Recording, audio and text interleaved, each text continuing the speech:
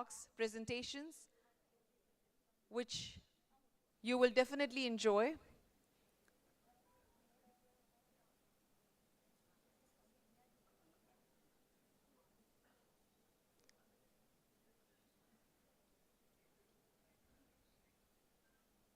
Those who have joined late, kindly put your mobile phones in silent mode or vibrating mode. Thank you.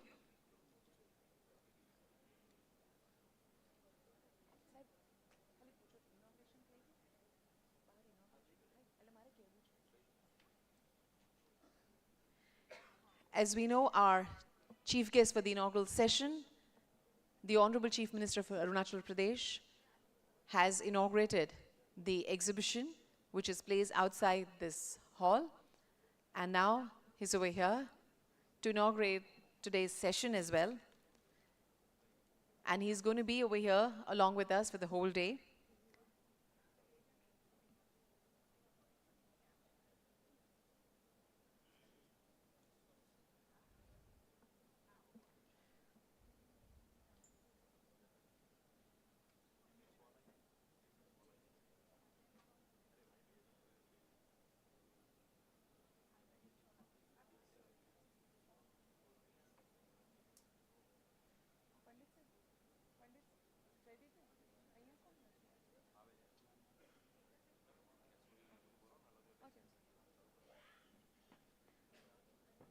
In the Statue of Unity area, we have almost more than 20 attractions over here, and some of them you would have witnessed yesterday and today. Still more to cover, but here, today morning, we are there for the inaugural session. The chief guest has just inaugurated the exhibition, and now we shall begin with the inaugural session.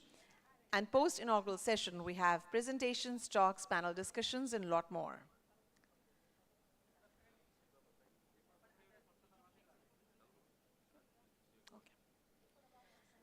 So ladies and gentlemen, please help me welcome with a big round of applause, Shri Pema Khandu, Honorable Chief Minister of Arunachal Pradesh.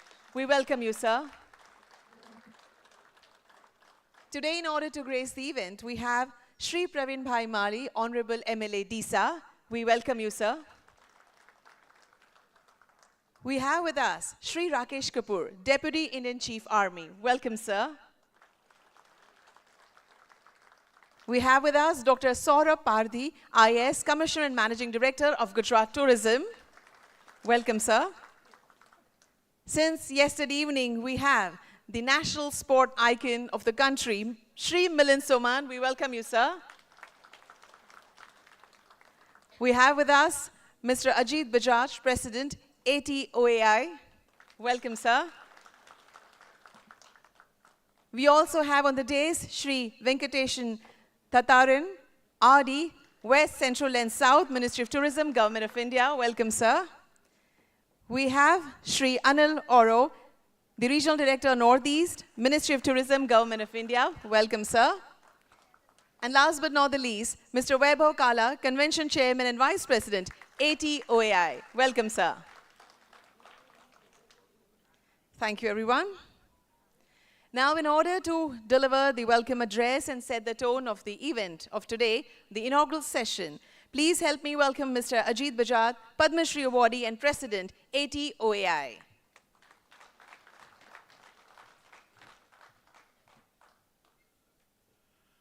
Good morning and a very warm welcome to all of you. Honorable Chief Minister, Pema Khandu, sir. Deputy Chief of the Indian Army, Lieutenant General Rakesh Kapoor, VSM, MLA Praveen Bhai Mali from DISA, Dr. Pardhi, MD, Gujarat Tourism Corporation Limited, our friend Milind Soman, Mr. Venkateshan, Regional Director, Tourism, Western and Central Region, Government of India, and Mr. Anil Ora, Director Tourism, Northeast Government of India, and my dear friend Vaibhav, and my dear fellow adventurers. It's great for all of us to get together and celebrate adventure. Adventure tourism, a profession we love, we are passionate about after a gap of 5 years, right? Um, I'd like to begin by thanking the government of Gujarat for rolling out a green carpet welcome for all of us. Let's have a big round of applause for Gujarat. Thank you. I'd like to begin by saying that a couple of years ago, we were in Arunachal and we had a meeting with the Honorable Chief Minister, and looking at his vision, his passion for adventure, Sir is an adventurer himself. And I remember when we met him, he'd just come back from a quad biking expedition to some of our border areas, right? So we were really, really impressed with his, I guess, with his support for adventure tourism, with his knowledge for adventure tourism, and his drive to really, really push adventure tourism in Arunachal. So a huge honor to have a fellow adventurer with us, sir. Yeah. And likewise, we met General Rakesh Kapoor a few months back with a national mission to promote border tourism to some of the remote corners of our country. We've been working together with the great Indian Army. I'm pleased to inform you that ATOAI has done 2 trips, FAM trips. The first one to some of the border areas in Arunachal, and the second one to North Kashmir. Right? So as a team, sir, we are very excited to work with you on this national mission. Right? So I want to begin by sharing our vision for adventure tourism in India. As you all know, just before the pandemic, according to global projections, adventure tourism was to be a $1 trillion industry by 2024. And we feel our country, India, we have everything. So for instance, India, and nobody knows about this, we've got 73% of the Himalayan range in our country. We can actually have more than 50 Switzerlands in India itself. We've got a 7,000-kilometer coastline. We are one of the world's biodiversity hotspots. We have every conceivable geographical terrain, so much so that the World Economic Forum ranks our natural heritage as amongst the best in the world, amongst the 10 best in the world. Our mission is our vision. We want our country, we want India to be ranked amongst the 10 best adventure destinations in the world in the next 10 years. So we have many miles to go before we sleep. All of us as adventure operators, there's a lot of hard work for each and every one of us. I must admit that we are getting a lot of support from our Ministry of Tourism, Government of India. They've set up a national board for adventure tourism. And I'm really pleased to inform all of you, Mr. Arvind Singh, our former Secretary Tourism, Government of India. He will be with us this evening. He's the person who really gave us the national board. And the present team at the ministry, I believe we've got a dream team there. We are working very closely with them on issues like a model law for adventure tourism, adventure rescue centers, satellite phones for operators, insurance, and so on. And I'm also very pleased to inform you that the Government of India has agreed to our proposal of setting up 2 mega trails. So the Western Himalayan mega trail, this will start in Jammu. This is, of course, all work in progress. Go through Kashmir, Ladakh, Spiti, Himachal, Garhwal, and Kumaon, ending in the Tri-Junction area, right? We've also now got a Ganga Trail, Ganga Nature and Heritage Trail, the very soul of India, as we call it. So this will start from Gaumukh, the source, the mythological source of the Ganga River, and go all the way along the river for a good 2,700 kilometers to Ganga Sagar in the Bay of Bengal. Now, these two initiatives will be a game changer for the country as well. Right? So, Gujarat, also, there's a 1,200 kilometer coastline. We came here to the Statue of Unity. There's rafting. There's a lot of excitement here. There's a lot of opportunity here. And the Adventure Tour Operators of Association of India is going to work very closely with the government of Gujarat to make it a hot and happening adventure destination in the country. So once again, reaching out to all my colleagues in the adventure tourism fraternity, folks, we have a lot of hard work to do. We are getting a lot of support from the government, state governments. As you all know, tomorrow we've got 18 states, their Secretary Tourisms, who are coming to join us with a focus on adventure tourism. So I think this is a huge opportunity for all of us to meet all the state governments, the secretaries, to interact with them. They are also going to showcase their policy, their incentives, and what all they are doing for adventure tourism in the state. So I think this is a game changer for our industry. But as adventure operators, we have to remember the 3 Gs for risk mitigation. The first G is our guidelines. Now, the Adventure Tour Operators Association of India, we have safety guidelines covering 31 verticals of adventure sports. So our guidelines has to be our guiding light, our guides.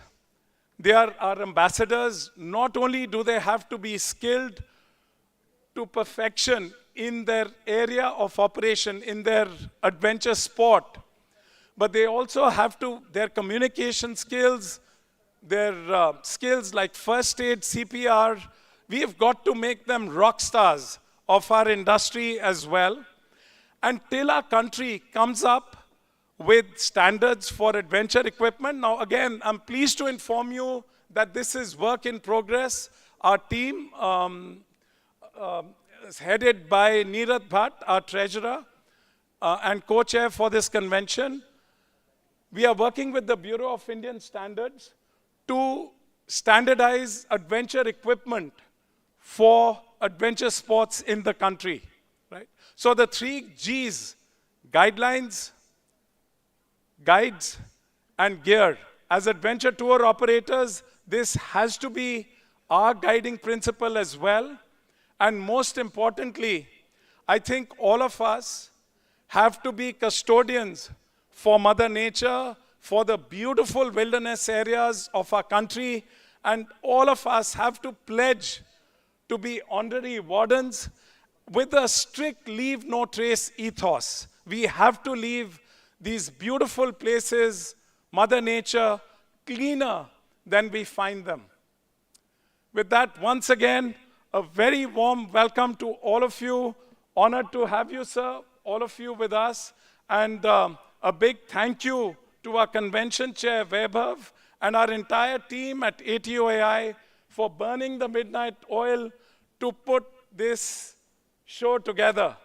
Thank you so much. And once again, welcome to Gujarat. Thank you.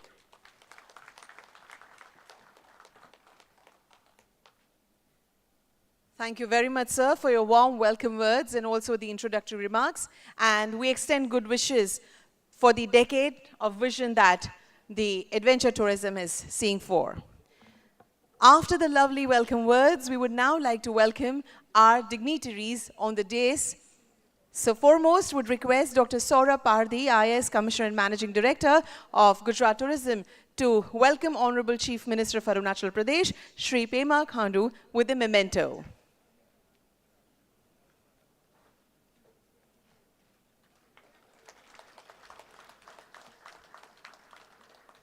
Thank you. We'll now request Mr. Ajit Bajaj, President, ATOAI, to welcome Honorable CM Sir with a Kutchi shawl, a make of Gujarat.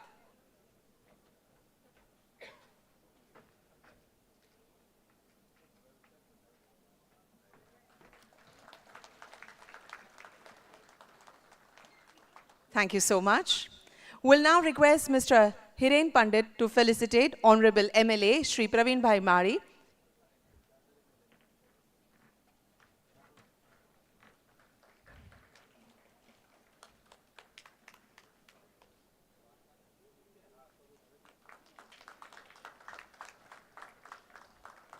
Thank you. We'll now request Ms. Khyati Nayak from Gujarat Tourism to kindly welcome Shri Rakesh Kapoor, Deputy Indian Chief Army.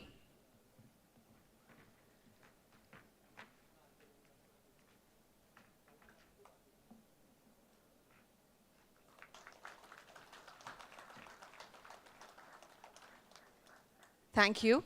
We'll now request Ms. Khyati Madam to kindly welcome Mr. Milind Suman.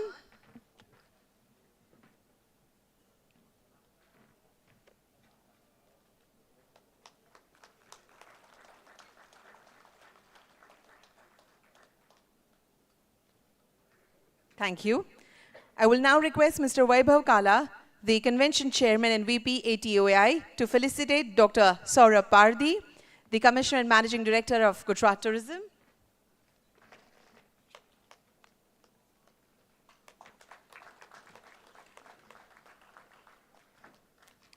Thank you. We'll now request Ms. Khyati Nayak to kindly welcome Mr. Ajit Bajaj, the President of ATOAI.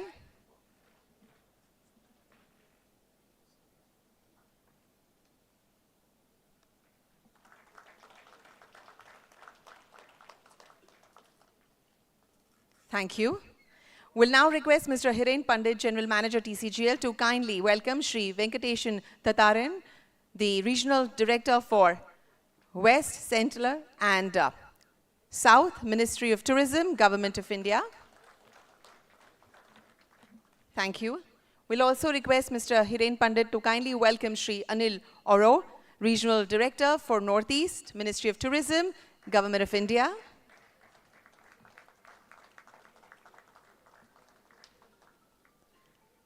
And will now humbly request Ms. Madhuri Mistry, Gujarat Tourism, to welcome Mr. Vaibhav Kala, Convention Chairman and Vice President, ATOAI.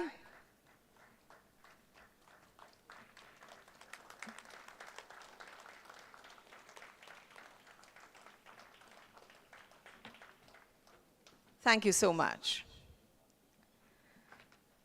This wonderful convention of today, tomorrow, and day after tomorrow is highly important to all of us present over here and to those who has not been able to come down. So, in order to seek the blessings of Almighty, I would now request all the esteemed dignitaries on the dais to kindly step forward for the lamp lighting. Please.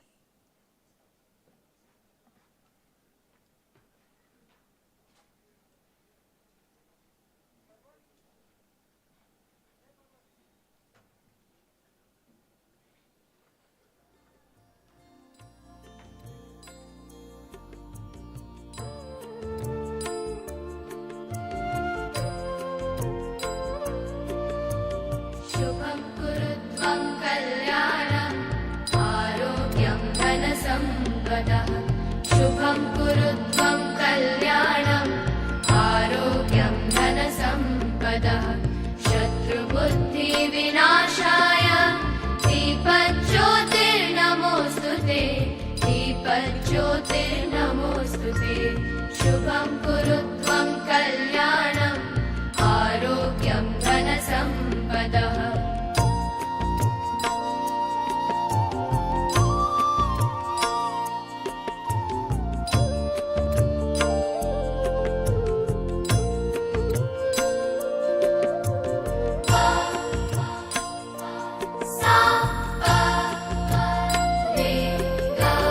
दीपज्योतिः परब्रह्म दीपज्योतिः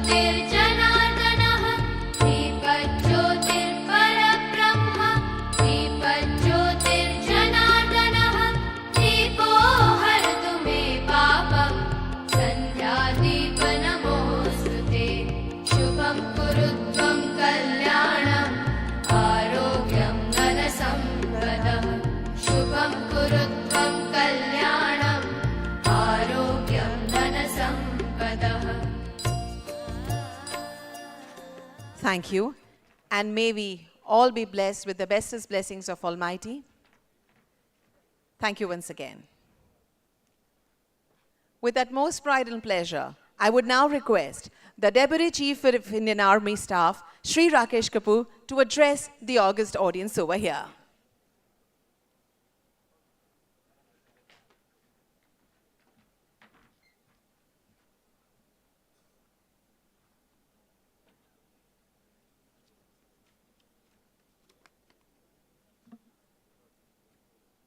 The Honorable Chief Minister of Arunachal Pradesh, Shri Pema Khandu, MLA from Disa, Manbir Bhai, the President of the ATOAI, Mr. Ajit Bajaj, distinguished guests on the stage, ladies and gentlemen, and fellow adventurers. At the very outset, I wish to thank ATOI for inviting us here. We feel privileged to be part of this 15th convention of National Convention of ATOI. I'm cognizant of the fact that all of you are very passionate to adventure, tourism, and rightly so, and so well timed that this convention is, because year 2023 has been designated as Visit India Year by the Ministry of Tourism. So very, very aptly done. And I would just like to echo a sentiment that what Mr. Ajit Bajaj just mentioned, that we are blessed to be Indians. We are really blessed to be Indians. We have all the terrains that can be in our country. We have the mountains in the north, the northeast. We have deserts. We've got riverine terrain.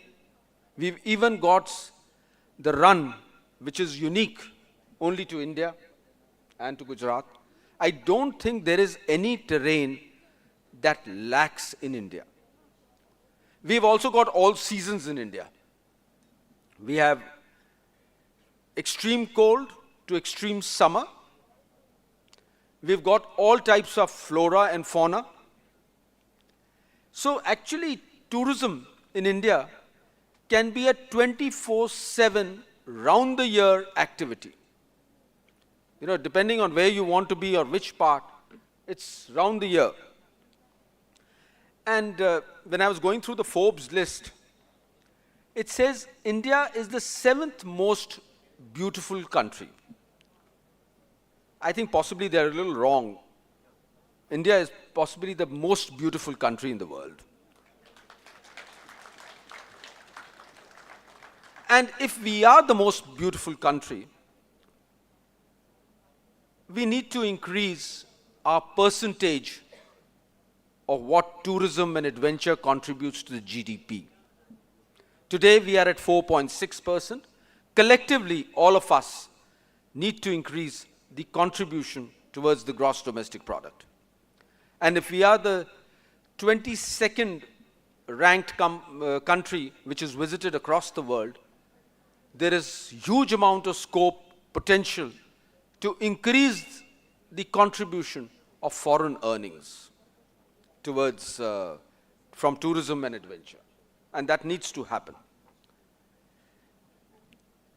Since I am from the army, and I just want to talk a little about border area tourism, and I want to discuss with you all as to what do the border areas offer to us.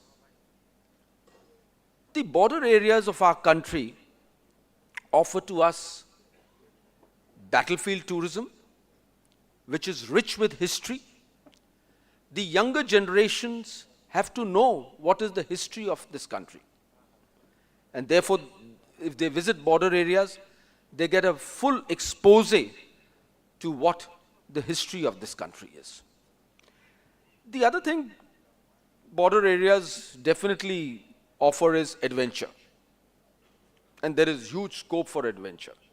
Whether it is in Kashmir, whether it is in the northeastern states, whether it's in the state of Rajasthan, Gujarat, West Bengal, all these states or southern states all offer a huge scope for adventure. And like it was just mentioned, all forms of adventure can be carried out. The other thing that the border areas offer us is a huge amount of understanding of the ecology of this country. What is the flora, what is the fauna which is obtaining. And I think the next thing that border areas offer to us is spiritual tourism. I think God also wanted us to go to difficult places to find Him. So border areas offer a huge amount of spiritual tourism, cultural tourism, because the culture in every state has its own distinct character. So when you go to border areas, you get a flavor and a taste of the different cultures that obtain in this country. So all this is offered by the border areas. And why is the army so interested in border area tourism? You know, the army is willing to partner with all agencies, the government of India, to develop border area tourism, to encourage border area tourism, because for reasons when border area tourism increases, there is sustainable development which comes to that region. And in fact, this is one of the things even the New Delhi Declaration of the G20 summit covered. And with sustainable development comes security. People have jobs, people have means of livelihood that increases the security of the border areas. With people visiting the border areas, there's improvement of infrastructure. There's a lot of improvement of infrastructure that will take place. Facilities will come up. And with facilities, also our capacities to operate in those areas increases. And with the presence of the army there, and improvement of infrastructure going on, I can assure you there's a huge amount of security that comes along with the fact that the army is present in those border areas, and whatever you're doing can happen uninterruptedly. And that is where we all come in. When I look at the other part is, there is cartographic security also. Because when people will visit the border areas, will carry out adventure activities in border areas, all the signatures are coming from India and not from any other nation. So there is cartographic security. When I look at the average Indian citizen, and that is what I was talking this morning, the average Indian citizen is very patriotic. When they go to the border areas, there's an adrenal rush, there's a feeling of patriotism. They feel they are part of that ecosystem, and why not? Everybody must feel part of that ecosystem. And taking an aspect which Mr. Bajaj covered some time back, we have to keep the border areas clean and sustainable with no traces. And therefore, we've also got ecological task forces in the form of territorial army, which enable keeping these areas pristine. And that is actually equally everybody's responsibility, but we've got an organized ecosystem which helps to do that. And if I would stretch this whole concept of adventure tourism, tourism to border areas, we can even do partnership with our friendly foreign countries to do cross-border adventure, cross-border tourism, and that itself would lead to a huge improvement in bilateral relations and increase security. I also want to thank ATOI for giving us the opportunity to conduct a panel discussion on border area tourism, vibrant villages, and the Vibrant Villages program. The Indian Army is partnering with the Government of India. We've identified villages, and there is huge amount of scope to create those kind of villages. And like I this morning said, and we will discuss this further, there is an existing workforce available to carry out this task, which is trained, disciplined, and physically fit, which understands adventure, which understands tourism, in the form of ex-servicemen, because many of them belong to these border areas. So whatever you all are doing, please do look at this kind of a workforce which is already available. And I always mention that is the return on investment. The nation makes an investment in the soldier, and when the soldier comes back to society, that is his return on investment. And that is that workforce available. And we are very excited, we are very enthused with this whole concept, and we look forward to discussing this further. And there is something that I always say in every multi-agency forum which I am present. For incredible India to become invincible India, it has to be Team India, and we are all part of that. Thank you very much. Thank you very much for this opportunity. I wish this 15th convention the very best, and I'm sure the end results that you're looking for will come forward. Thank you.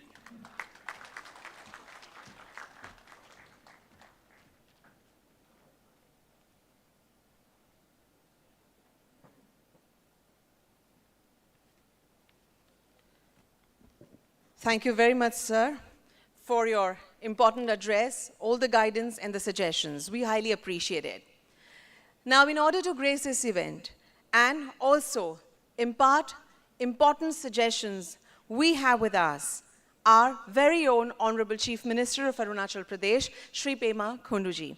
I would request all of you to kindly welcome him with a big round of applause for his significant address.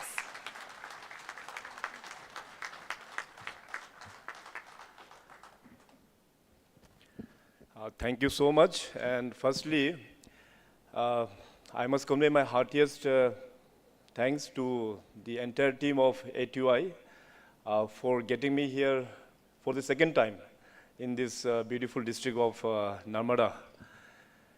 So to grace the occasion, along with me in the dais, our Lieutenant General Kapurji, the Deputy Chief of Army, and our own star, the famous star, Milan Somanji, and the President of ATOI, Shri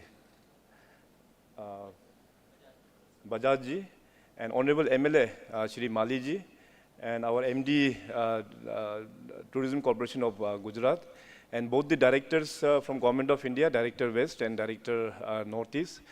The chairman of this convention, Mr. Vaibhav, who is also the Vice President of ATOI, and all the dignitaries from different states, and all the ATOI members present in this convention. So as discussion which has been started by our President Saab and also very broadly highlighted by our Deputy Chief of Army, Lieutenant General Kapurji, I also totally agree that in our country we have a very huge potential of tourism that we are still yet not being able to harness our own potentials. If you talk about GDP, both the gentlemen, they have mentioned that in terms of tourism, what is our capacity in contributing to the country towards the GDP. So I must appreciate the vision which ATOI has made today. The President, Mr. Bajaj, has mentioned that in next coming 10 years, India should become the most preferred destination in terms of adventure tourism.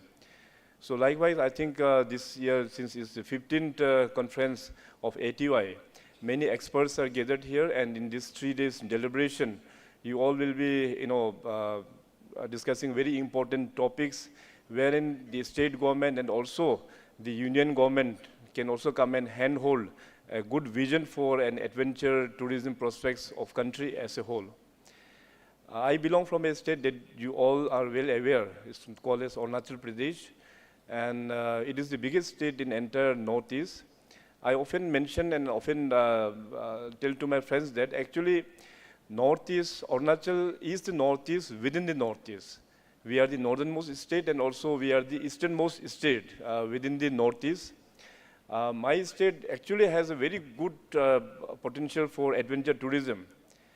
We share 3 international boundaries, one with Bhutan, approximately we share around 250 kilometers, and with Tibet, China, approximately 1,200 kilometers, and to the east, Myanmar, approximately we share around 550 kilometers. So Arunachal Pradesh is a very interesting state. Arunachal is a home for around 26 major tribes and more than 100 sub-tribes. I think many of you must have visited Arunachal Pradesh. But in terms of, earlier it was not very well known to rest part of India due to lot many issues and all. Northeast as a whole I'm talking about. But I think we must thank Honorable Prime Minister Modi Saab, who had a good vision for Northeast. Whatever infrastructure gaps that, that Northeast we didn't had at that point of time, now it has slowly now coming up now. Now we have good roads, now we have good airports, now we have good infrastructures coming all over Northeast, and Arunachal also, although we are a very difficult terrain state, but although lot many development is taking place. See, development and promotion of tourism, it is in sync. Like if you need to promote tourism, then definitely good infrastructure has to be there. Firstly, good communication, because time is money and time is precious. Everyone wants to travel and have some adventure kind of activity, but at the end of the day, they are very much concerned about time, how much long it will take to reach the destination. So these kind of gaps are being now omitted by the able leadership under Honorable Prime Minister Saab. Like as I mentioned, infrastructure का जो development का जो journey है, in Arunachal Pradesh, we have this Trans-Arunachal Highway which runs through around 1,800 kilometers from east to west. And I think a couple of years back, our Honorable Prime Minister Saab has inaugurated 2 important bridges in Northeast that's located in Assam. One is Dr. Bhupen Hazarika Setu or दूसरा वाला Bill Bridge. So although these 2 projects are located in north of Assam, but actually more than Assam, Arunachal is more benefited by the 2 bridge. Because Arunachal is a very vast state. When you earlier पहले क्या होता था कि actually adventure, असली adventure वो पुराना जमाना में था Arunachal में. If one is from my own capital city, Itanagar to eastern part of Arunachal, at that point of time, we had to cross the river, by ferries. गाड़ी भी फेरी में रख के क्रॉस करना पड़ता था और बहुत सारा जगह में हाथी के ऊपर में बैठ के भी बड़ा बड़ा नदी को क्रॉस करना पड़ता था. तो अभी इंफ्रास्ट्रक्चर अच्छा ये हो जाने का बाद में नाउ टूरिज्म जो इनफ्लो है वहाँ अरुणाचल और नॉर्थ ईस्ट में काफ़ी बढ़ गया है. So likewise, we need to take it more professionally. I totally agree with what our Deputy Chief Saab has mentioned. कि देश में देखो अभी अपना ex army men का कमी नहीं है. They retire in a very young age. I think by 36, 37 they retire from army as a soldier. तो उनके लिए फिर दोबारा re-employment करने के लिए I think adventure tour operators can play a very major role. You already have a trained expert. Already अपने पास एक trained expert है and adventures में आप लोगों को expert का ही तो ज़रूरत है. So this is a very good way forward to propel the adventure tourism across the country. I think आप लोगों का जब technical session होगा तो इसको ऊपर भी आप लोग अच्छा से इसमें आप लोग अध्ययन करना बहुत ही ज़रूरी है. And in this conference, I can see, as told that tomorrow, lot many states, around 18 states from where our directors and secretaries, they will be showing the PowerPoint presentation. So like we need to work like a partner because you are an expert in adventure tourism and we are the state government. So what is your suggestions from, every state has their own different kind of, beauties and different kind of activities to offer in terms of tourism. So I think this platform is the best platform, Adventure Tourism Association of India. तो आप लोगों का जो suggestion है, we as a state government, we can take it forward. Government का भी जो further investment जो होगा, कुछ infrastructure build करना हो दूर दराज में. So I think in lot many ways you all can guide the respective state governments that in coming days how tourism can be a sustainable kind of a tourism adventure को लेके भी. So likewise, Honorable Prime Minister Saab has also a very big vision of this country that we all know. And tourism उनका एक बहुत ही एक pet subject है. Today we are here in this beautiful city of Narmada. तो नर्मदा तो पहले यहाँ पे कुछ नहीं हुआ करता था. अभी जब से अपना नर्मदा का सरोवर डैम जब आ गया, इसके बाद स्टैच्यू ऑफ यूनिटी, तो इसके बाद देखिए यहाँ पे टूरिज्म किस प्रकार से यहाँ पे फ्लोरिश हो गया है. He is one person that he knows how to drive tourism actually. So today, in fact, I came to know that Honorable PM Saab is also landing here at Surat area. And after the program, again, I think he's heading towards Varanasi. तो उनका जो idea से tourism को कैसे बढ़ाना है within the country, honourable PM साहब ने एक बहुत अच्छा एक प्रोग्राम स्टार्ट किया under the aegis of ministry of tourism कि देखो अपना देश. पहले क्या होता है कि अपना देशवासी टूरिज्म का उसके लिए हम लोग we always opt for travelling outside. आप लोग यहाँ पे बहुत सारा एडवेंचर टूरिज्म का ओनर्स भी यहाँ पे है, आप लोग भी काफ़ी क्लाइंट्स को यहाँ से लेके गया होगा. But India as if you put together that we are one of the most beautiful countries in the entire world and our cultures are so diverse. अपना देश में बहुत कुछ देखने का है, तो बाहर तो सब कंट्री देखने के बाद तो जाके आप बाहर जाना चाहिए. सो ये एक बहुत एक माननीय पीएम साहब ने एक बहुत अच्छा विजन उन्होंने स्टार्ट किया.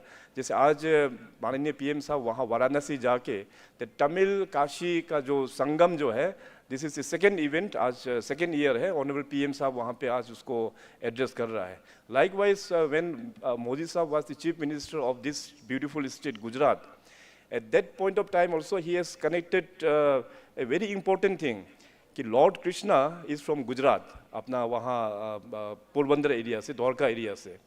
तो लॉर्ड कृष्णा का जो शादी जो है Rukmani, and you all know Rukmani जो है वहाँ पे मालिनी थान जो है हमारा बिश्मक नगर, लॉर्ड किंग बिश्वक का उनका बेटी था. और बिश्मक नगर जो है दैट्स इन अरुणाचल प्रदेश. तो एवरी ईयर यहाँ पे माधेपुर गेट, माधेपुर फेयर, यहाँ पे इवेंट उन्होंने ऑर्गेनाइज किया. तो तब से लेकर अरुणाचल और गुजरात के बीच में जो संबंध भी है, क्योंकि ऐसे जो शादी विवाह का जो प्रोग्राम होते हैं, so we as an Arunachal come as an Guwahati I think Guwahati yes. So we come here as an Guwahati. तो यहाँ पोरबंदर में बहुत बड़ा इवेंट होता है, मार्च अप्रैल में उसको आयोजन किया जाता है. It's for 5 days. जिस और कल्चरल एक्सचेंज, तो वो अरुणाचल के लोग यहाँ आके गुजरात देखते हैं, फिर वहाँ के बारे में जानते हैं, यहाँ के लोग फिर वहाँ आते हैं. सो इस in indirect way we are promoting tourism. So इस तरह का कॉन्सेप्ट माननीय पीएम साहब लेके जाता है. And as mentioned by General Saab, that as Team India, we should all work together.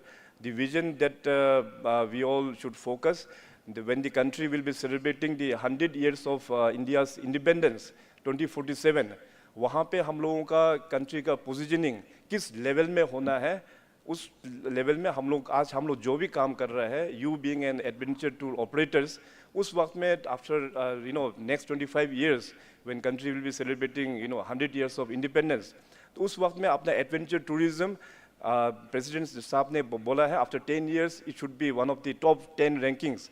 In next 15 years, put together 10 plus 15, 25 years, 2047, ours should be in top 3 destinations in the entire world.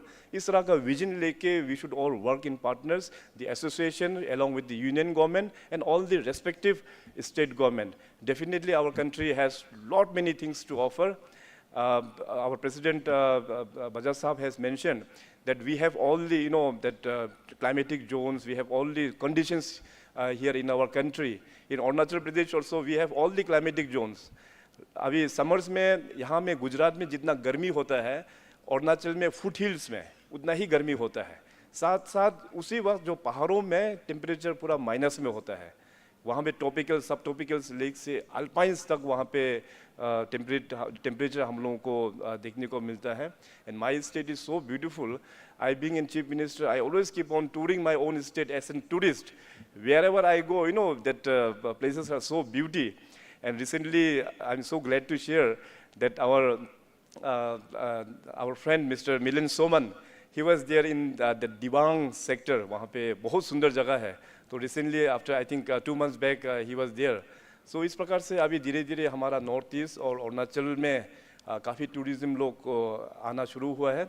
But saying so, we also need to have an caution कि tourism से फिर जगह को बर्बाद भी नहीं करना चाहिए.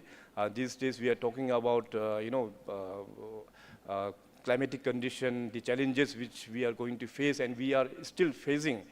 तो इस प्रकार से हम लोग को टूरिज्म से फिर उस challenges को भी किस प्रकार से sustainable so that जो अपना hot spot biodiversity है it should also regain. So these are few important parameters while in the technical sessions of course you all will be addressing this kind of issue. And saying so, I must also compliment that this time the 15th annual conference of ATOAI has tried to be carbon negative. That President Sir was sharing me just a few minutes back in the dining area. It's a very good initiative. It's a very good initiative. I think देश में और भी बाद में जितने भी जो national level का conventions होगा, तो आपसे ही कुछ यहाँ से सीख के लोग एक message लेके जाएंगे यहाँ से.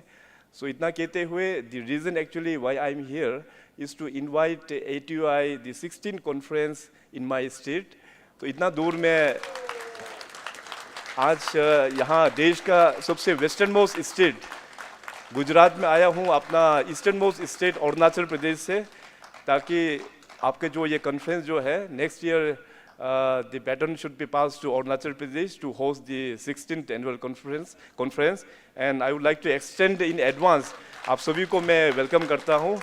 Do visit the land of rising sun Arunachal Pradesh, and with this I once again convey my heartiest thanks and best wishes for the 3 days technical sessions. Thank you. Jai Hind.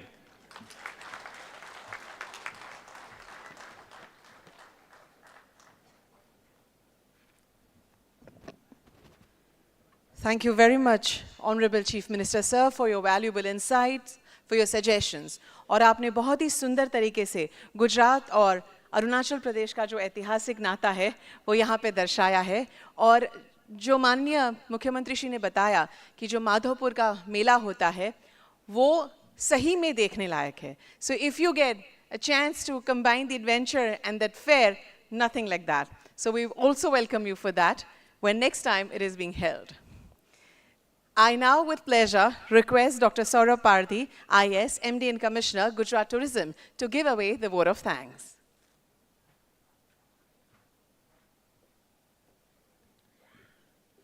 Good morning, all. I welcome you all to the ATOI 15th Annual Convention on behalf of Gujarat Tourism. We are honored to have Honorable CM Arunachal, Shri Pema Khandu ji, Lieutenant General Kapoor Sahab, MLA Disa, ATOI Milind Somanji, ATOI, all the dignitaries of the ATOI and all the delegates present over here. On behalf of Gujarat Tourism, we extend a very heart welcome to all of you, and I wish all the very best to the convention for the next 3 days. Thank you. Thank you so much.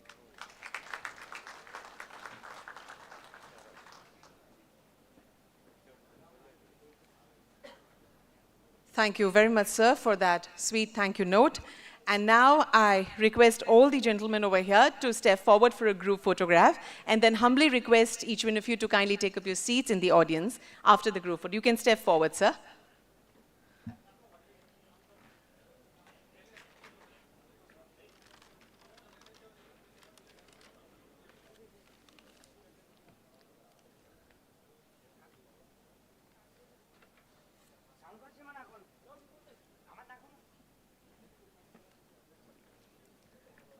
Thank you very much, everyone. And we request you to take up your seats in the audience. And we will now move towards the next session after this wonderful inaugural session. Just give us 2 minutes to set the change of the days, and then we'll begin. Thank you.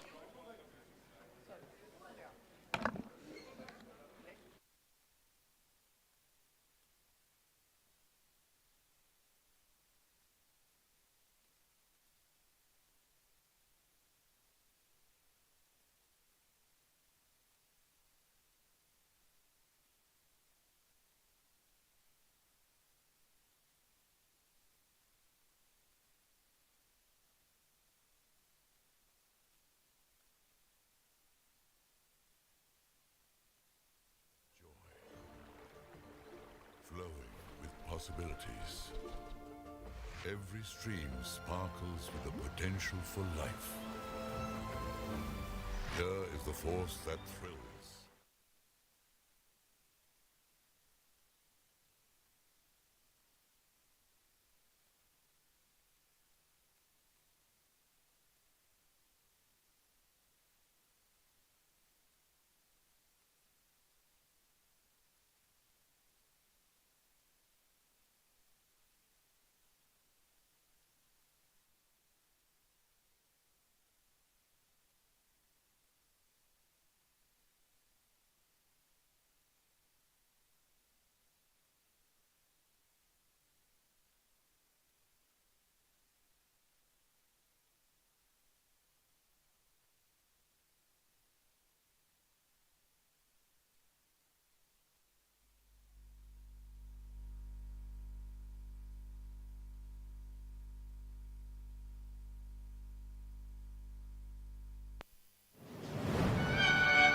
In a heartbeat.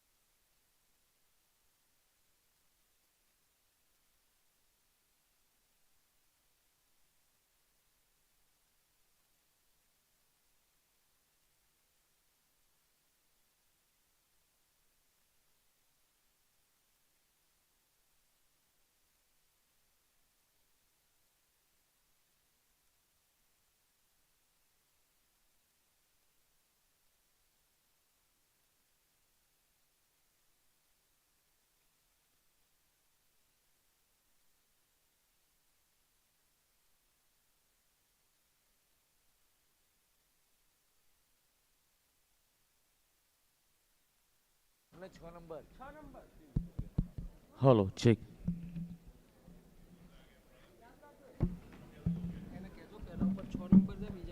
Hello, hello.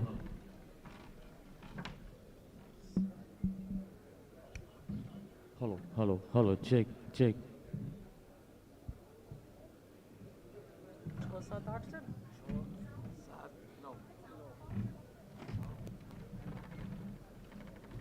Ladies and gentlemen, we request you to kindly take up your positions, please. And we have this session on the adventure trilogy, mega trails, border tourism, and vibrant villages. And in order to have a talk on this, we will have Dr. Saurabh Pardhi, the MD and Commissioner, Tourism Gujarat.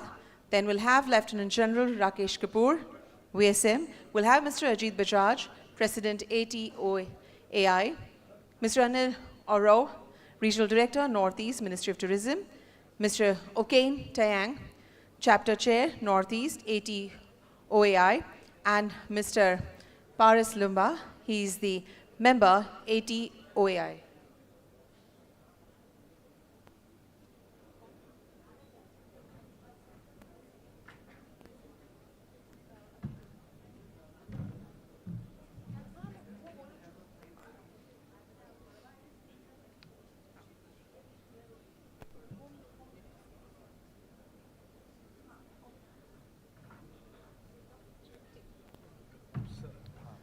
I request everyone to kindly settle down and we shall network during the lunch break because we have a lot to gain from this wonderful panel over here. We have Lieutenant General Rakesh Kapoor who will be moderating this session. He has assumed the appointment of the Deputy Chief of the Army Staff in June 2023, this year. And prior to assuming this key appointment, he was serving as General Officer Commanding Desert Corps in Jodhpur. He's the Apex General with independent charge of Mission Olympics, Adventure and Extreme Activities and Sports with Charter of National and International Excellence. Who doesn't know him, but just a reminder of his marvelous achievement.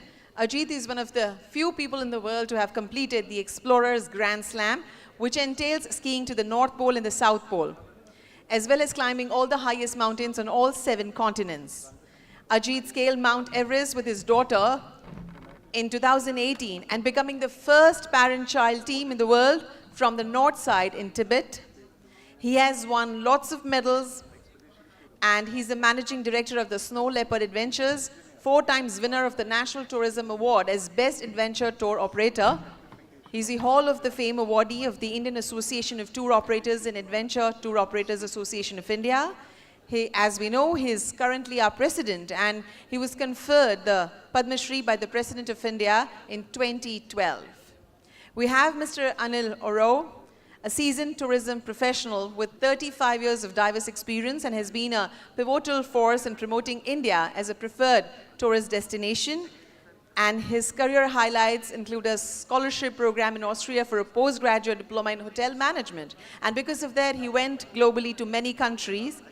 And after that, which has helped him to help us grow India in the tourist destination as well. We have Mr. Oken Tang, the Chapter Chair, Northeast ATOAI, who is also awarded Best Tour Operator in Arunachal Pradesh Tourism Award. He organizes geological field trips in India for University of Washington, Seattle, University of California, Los Angeles, University of Hong Kong. Also, he's very active in the northeastern states, conducting cultural, educational, and adventure trips. He's working with the travel agents from Japan, USA, France, England, Germany, Spain, Italy, and Sweden, and many more. We have Mr. Paras Lumba, the member of ATOAI. He's the founder of Global Himalayan Expedition, champions social impact tourism by inviting global travelers to explore remote Himalayan villages. He installs solar microgrids providing clean energy to off-grid communities, and over a decade, he has led expeditions electrifying 230 plus villages, establishing 93 carbon-neutral homestays. So he's being also recognized by WTTC and UNWTO, and GHE is featured by BBC and National Geographic as a breakthrough technology in contemporary sustainable tourism. Before I request the moderator to take the session further, can we give them a very big round of applause to all these wonderful gentlemen? And now I request Lieutenant General Sir to kindly take over the session. Thank you. Thank you very much for all those words of encouragement. Ladies and gentlemen, distinguished guests, the Honorable Chief Minister, the MLA from DISA, we are very excited to talk about this because I see a lot of practitioners sitting here on this panel. So the way we'll start this session is, while everybody says we must do border area tourism, we must make vibrant villages, sustainable development, I think what I'll do is I'll start with the Director Northeast, and then I'll come to Gujarat, and then I'll come to you, Oken, as to what are the current projects that they are looking at in the border areas, and what are the challenges that you're facing. So if you just give us a sense of that, and then after that we'll come to Mr. Ajit to tell where is the potential for adventure, because there are lots of potential for adventure in these areas. So we'll start with you, Anil, to tell us what are you, envisaging, how do you want to take it forward? So if you could give us a sense of that. Thank you, Kapoor Saab, Honorable Chief Minister of Arunachal Pradesh. First of all, I would like to say that I started my tourism career from Arunachal Pradesh, based in Itanagar in 1988 October. So since then, my journey started from tourism. I started from adventure and now based in Guwahati, and I think we will end with the adventure only. So, sir, what is the priority now? As we all know, the government of India, irrespective of any ministry or department, we have the mandate of few things. One, of course, border tourism, vibrant village, and of course, development comes all together. The thing we saw, first of all, we have to see the place until we saw, and we place the thing before the ministry or the minister or the people like the adventure tour operator, because we have to see, just for example, sir, we, along with the Army, Indian Army, we had recently had the first adventure tour operators delegates visit to Arunachal from October 5th to October 13th. We visited, we had 5 members from all across India, west, north, east, west, and we saw, of course, there is huge potential, but places are ready to visit. Means what I could see, what Honorable Chief Minister said, that before people used to get scared about visiting northeast or north. But now the people of the local community, we visited the homestay in Inkyang, we stayed in Alo, there is a place called Along, we stayed in the homestay. The homestays are good, they're hospitable people, they clean better than any other places in nearby, like, you know, NCR or Bombay or other places. The other thing what I did also, we started Vibrant Village today, but I was heading northeast, north region for 5 years, and we had served first Kargil Marathon in 2021. We had Kargil Marathon, not on the Vijay Divas, 2 days before, because Vijay Divas was visited by the Honorable Home Minister and all, so there was security reasons. We had on the 24th, I think. And we had international participants. We had participants from Nepal and Bangladesh. We had, again, sir, because adventure comes in many ways, so Ran Safari, we had in Langwal also. And we went to the border area. Then thirdly, sir, recently we had in Morlinglong, in Meghalaya. There we had 55 runners from Bangladesh. So the border area is now ready to host any kind of activities, whether it's run, trek, or angling. You know, the northeast is blessed with the water, you know, the Siang. We had very nice rafting in Siang, sir. And as you know, the local people, they don't have the raft, like expensive raft, but every year in Alo, they have this country raft made of bamboo. And last year they started, and there was maybe 200 participants. So different kind of activities, traditional activities we can there. Of course, the people who love adventure, they don't need 5-star hotel. They just need a clean bed and clean toilet. And I think what we saw in Arunachal, particularly during our Recce for 8 days, we are quite happy. We went to Mechuka. And lastly, what I like to say, it's your words, sir, but I want to say, the Indian armies are ready to host any kind of tourist. Only thing that they have to enroll with the SDO, get a small paper so that they knows who all are going to that area. We went from Mechuka to about 35 kilometers towards the border. And it's a beautiful place. Local people goes for picnic. So there is huge potential. Again, I'm telling you, potential word means many things. But all the state departments, central departments are ready to host tourism and tourism activities in this area, sir. So when you went to all these places, firstly, what was the time taken, connectivity? Because, you know, people don't have time today. They take out, you know, a little limited leisure. They want to touch, do their activity and come back. Time, because Arunachal particularly, it is mountain terrain, so it takes a little bit of large time, but roads are good. Roads are good, is BRO road. Road is being developed even from Pasigat, Alo to Mechuka. I think maybe next 1 year, the road will be good, four-lane road. So time, there is some time has to be taken by the tourist. You know, you cannot see Arunachal or any place, like not less than 7-8 days. But as you know, sir, the adventure seekers who are explorers, they will take their time out and they will visit. There is no constant of time. I being based in Guwahati, every Saturday, Sunday, I go cycling overnight, so there is no question of time if we have a desire. Thank you. Excellent. I'll come to you, Dr. Saurabh, to tell us what is happening in Gujarat. And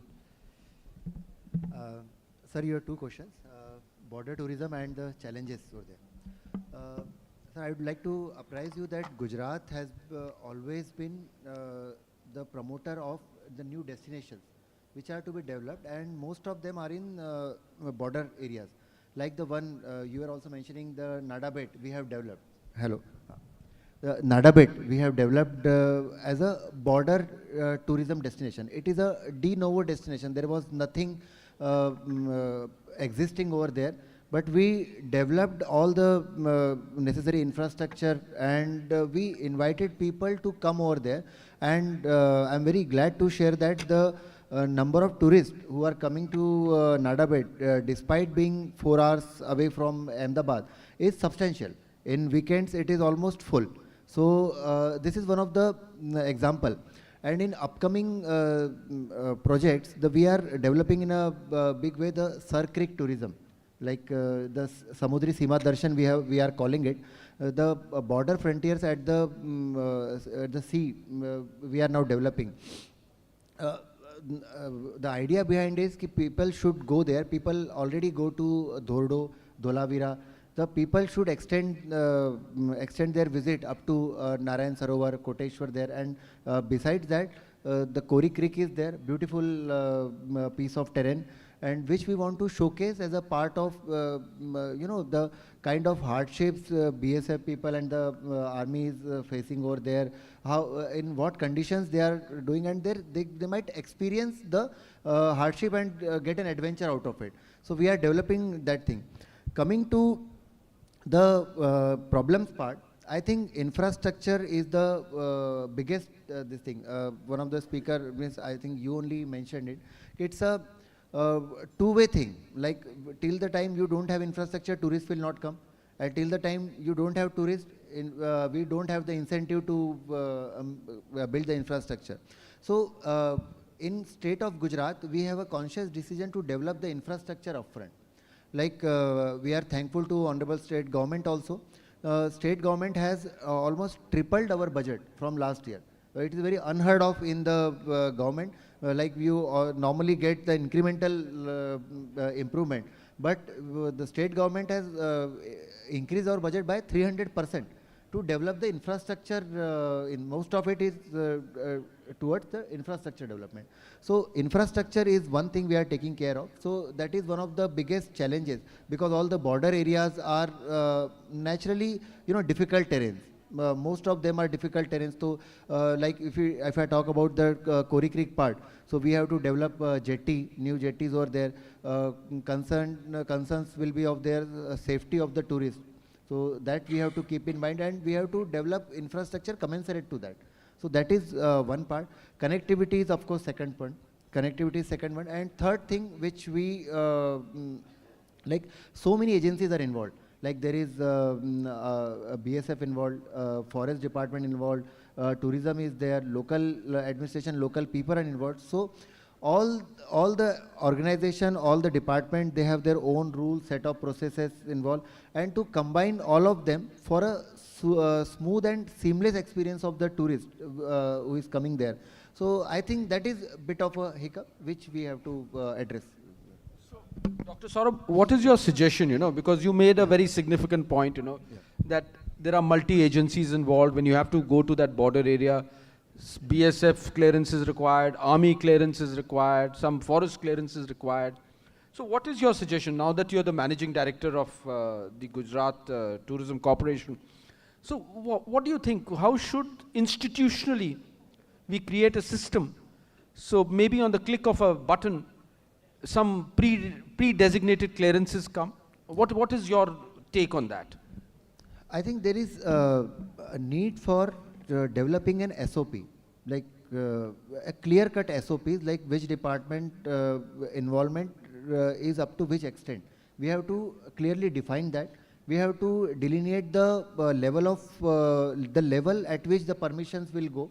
That we have to decide, and this is to be driven from the top for the first time. for the making of guidelines, making of SOPs, this should be done, and then it should be systematized and then put in place, so that human interventions will not have much bearing on it going forward. But what is very important is those people who go to border areas must come back also. They can't remain there, or they can't go across. So, you know, this is a very important factor that we have to keep in mind when we do border area tourism. You know, they can't be sitting there, and they can't, you know, clearances are time sensitive, clearances are people sensitive, who these people are, what is this thing, what communication means they are carrying. You know, while everybody is very excited that SATCOM will be enabled, but every time when you are on the border area, some SATCOM opens up, we get reports that satellite communication is opened up. Who they are communicating with is another important issue. So yes, this must happen, but with certain caveats, which jointly we all need to work on. Okay, what do you feel about this whole, how do we open it up? How do we facilitate people? What are your suggestions on that? Yes, I mean, I come from a state, like our Honorable Chief Minister mentioned. We border 3 countries, Bhutan, Tibet, China, and Myanmar in the east. So, I mean, if we have to do something on border tourism, it's a big, big playground. And having said that, you know, in the border areas are manned by our army, wherever you go. So unless we have a clear-cut roadmap of how to coordinate, keeping the balance between, you know, the national security and the tourism part of it, then I think it would be, you know, I mean, we have to have a clear-cut vision on how to address the situation. But having said that, you know, each of us who has experienced army hospitality, you know, I mean, yesterday on my way to this place from the airport, we discussed about, you know, in India, in all kind of hotels, whether it's small hotel or a 5-star, we worry about breakfast being served in time, the rooms being clean. So whoever has enjoyed a bit of army hospitality, you don't have to worry about if the lunch is at 1300 hours, it is 1300 hours. Flexibility, of course, is another issue. But, you know, I was thinking if we have to hold German and Japanese tourists where they don't have any flexibility, whatever you decide has to be on the dot, then we have to learn a lot from the army. But like General said, we need to address the issues of security, you know, whether, you know, you have to, the borderline beyond which you cannot go, you know, that you have to stay within a permitted area of access, all this has to be addressed. Thank you very much. You know, but I will also take this opportunity, since a lot of vibrant villages are there in the state of Arunachal. And I think vibrant villages will become the hub to promote border area tourism. And not every time, you know, state capacity has to be utilized to develop vibrant villages.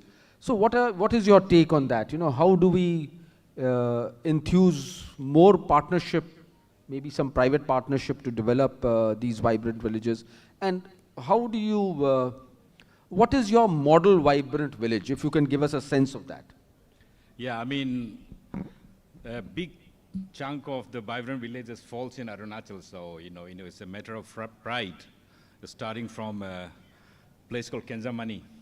So, sir, if you know, Kenzamani is, besides the 1962 war with China, but that's where His Holiness, the 14th Dalai Lama, entered Arunachal when he came from Tibet. So, in fact, we're doing a product, it's called the Freedom Trail, which you cannot replicate anywhere else in the world. So we're marking his journey from Tibet to India with a big monoliths we brought all the way from Nagaland, and marking each of his stops with those stones. So next time you come to Arunachal, that is something, you know, it will be worth visiting.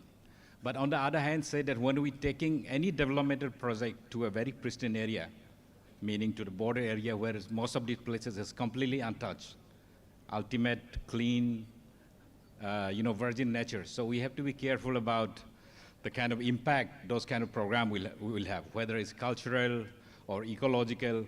So the assessment has to be done before going in, you know, going in for that kind of project.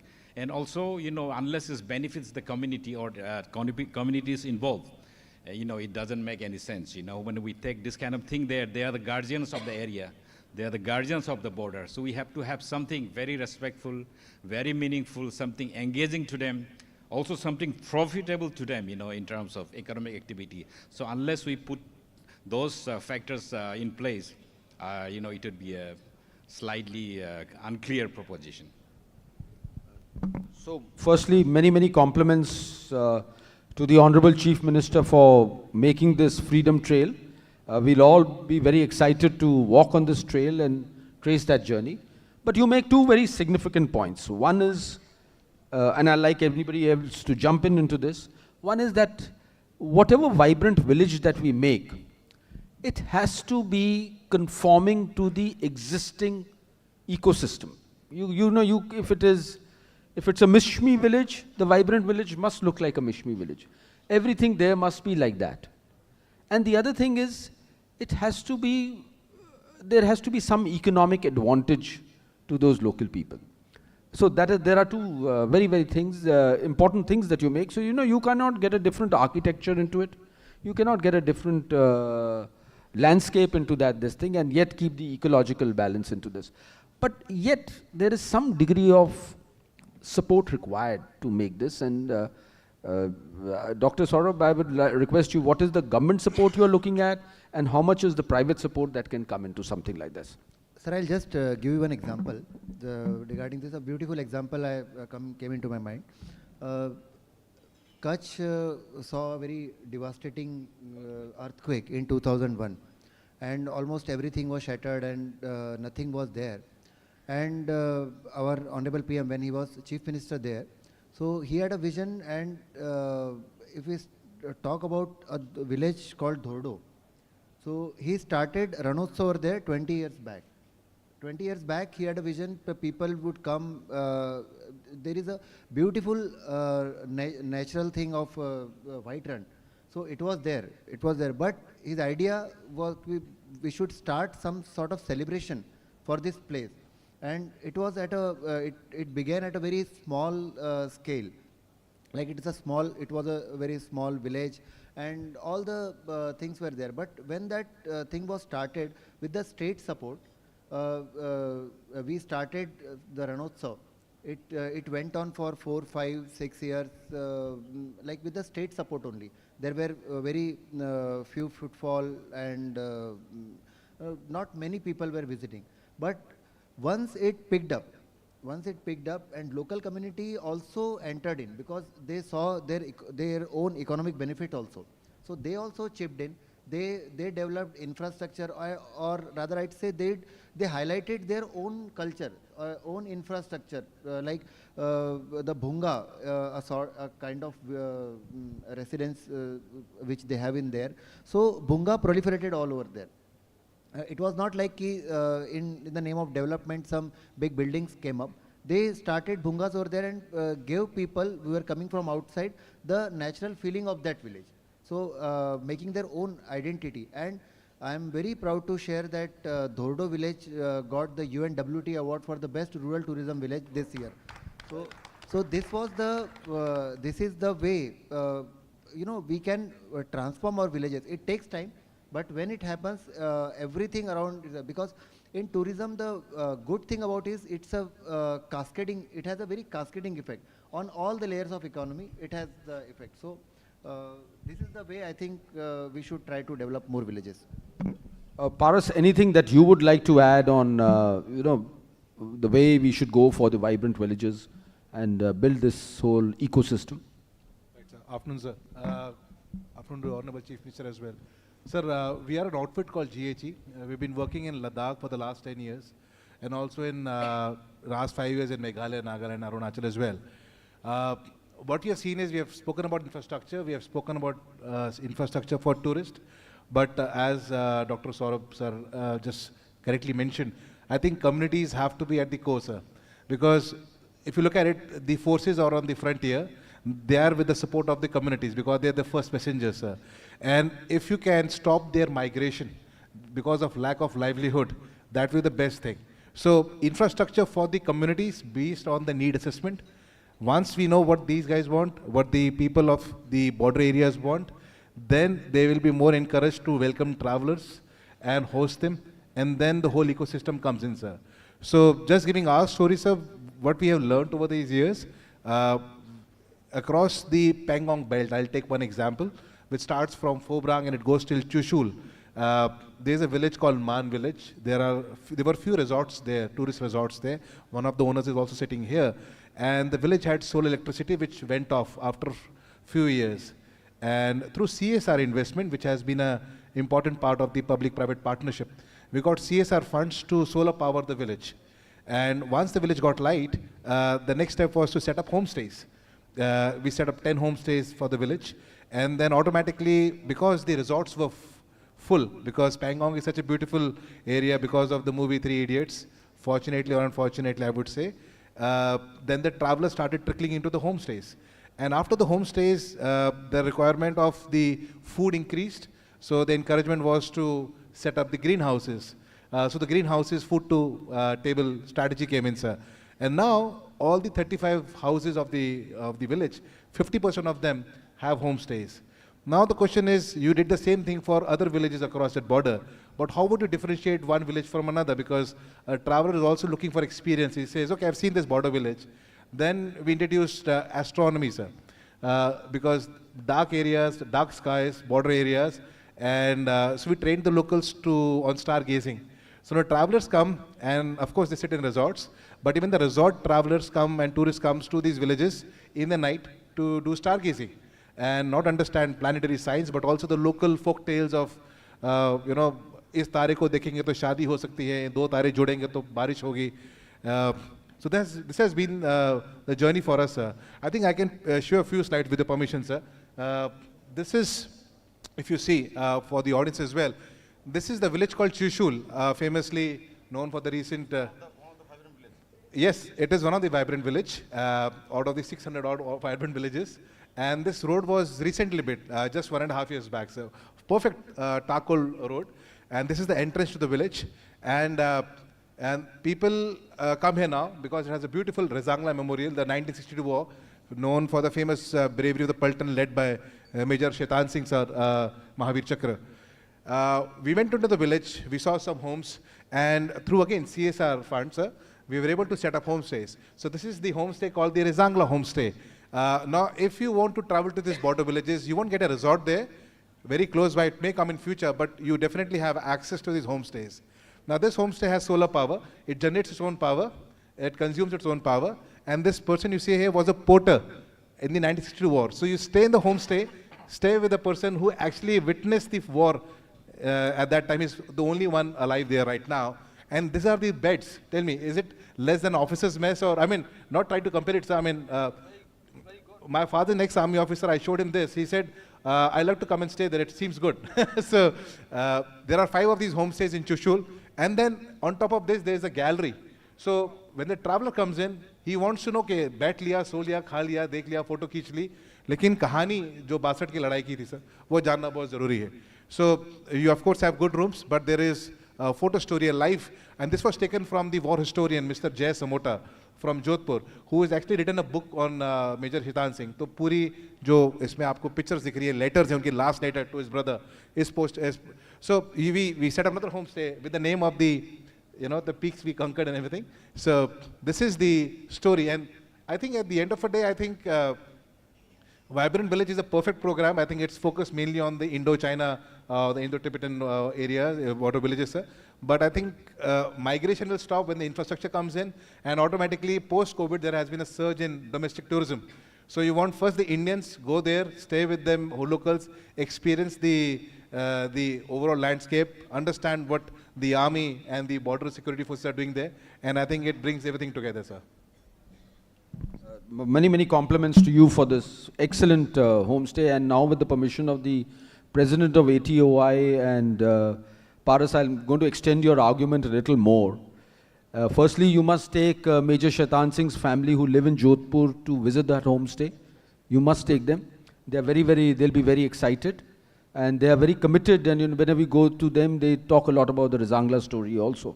But now I want to jointly address this question to both Mr. Ajit and to you, Paras. There are so many such distinguished members of ATOI. Can you make a provision to become a member of ATOI? You have to adopt one vibrant village? I'm immediately, the patriot in me, I want to immediately say yes, definitely. And what I'd like to also suggest, I think this has to be a national priority. Last year I was lucky enough to go to Demchok, which, as you know, is the little village where the Indus comes in to our country. And what I saw there, I started from Hanle. There's a beautiful monastery there.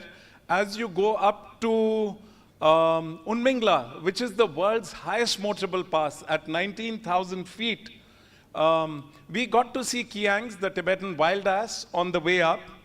But when we went down to the village, we saw an immense amount of potential that has to be tapped, in a very sensitive manner. Like Okin said, we need to do an environment impact assessment. The local community has to be at the forefront, right? So to answer your question, sir, yes, for all of us, adventure tour operators, we are passionate about the wild areas of our country, the wilderness in our country. And by definition, our vibrant villages, our border areas, they are back of beyond regions. These are areas we specialize in conducting trips. And let's definitely move forward together as a partnership. Our central government, our Indian Army, the states, the local communities, the Adventure Tour Operators Association of India, all our associations. We also have the Domestic Tour Operators Association. We have the Indian Association of Tour Operators. In a spirit, this is a national cause, and in a spirit of Vasudeva Kutumbakam, let's all move together on this. Definitely, yes, sir. I think they need a big round of applause.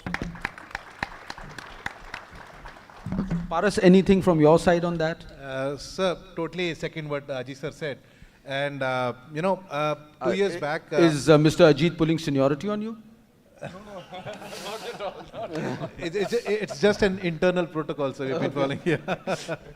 So 2 years back, Okin sir had led us to Upper Siang area, sir, for a trek to electrify the villages there. Of course, the light would have come by now, sir. But I think there are two ways of doing this, sir. I'm just trying to come to a solution here.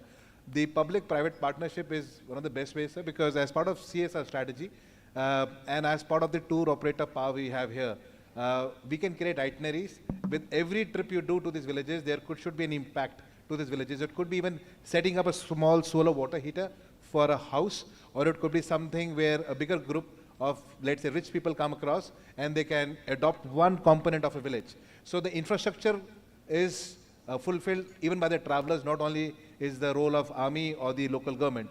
That is one, sir. And secondly, I think have a website or certain kind of a place where specific to the village you want to go there. So a person, a tourist, I was at the airport yesterday and they were asking me, sir, where are you from? I said, I'm working in Ladakh. I'm a Punjabi, but I work in Ladakh. I stay in Gurgaon. He said, oh, Ladakh. And he said, Ladakh, because, that's the pronunciation. I said, wonderful. You have been to Ladakh. I've seen pictures. I want to go in January. I said, it's very, very cold there. So he said, how do I know where to go? So basically, open it up even for winters so that anyone who wants to take that challenge up, go there as well. So probably an online promotion in a strategic way, and infrastructure development combined with travelers coming in would be a great way of taking this forward. In your last articulation, you made a very significant point, about having the person narrating the story of 1962 war in that homestay. Over years, what is going to happen is that many of these people will not exist. And as days go by, they will not be there. But you need to create a pool of storytellers.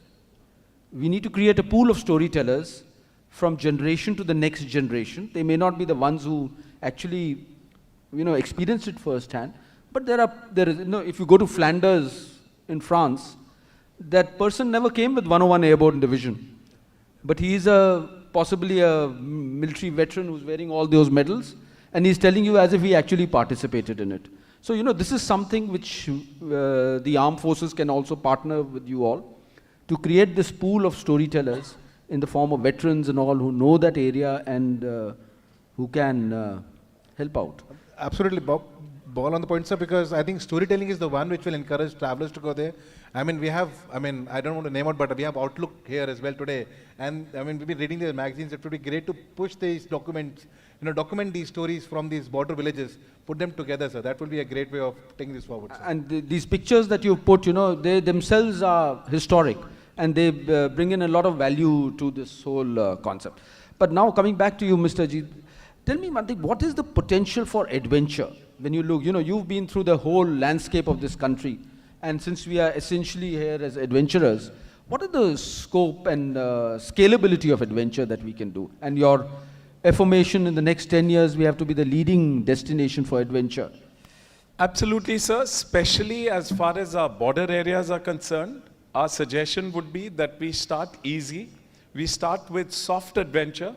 So activities that anybody can do, activities where we can train the local stakeholders very, very quickly. So hikes out of the homestays or the tented camps, easy river rafting, not more than grade 2, because invariably in some of our border areas, rescue can be an issue.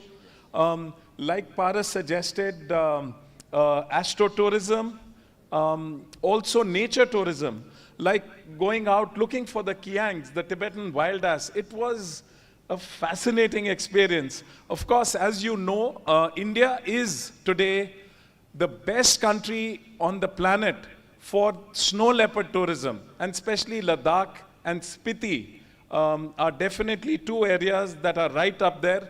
Arunachal as well has a huge amount of potential as far as snow leopard tourism is concerned. So I would say, to begin with, to set the ball rolling, we should look at nature tourism, we should look at soft adventure tourism. But one more suggestion as we move forward as a country, I would suggest that in every border state, we do a pilot to a new border area. We build the infrastructure, we do a carrying capacity study and environment impact assessment. We take all stakeholders along with us on this expedition, especially the local people.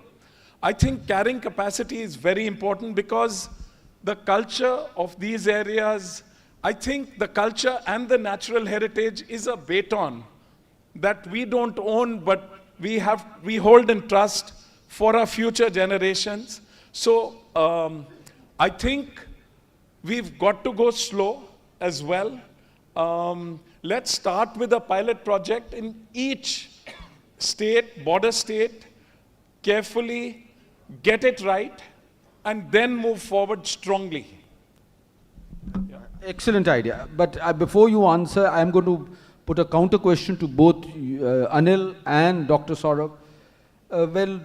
When Mr. Ajit says he wants to do a pilot in every border state, and since you both are from border states, what is the kind of funding you will be able to facilitate this pilot?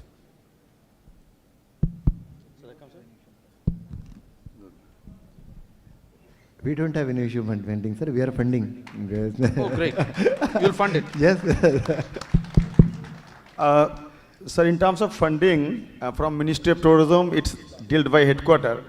But what I see, Badasab, if we say developing infrastructure and coming, like tourists coming, it takes maybe another 3 years. What is the situation today? Because people are not employed there. So what we saw in Mechuka and what we saw in Kivito now, last week, Honorable CM Sahab has also tweeted Kivito's activities. Kivito has about 150 people only, and that is the easternmost part of India and Arunachal, the first village to get the sun ray. So what we saw there, still there are ITBB guest house, ITBB IB, there is school. So the people like ours, we can go 10 people, maybe in a month, 2 groups. Let these 10 people spend some money there, stay with the local homestay, purchase something, and we are the sensitive tourists. We are not going to harm anything. We see the real potential, then come back. So that the local people start earning from tomorrow. If we see this infrastructure, asking government of India or government of Arunachal for a budget for a homestay, suppose, or Arunachal government as well as Northeast government, they are having some provision for supporting the homestay. But at present, I'm telling you, as government of India also telling, go, go, go, go, go. So I am inviting, and I will spend the money for your journey from Guwahati to Gibito. I will spend from my budget. Excellent. And you have to pay only for the stay and the local community, so that they see tourism coming, good tourists like us, and they are getting benefit, so they will be starting welcoming if other tourists goes. And when we come back, you come back, we tweet, we share in the Facebook, then the responsible tourism, the other members, they will come. So I think we can start that way. Slowly it will come. And as I'm telling you, Honorable CM Sal will agree, Kibito is one of the very difficult place to go. But from Guwahati, sir, it's 941 kilometers. From Guwahati. And Dibrugarh, it's about 500 kilometers. So that way you can start. Mechuka, we visited. Quite infrastructure is fine. Local people have invested for good homestay. There is a Salman Point. Salman Khan went there once, I think. So things are there. Only thing, we have to take the sensitive tourists, not the motorbikers. Sensitive tourists, and in a group way, in a group manner, like not individual going and spending here and there. And finally, as I rightly said, the armies are happy to host. Even they are happy to host you for the lunch and dinner, what Bajaj sir said. If you have the prior information from Pasighat, while going you can have a Toto, you can have a breakfast. So this kind of things is still available. We can start moving slowly. Excellent idea. And just to give you all a sense, in this year till now, since January to December, approximately 800,000 people pan-India have visited border areas as part of tourism drive. So, but when so many people go to border areas, and we've been talking about, keeping the border areas clean. So what are your suggestions so that the ecological balance, the whole environmental landscape remains, pristine? So we'll start with you. One thing I will tell here, as our Honorable Prime Minister says, we have to change and go back to 35 years back or 40 years back what our lifestyle was. And I'm giving an example, and I am also belongs to a plain tribe, and our Honorable Chief Minister also agree. The tribal habit in Northeast, they are totally eco-sensitive. We went to Alo for a dinner in a homestay, tribal. He may not have the formal degree or master degree or on science or anything. What he has served, there is no plastic. We drank local rice beer in bamboo, banana leaf, cooked in bamboo shoots. So there is no question of anything which goes against the environment. There is no carbon footprint. So I'm telling you, if you do a research on whole Northeast, we don't need any other scientist. You can learn from the tribal how they are surviving for ages. I'm telling you an example. Sir will also agree. In Alo, there is a palm leaf they use for the roof. Now, who knows what science is? The cutting of the palm tree, the leaf, has a typical date and time, particular moonlight, dark light. They have to cut it, keep it there for about 5-6 days, and then take back, dry it, and put it in the roof. It stayed for years. But if you don't cut on that particular time, then after 6 months, that worm will come, and your roof will go away. So what science is this? We don't know, because they know, the local people know that particularly that night, that time, we have to cut. So that way, you're saying reverting to traditional practices. Yes. So the traditional practices, what is prevailing, we are not going to disturb them. If we just go and use their habits, or we adapt their habit, it's fine. So since we are little running out of time, I'm going to take your view on, Mr. Oken, what do you feel? How do we keep the environment clear? Then we'll come to Dr. Saurabh. Yeah, I agree with Anil because India is a very diverse country. And Arunachal is an example, like our Chief Minister mentioned, we have about 30 tribes. And even if we have to take each of the vibrant villages, you have to understand that each of them have a different culture, different food habits, different sensitivities. So, you know, the important thing is to understand every village, every region, and, you know, there are different kind of habits. So I think understanding pragmatically, you know, each region has a different kind of food habit, different kind of sensitivities. But on the other hand, you know, there's a general format of, you know, leave no trace behind, which is applicable universally, but at the same time, it's important to understand the regional and, you know, sensitivity of each location where we travel. Thank you. Anything from you, Dr. Saurabh? I think all the communities, they have their timeless knowledge of all the kind of activities they were doing since beginning. Like Anil mentioned, the traditional tribal communities, they know their know-hows, and it was always ecologically sustainable. So maybe we should adopt the local practices. More and more local practices we should follow. Then only we can, go towards sustainability. So before we wrap up this session, and we'll request the Honorable Chief Minister also to give some of his views, but a quick round from all the panelists. Any two suggestions that you all want to give to improve the ecosystems for vibrant villages, border area tourism, promote adventure? We'll start with you, Paras. Any 2 points? Quick ones. Sir, invest in them through public-private partnership and create whatever itineraries you create, please involve these villages in that. Great ones. Anil? Before taking tourists, suppose we go to Aizol and see the local people how they are segregating the garbage. Because there is no trash in Aizol. There is no trash, no honk, nothing. That's one, because if you take tourists and tourist doesn't know, I don't know how they're taking. And second thing, have the local practices adapted as they do. Mr. Ajit. Two quick suggestions. The first one, we need to tread lightly, so follow the sustainable tourism criteria of India.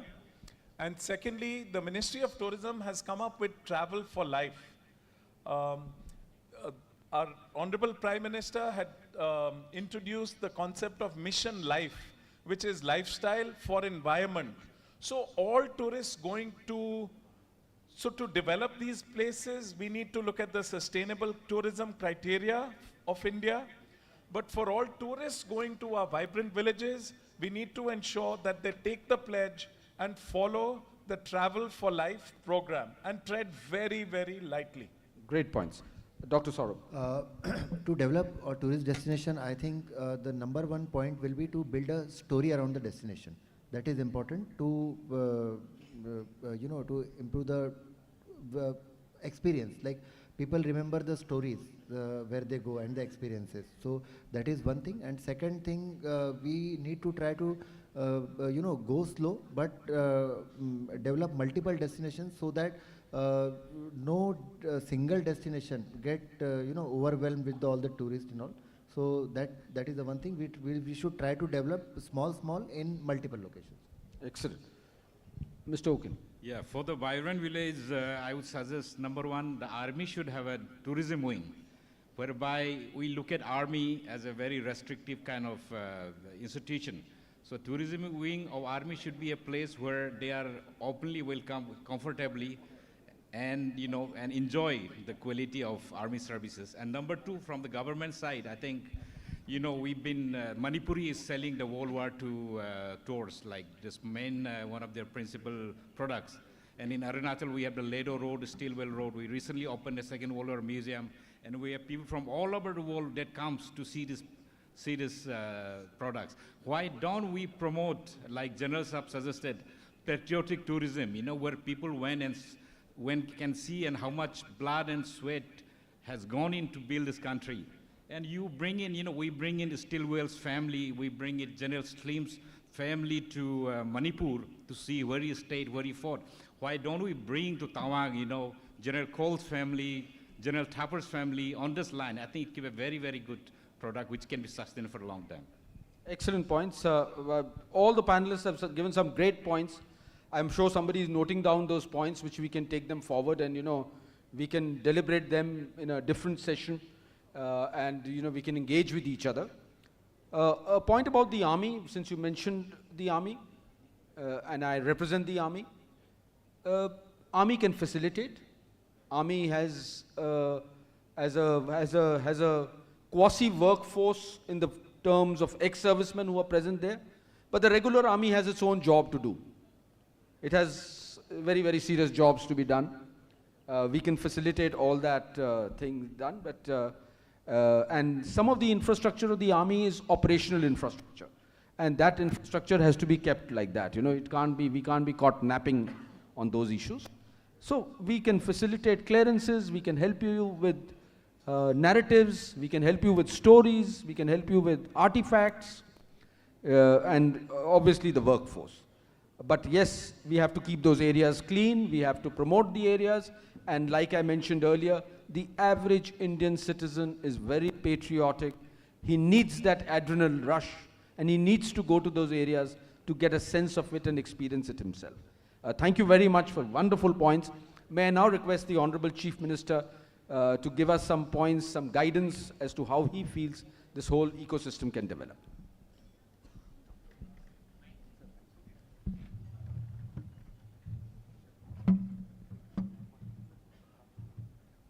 Thank you very much, gentlemen, for that wonderful panel discussion. Hope you have, okay. Yeah. So he's going to see us.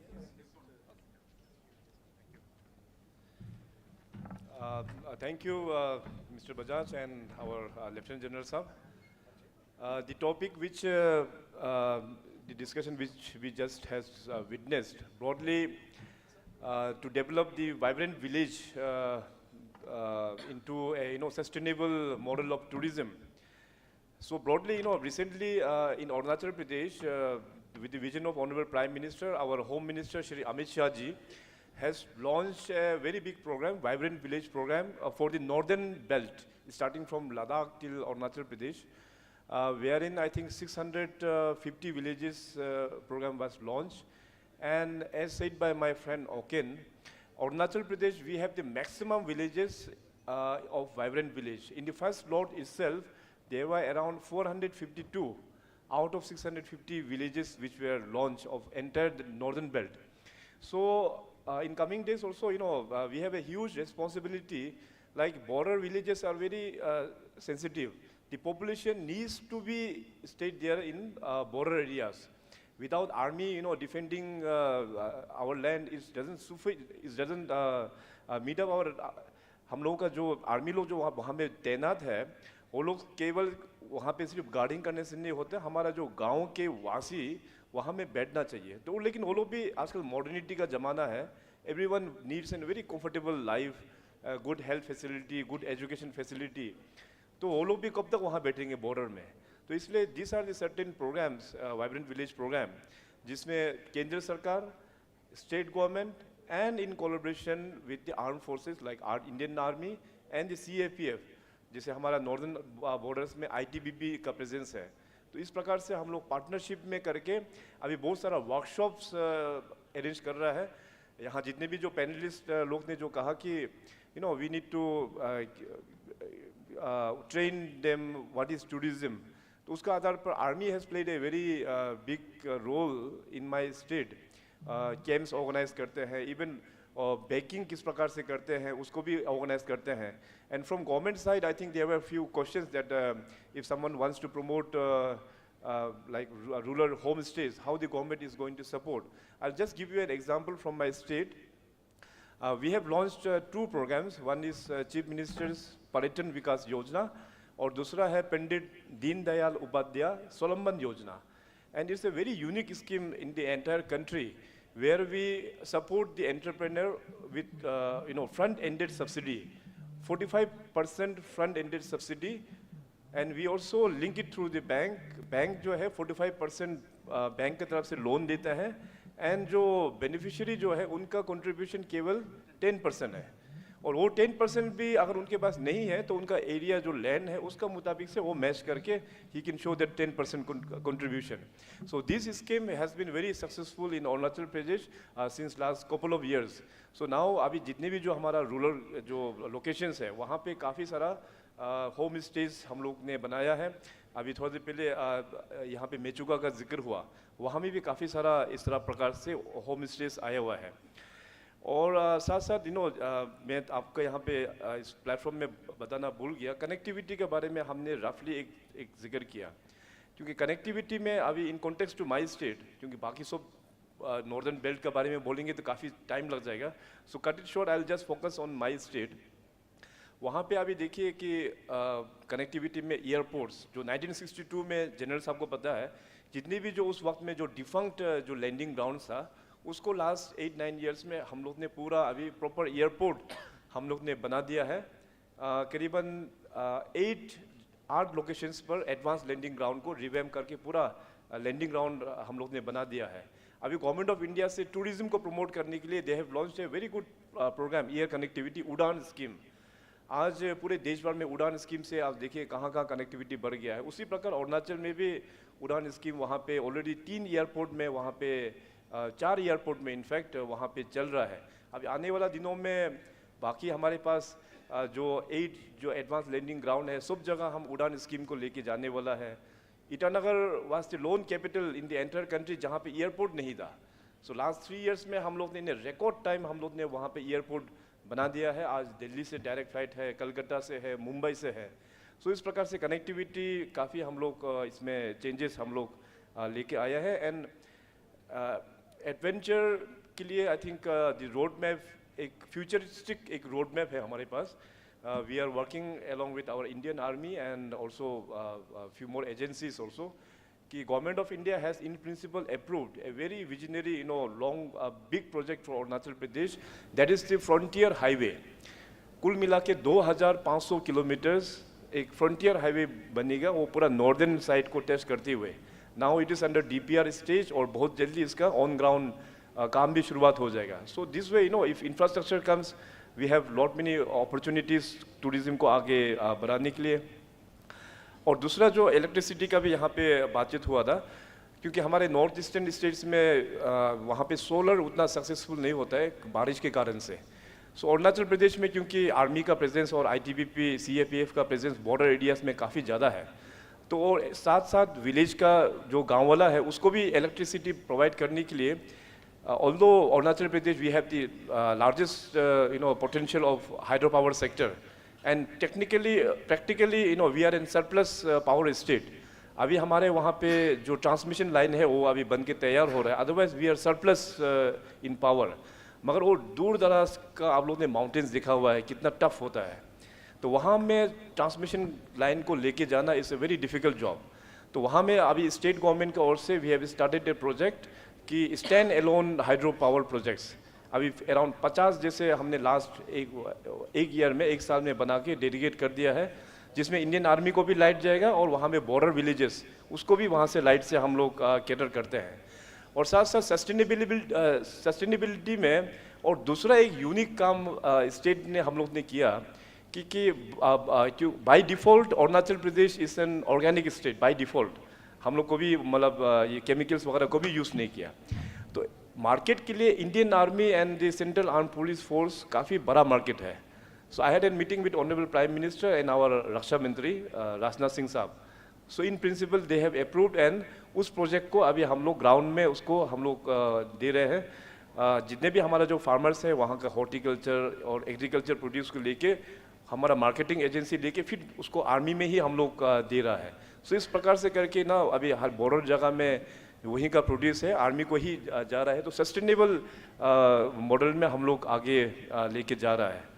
सो यही कुछ मैं सोचा कि state government के initiatives यहाँ पे आप लोगों का बीच में रखना ज़रूरी है, ताकि आप लोगों को एक ब्रॉड एक कॉन्सेप्ट पता चल जाए. एंड जैसे हमने कहा कि communication में we have already completed one tunnel that's called Nichifu tunnel, and 2 more tunnels are about to complete by 31st of this month December. 2 नया tunnel towards Tawang वो complete हो जाएंगे. Hopefully जब 16th national conference होगा आप लोग उसी tunnel से ही आएंगे वहाँ पे. So communication में बहुत अभी आगे बढ़ रहा है. माननीय पीएम साहब हमेशा ये बोलते हैं ना कि जब नॉर्थ ईस्ट डेवलप होगा तब जाके ये देश डेवलप होगा, और नॉर्थ ईस्ट का भी north east that's Arunachal Pradesh, तो अरुणाचल प्रदेश डेवलप हो रहा है मतलब नॉर्थ ईस्ट डेवलप हो रहा है और देश डेवलप हो रहा है. सो ये कुछ the initiatives which jointly state and centre का जो उठाया था आप लोगों को यहाँ पे रखने का मौका मिला. Thank you so much.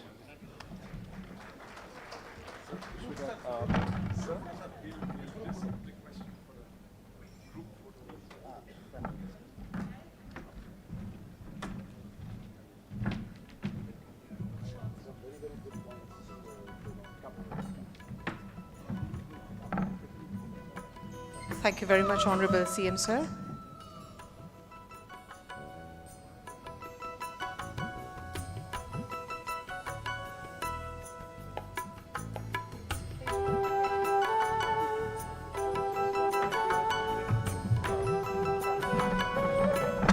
Thank you, and we'll now request Mr. Ajit to kindly felicitate our panelists with the shawls.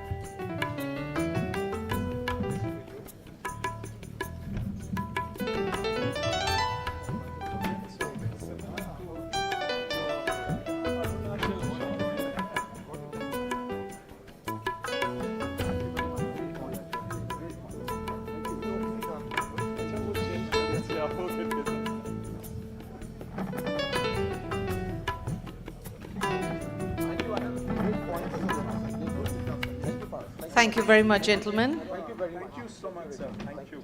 And special thanks to the moderator, sir. Thank you. As you are the guest in Gujarat, so we have been welcoming you since yesterday. But now we want you to go to the entire Gujarat, lots of historical places, scenic beauties, and whatnot. And that is indeed worth knowing, worth going. And for that, I now request Dr. Saurabh Pardi, the Commissioner and MD of Tourism Gujarat, Government of Gujarat, to kindly make a presentation and take us all in the beautiful journey of Gujarat. Thank you.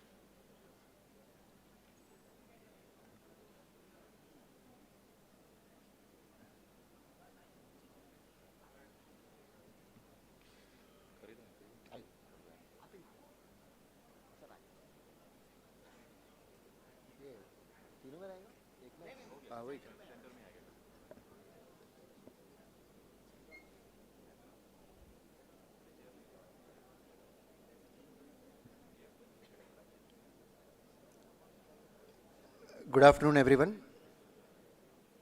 I think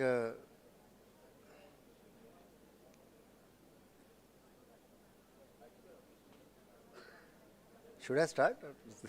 Sir.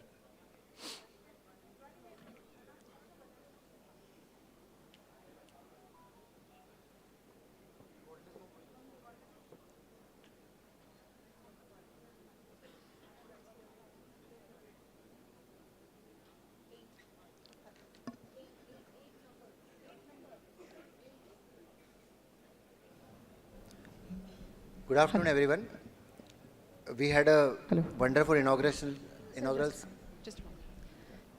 Ladies and gentlemen, we humbly request you to kindly take up your seats, please, so that you can also enjoy the presentation and also make plans to visit these beautiful places of Gujarat. Thank you. Good afternoon, gentlemen. After a beautiful inaugural session and a wonderful panel discussion, I would like to take you through a Gujarat perspective, what all we have, and briefly present to you what are the opportunities we have in Gujarat and what are the kind of offerings Gujarat have for the adventure tourism. If you see, Gujarat has everything, Gujarat tourism offers almost everything which adventure tourism requires. We have a tagline, Kuch din to guzaro Gujarat mein, which the famous superstar Amitabh Bachchan ji has gave us. You see, we have diverse tourism assets in the form of religious and destination circuits like Krishna circuit we have, Buddhist circuit we have. In the form of nature and wildlife, we have the world's only site for the Asiatic lions. In form of Seema Darshan, we have Nadabet. We have developed a new destination called Nadabet for the Seema Darshan. Where we are sitting right now, the place Ekta Nagar, we have the world's tallest statue in the form of Statue of Unity. We also have rich culture and heritage, like we have vibrant fairs, festivals, art and craft. If you know, just few days back, Gujarat Garba has been awarded as UNESCO Heritage. UNESCO Heritage, Cultural Heritage, it was awarded. We have a rich cuisine, we have rich legacy of Mahatma Gandhi, Sardar Patel. We have many UNESCO heritage sites like Champaner, Dholavira, heritage and architectural marvels. We have the first heritage city in the form of Ahmedabad. In Gujarat, we have state-of-art infrastructure for the meeting, incentives, convention and exhibitions infrastructure, MICE convention. We have a wonderful facility in form of Mahatma Mandir in Gandhinagar. We have n number of golf courses spread across the Gujarat. World's largest cricket stadium, Narendra Modi Stadium, is situated in Ahmedabad. So we have a state-of-art infrastructure. When we talk about the modern marvels, we have Science City in Ahmedabad, which has robotic movement. In form of Modera, we have the India's first solar-powered village in Mehsana. In Balasinor, we have a dinosaur museum where the eggs of dinosaur were found. And in Bhuj, we have Smritivan Earthquake Memorial Museum. Like, if you see, Gujarat tourism has to offer many places of interest, each for everyone. Just like I mentioned, I only missed Girnar ropeway also. The longest hill ropeway in India, in Asia, I would say, is in Girnar ropeway we have. The world's earliest known dock and the India's port city of Harappan civilization, Lothal, it is also situated in Gujarat. So we have everything, and supporting to that, we have state level initiatives and the strategies to boost the ecosystem. We have the policies made, policies in form of the tourism policy, heritage policy, we have cinematic tourism policy. We have the robust and futuristic infrastructure, the proper skilled manpower is available over there. We have developed the Atityam portal, which is the state-of-the-art digitization of detailed tourist footfalls of the destination of Gujarat. Like we, every day we get the tourist data, the footfall data of important tourist destination across 110 sites in Gujarat, and which we use to formulate the policies for the future of Gujarat tourism. We have tourist information bureaus, tourist reception counters across India. We have 11 tourist reception centers and 17 TIBs across India, which is for the promotion and marketing of this thing. Talking about the policy intervention, we have tourism policy 21-25 in place. Cinematic tourism policy is there 22-27 in place, and I will be happy to tell you that the next film fair is going to be hosted in Gujarat in January. We have Gujarat homestay policy of 2020 and heritage tourism policy of 2025. Like covering all the areas, we have some policies in there. And upcoming the upcoming focus of Gujarat tourism is on the revised adventure tourism guidelines and the medical value tourism. If you see, the growth of sector has been like Gujarat now ranks #1 in India in the number of foreign tourist visit, and it is under top 5 in the domestic tourist visit.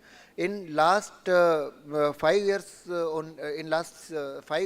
from 2017 to 2022, you would see a quantum jump in the tourist footfall. It increased from 493 lakhs to 1386 lakh in the last 5 years. For a few of the recognitions, we got the Dhordo village as the UNWTO best rural tourism village India. Ministry of Tourism also recognized our Khijadia village as the best tourism village in the category also. So along with this, the Garba has been awarded as a cultural heritage, UNESCO cultural heritage just recently. So a lot of things are going on in the state. And our next focus, our upcoming focus will be on the adventure tourism and exploring new frontiers, which is the tagline of our 15th annual TOI conference, which is happening over here. So we admit that we are in a very nascent stage all over India also and in Gujarat also, despite having so much of natural resources, natural places available over here.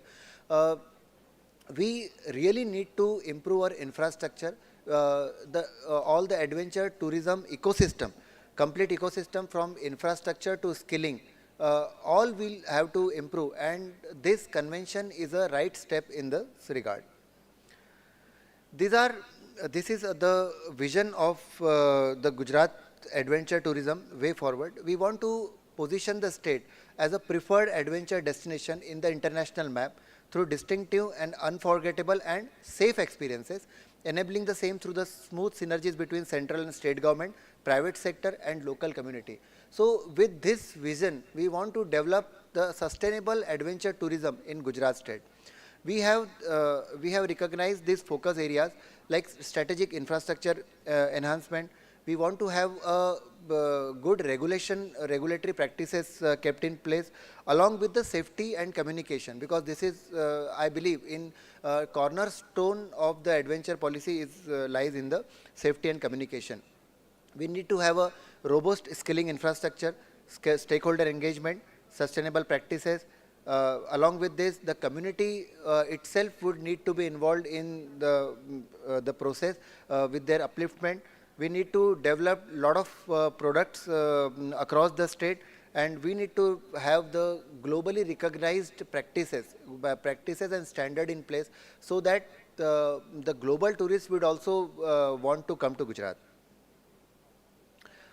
Like draft strategy, we have made a broad outline in form of planning, implementation and operation. In planning, we are identifying the destinations and what all activities we can have. The FAM tour, a precursor to this convention, was a step in that part. We would want you to also suggest us what are the best areas available in Gujarat where some of the preferred activities of adventure can be undertaken. We would then want to frame all the regulations. We would want to frame the regulations, like what all regulation of the international standard, national and international standard we should be having, so that we would have a better destinations. We would want to develop a skilling program particular to the adventure policy, and a proper sustainability framework we need to outline in this. For implementation part, we will develop the infrastructure, we will skill the community, we will set up the inspection bodies and the protocols which are required for the smooth maintenance of this. For the operation part, we will focus on the marketing activities. We will set up the governing and the technical committees and the ongoing means we will have a operation part in ongoing monitoring and inspection. For all these purposes, we are partnering with ATOI to have a stakeholder outlook to the Gujarat tourism, and we would want to have an adventure policy which would cater to all the stakeholders and truly position ourselves as a #1 destination for the adventure tourism. I would just like to mention in brief, we are also having some upcoming projects in form of Kori Creek tourism I mentioned, and this is another one. We are planning a tourist submarine experiences in the Dwarka to have a feel of the underground coral activities, because in Shivrajpur, Dwarka, we have Blue Flag Beach. So we want to offer to all the tourists a submarine experiences, and for that we have done a MOU with the Mazgaon Dock Shipbuilders Limited, and this project will materialize in within next 4 to 6 months. We are planning this project will be materializing.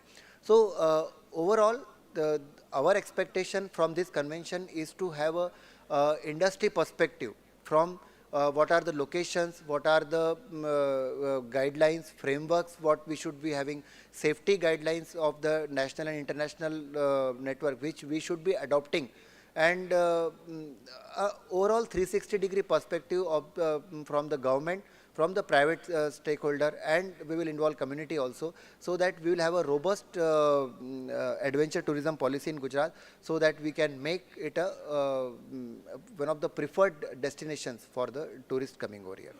Thank you. Thank you so much. Thank you.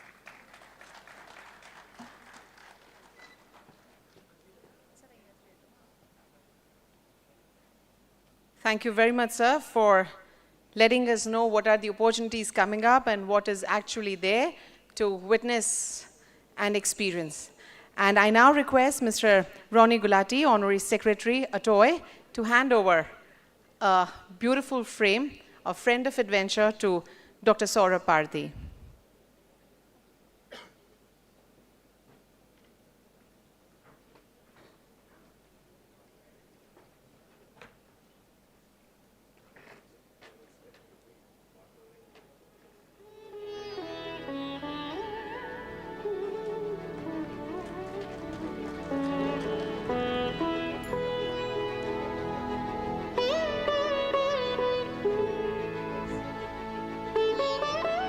Thank you so much. Next person whom we want to invite on stage, you all know him. He's an Indian supermodel, actor, and fitness enthusiast, known for his remarkable career in the fashion industry and his advocacy for a healthy lifestyle. He gained widespread recognition for his modeling work and has also been involved in various films and television shows.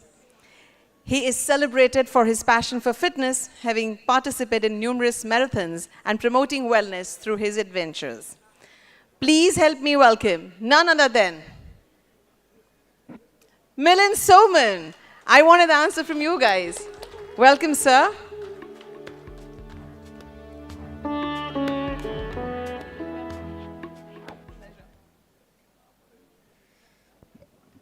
Good afternoon. Honorable Chief Minister Arunachal Pradesh, Mr. Pema Kundu. Very happy to meet you here.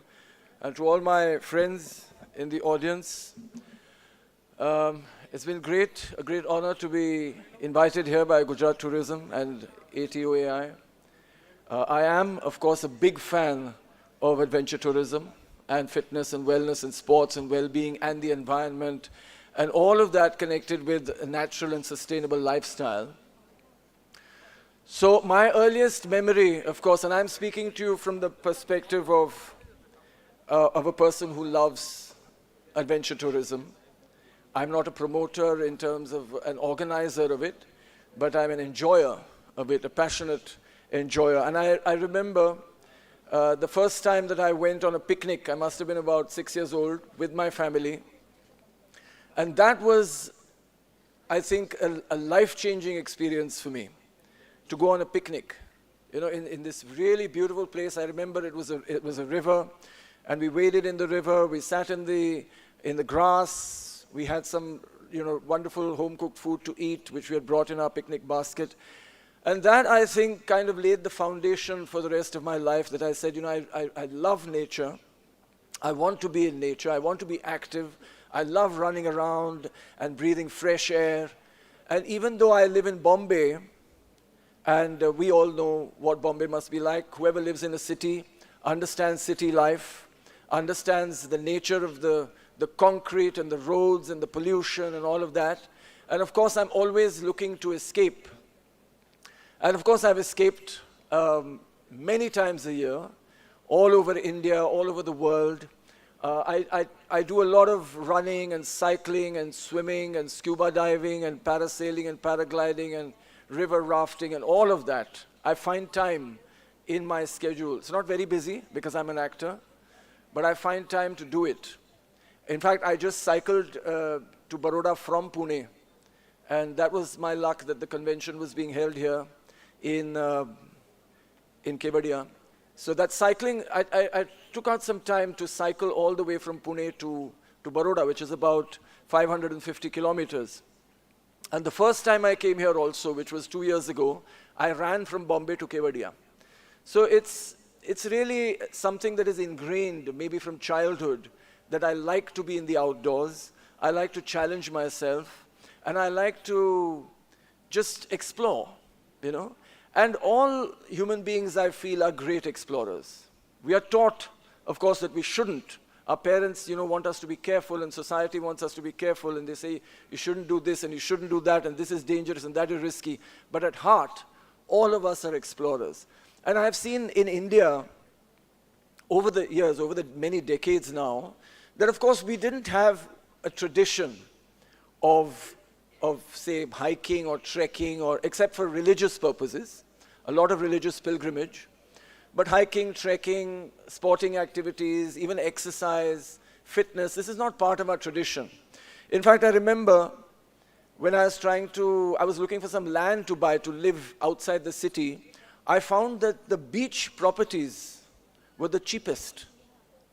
Can you imagine that? The beach properties were the cheapest. Today we can't imagine, because if you want a property on the beach, nobody can afford it. Very few people can afford it. But Indians did not want to go to the beach. They thought ki dhoop lagegi, kale ho jayenge. I don't know what kind of ideas we had. But today when I go to the beach, the beautiful beaches that we have, they're packed. There are thousands and thousands of people. Today the trekking routes are packed. Even during the pandemic, I went with my mother, who was 83 at that time, we trekked from Darjeeling to Falut via Sandakphu. I don't know, a lot of you may know that route. It's a beautiful route, fantastic route. And my mother was 83. She managed to walk those 60, 70 kilometers all the way there. And it was an amazing experience. Again, to do this as a family is fantastic. But what I saw, you know, along the way in all these trekking routes and hiking routes was a lot of garbage. Too much. Just too much. You know, sometimes, in fact, I wanted to go trekking to one place. I can't remember. They told me the route is closed because there's too much garbage. We have to clean it, and only then tourists will be able to come again. So this is a very serious issue. Very serious issue. When we're talking about India should be one of the top tourist or say adventure tourism destinations in the world, this is what will spoil our chances. When I go to Africa, for example, and we look at Africa as, oh, how will things be in Africa? A lot of you may have been to Africa. A lot of say East Africa, a lot of the economy depends on tourism. I've climbed Kilimanjaro twice, I've been to the parks. It is pristine, clean. You will not find one wrapper, one bit of plastic where they know the tourists are going to visit. It's not there at all. They're very strict in their guidelines for their operators, their promoters, and the tourists as well, that nobody will bring in garbage from wherever they have come from and leave it there. If you're bringing plastic with you, you're bringing bottles with you, you're bringing packets with you, you will take it back. And some places in India also, I observed this, they were a little careful. But in most of the places, they're not careful. In fact, I went for a hike one day it was a religious hike. There was a temple at the top of a hill, going through a forest. Okay, I have to control myself. But went to the top of the hill. I saw a lot of stuff, packets, bottles. So I took up 2 empty bags. I took up 1 bag first, and I started filling that bag with garbage. It got full. Then I saw another bag. I picked up that bag, plastic bags, started filling it up. By the time I got to the temple, I had 2 huge plastic bags full of garbage, which had been left by devotees. I mean, you would assume that these are people who have a lot of respect. But even with the respect, we don't have the culture. We don't have the mindset. We don't have the teaching. This is very, very important. It has to come from us. When I got to the temple, I spoke to the temple authority, and I said, look, I've got this. He also knows people are throwing these things. What can he do? I said, where should I throw this? Do you have a dustbin? He said, throw it in the forest. He said, throw it in the forest. We can't throw it here. He said, because we have dustbins, but the monkeys open the dustbin and throw everything around. I said, monkeys cannot be smarter than us. So he was a little flummoxed. He said, yeah, monkeys can't be smarter than us, but they are. They are smarter than us. We have to develop systems so that even though people are not that respectful and they come there should be a place for them to throw their garbage, or for us to collect it and keep it so that it can be recycled or whatever needs to be done to it. So this, I feel, is a very serious issue, because I've been all over the world and all over India. India, of course, is spectacularly beautiful. Like somebody said earlier, not only in the top 10 places of beautiful countries in the world, it is the most beautiful country in the world. But we really need to promote this, and this is for all of you, to create those guidelines within your organizations so that you can tell your guests when they come from all over India or all over the world that we respect it first. Because if you don't respect it, they won't respect it. If you don't respect, you don't say, pick up your bottle, or you pick up the bottle, and they see you doing that, or pick up that bag. If you don't respect it, they're not going to respect it. They'll say, हाँ ठीक है, India में चलता है. India में ऐसे ही होता है. We don't want to promote that. Now, tourism is growing very fast. We've seen the numbers, we've talked about it. It's going to become huge. But we have to preempt this bad effect of tourism. पैसे तो बहुत आएंगे, लेकिन उसके साथ कचरा भी आएगा. कचरा नहीं चाहिए, right? So that education and information must be present at every step.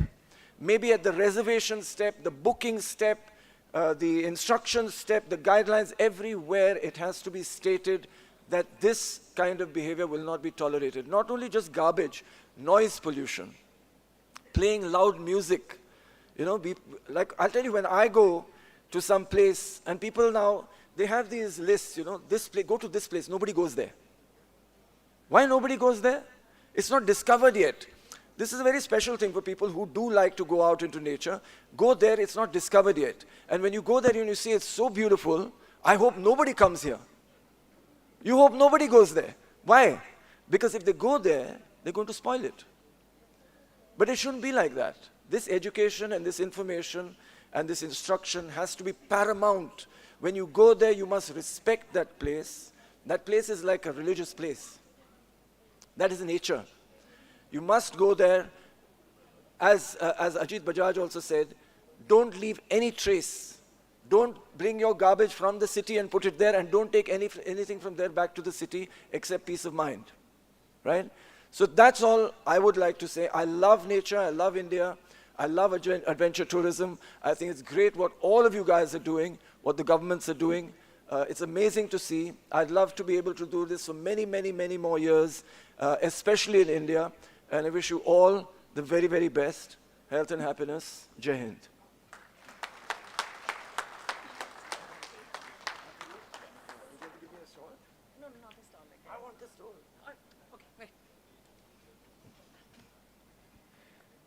Thank you so much, Milind, because everyone talked about the promotion of tourism. But yes, it has to be a careful promotion of tourism, because we are portraying our very beautiful country, our very scenic country to the world.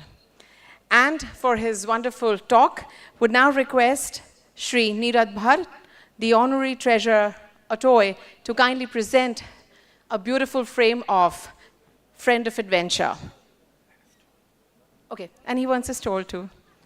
See, he's giving me tough time.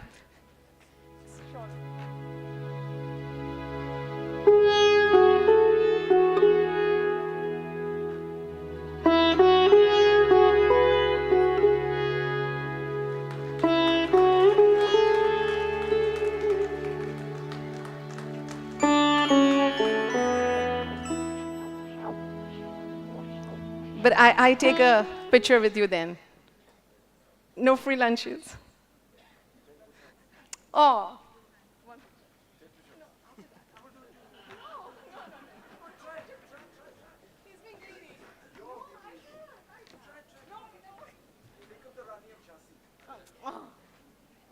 Thank you, thank you. A small announcement to be made. Those esteemed guests who are leaving tonight or tomorrow, we request you to contact the registration desk, and we have our two of the coordinates sitting there. Kindly give your details of departure so that they can arrange for the same. Thank you.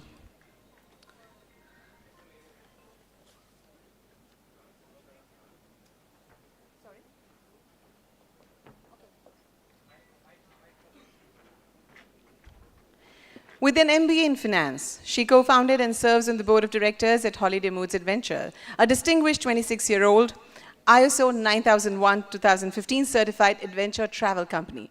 Recognized by NetGeo and a recipient of the National Tourism Award, the company spans inbound to India, outbound travel, and proprietary adventure camps. Operating globally, they explore all 7 continents, emphasizing ecotourism principles in polar regions like Antarctica, South America, Greenland, Norway, Iceland, and Finland. A seasoned hiker and trekker in diverse terrains. She holds key industry roles, including the chairperson of ATOAI's Women's Collective, executive member of ATOAI, and recipient of the Women Achiever Award for Adventure Tourism. Any guesses? Thank you. Thank you. Thank you so much, sir. Yes, I would, with pleasure, call on stage Arshdeep to talk about the various industry awards we are handing over to the esteemed people out over here. Please welcome with a big round of applause for all the hard work behind and on the scene as well. Arshdeep.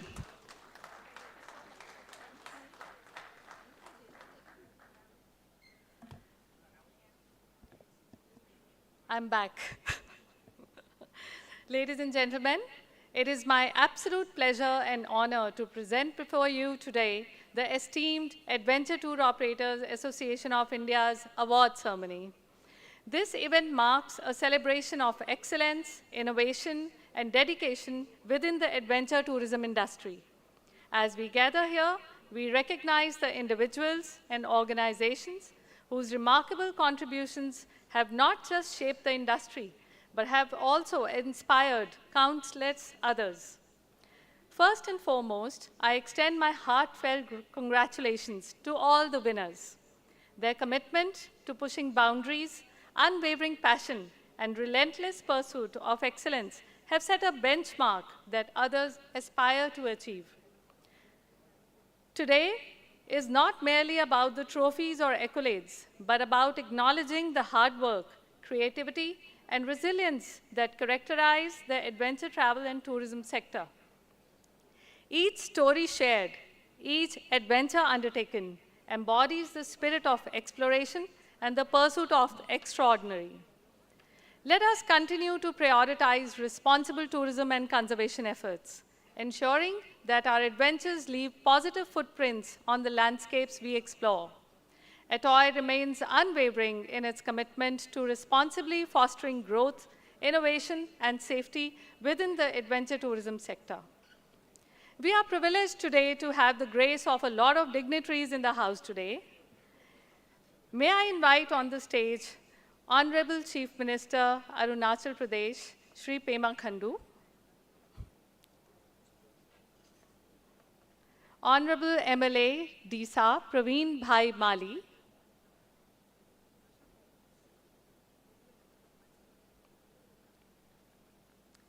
Deputy Chief of Indian Army, General Kapoor,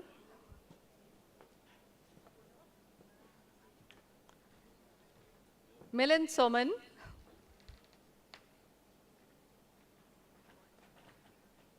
Dr. Saurabh Pardhi, MD TCGL, our team of ATOAI office bearers, President ATOAI Ajit Bajaj, Senior Vice President Tejbir Singh Anand, Vice President Vaibhav Kala, Honorary Secretary Ronnie Gulati, our Treasurer Neerad Bhatt, ATOAI Founder President Captain Sudesh Kumar. So we have a full house of dignitaries here, and we are privileged to present 9 industry awards today. We are having this ceremony over a period of 2 days, so we start with our first 9. Our first award, Spirit of Adventure Award, which is given in recognition of exploration pursuits and zest for adventure. We are delighted to present this award to Malavat Purna. Malavat Purna climbed Mount Everest aged 13 years and 11 months, the youngest Indian and youngest female to have reached the summit on 25th May 2014. Going further, Purna then climbed Mount Everest, the highest peak in Russia and Europe, unfurling a 50 feet long Indian tricolor on the summit.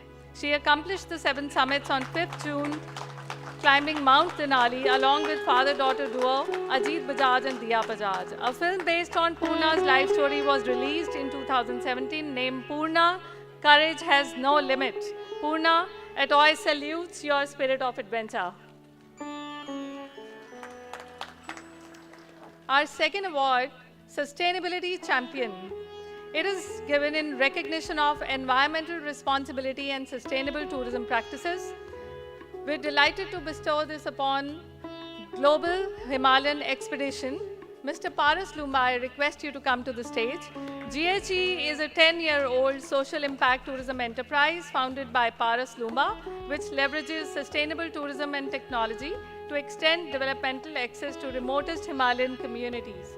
Recognized by prestigious bodies like WTTC and UNWTO, GHE seamlessly blends sustainability, adventure tourism, and social impact in challenging, inaccessible locations of Ladakh and Northeast India. Led by CEO Jaideep Bansal, GHE follows a holistic approach model that includes fostering livelihoods through tourism, astrotourism, and supporting local handicrafts, impacting 500,000 lives and reducing 300,000 tons of CO2 emissions to date.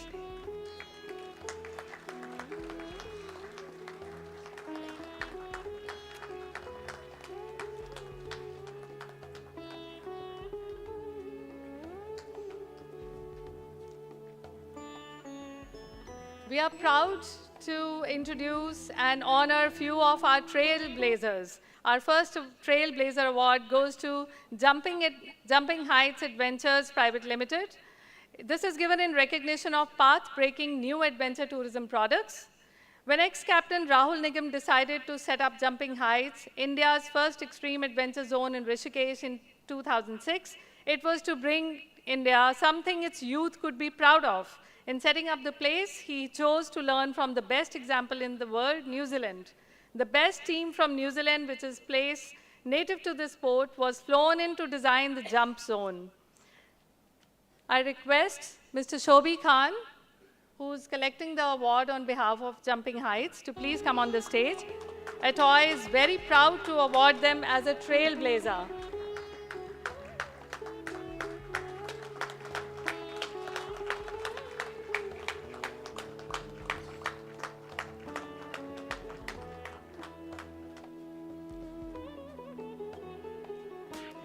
Our next Trailblazer Award goes to Skywalls. I would request Mr. Mahesh Jat, Head of Operations, and Captain Chauhan to come on the stage to collect this award, which is bestowed in recognition of path-breaking new adventure tourism products. Samit Garg is a visionary behind the trailblazing ideation of launching Skywalk's Balloon Safari, India's first fully licensed and government-approved commercial hot air balloon operation.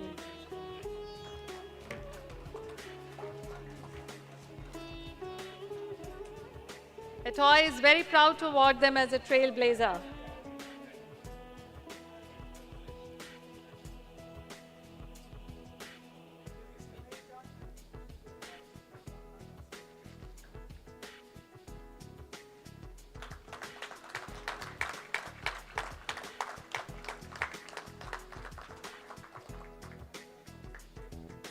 Our next Trailblazer Award goes to Journey to Ladakh, Mr. Rigzin Namgyal, in recognition of path-breaking new adventure tourism products. Rigzin Namgyal's journey began in the rugged landscape of the India-China border in Ladakh. Born into the shepherd family, his village, a village chieftain, and his mother, hailing from a royal family, brought together the diverse backgrounds in a union whose origins remain a mystery. His remarkable journey embodies a commitment to transforming challenges into opportunities, carving a unique path from the high plateaus of Ladakh to the bustling streets of Delhi. Mr. Rigzin Namgyal.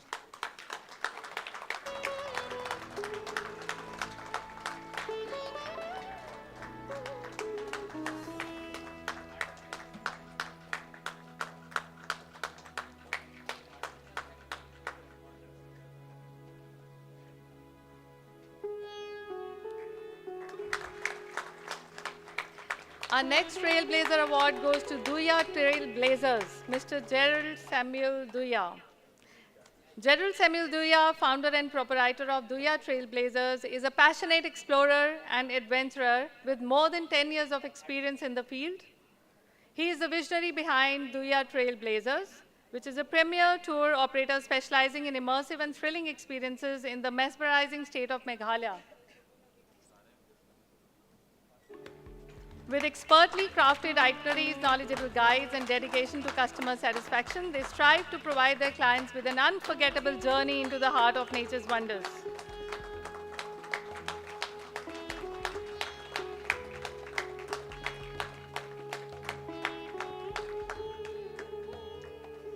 Our next award is a Pathfinder Award for Adventure Infrastructure Innovation, which goes to Empyrean Skyview Private Limited, Mr. Syed Junaid Altaf.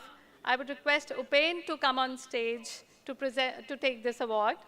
Junaid holds an MSc in Financial Management and Risk Engineering from Imperial College London and a BSc Business Administration with a major in Finance from Washington University.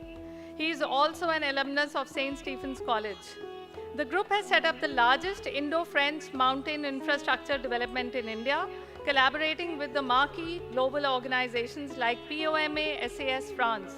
This is a flagship lifestyle and mountain adventure destination with the longest and highest CEN certified ropeway at Patni Top in J&K, India, making it the single largest investment in tourism in Union Territory.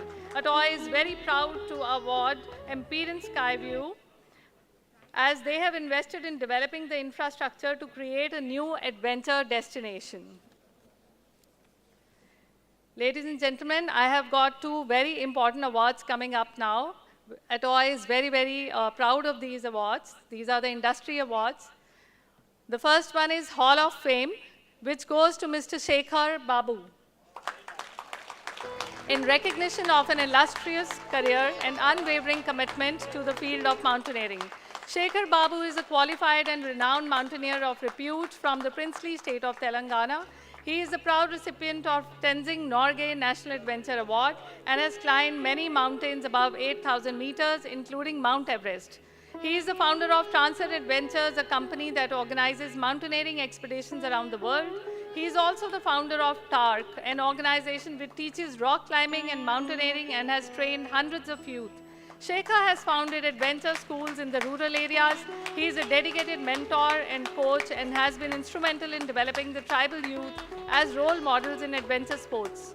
Shekhar's work in rural areas is inspired by his belief that adventure sports can be a powerful tool for social change. We are very proud to have Shekhar Babu as ATOAI's chapter chairman on South Region. ATOAI salutes your unwavering commitment to the field of adventure tourism. Now it's time for our Lifetime Achievement Award, which goes to Ms. Rani Puri, honoring a lifetime of extraordinary contribution in the field of adventure tourism. Rani's exemplary success story is not a coincidence. It is passion turned into a profession. She started from scratch in 1986 from her bedroom with one Remington typewriter as an adventure tour operator in the name and style of rucksack tours, at a time when women were not even encouraged or supported by family for such an attempt. She decided to remain small and work for their 4-member company, where all the business has been generated through word of mouth only. Having trekked most of the popular routes in Himalaya, she participated in climbing expeditions, including one in International Women Year in 1975 and the expedition to Kalahai in Kashmir, Himalaya. Being one of the first girls in the adventure activities, she has been interviewed by daily newspapers, magazines, winners and women of substance. Rani is one of the founding members of ATOAI and went on to become the founder vice president of Adventure Tour Operators Association of India for 6 years. She has also been awarded the prestigious Hall of Fame award by ATOAI.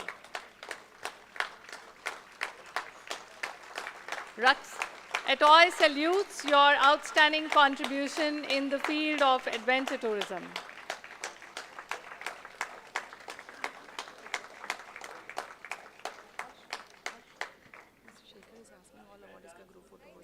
Yes, we can.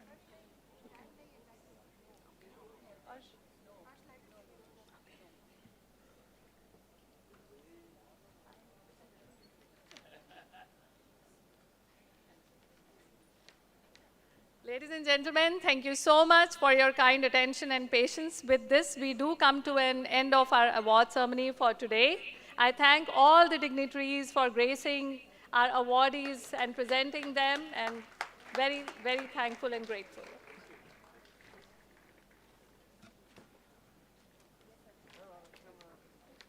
I hand over the mic back to Dhwani.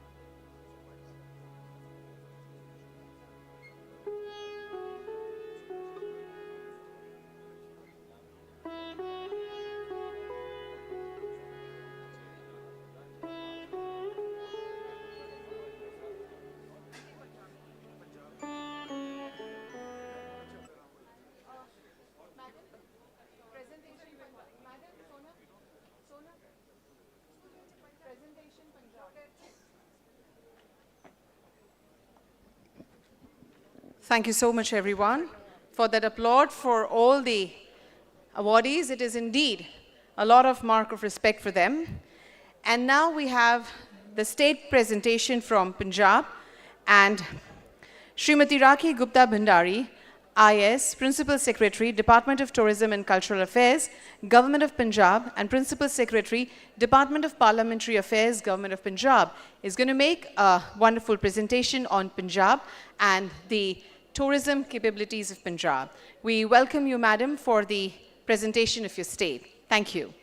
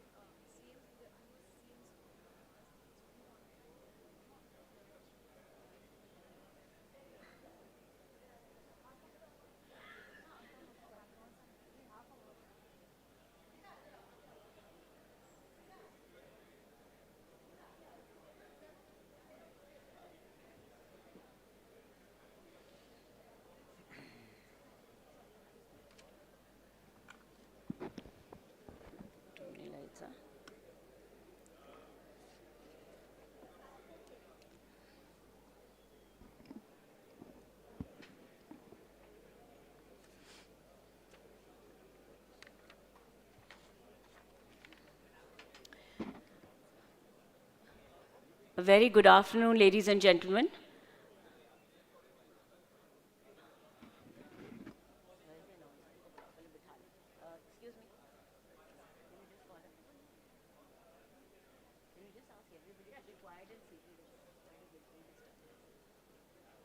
I think there are people still Hello. getting ready Yes, for the yes, yes, yes. Ladies and gentlemen, it's a humble request to each one of you to kindly sit down. We're having two presentations over here. Also, we have a very eminent person's speech, keynote address kind of a thing. Please, we humbly request each one of you to kindly settle down as fast as you can. This is very important for the decorum and also for the dignity of the speaker. Thank you.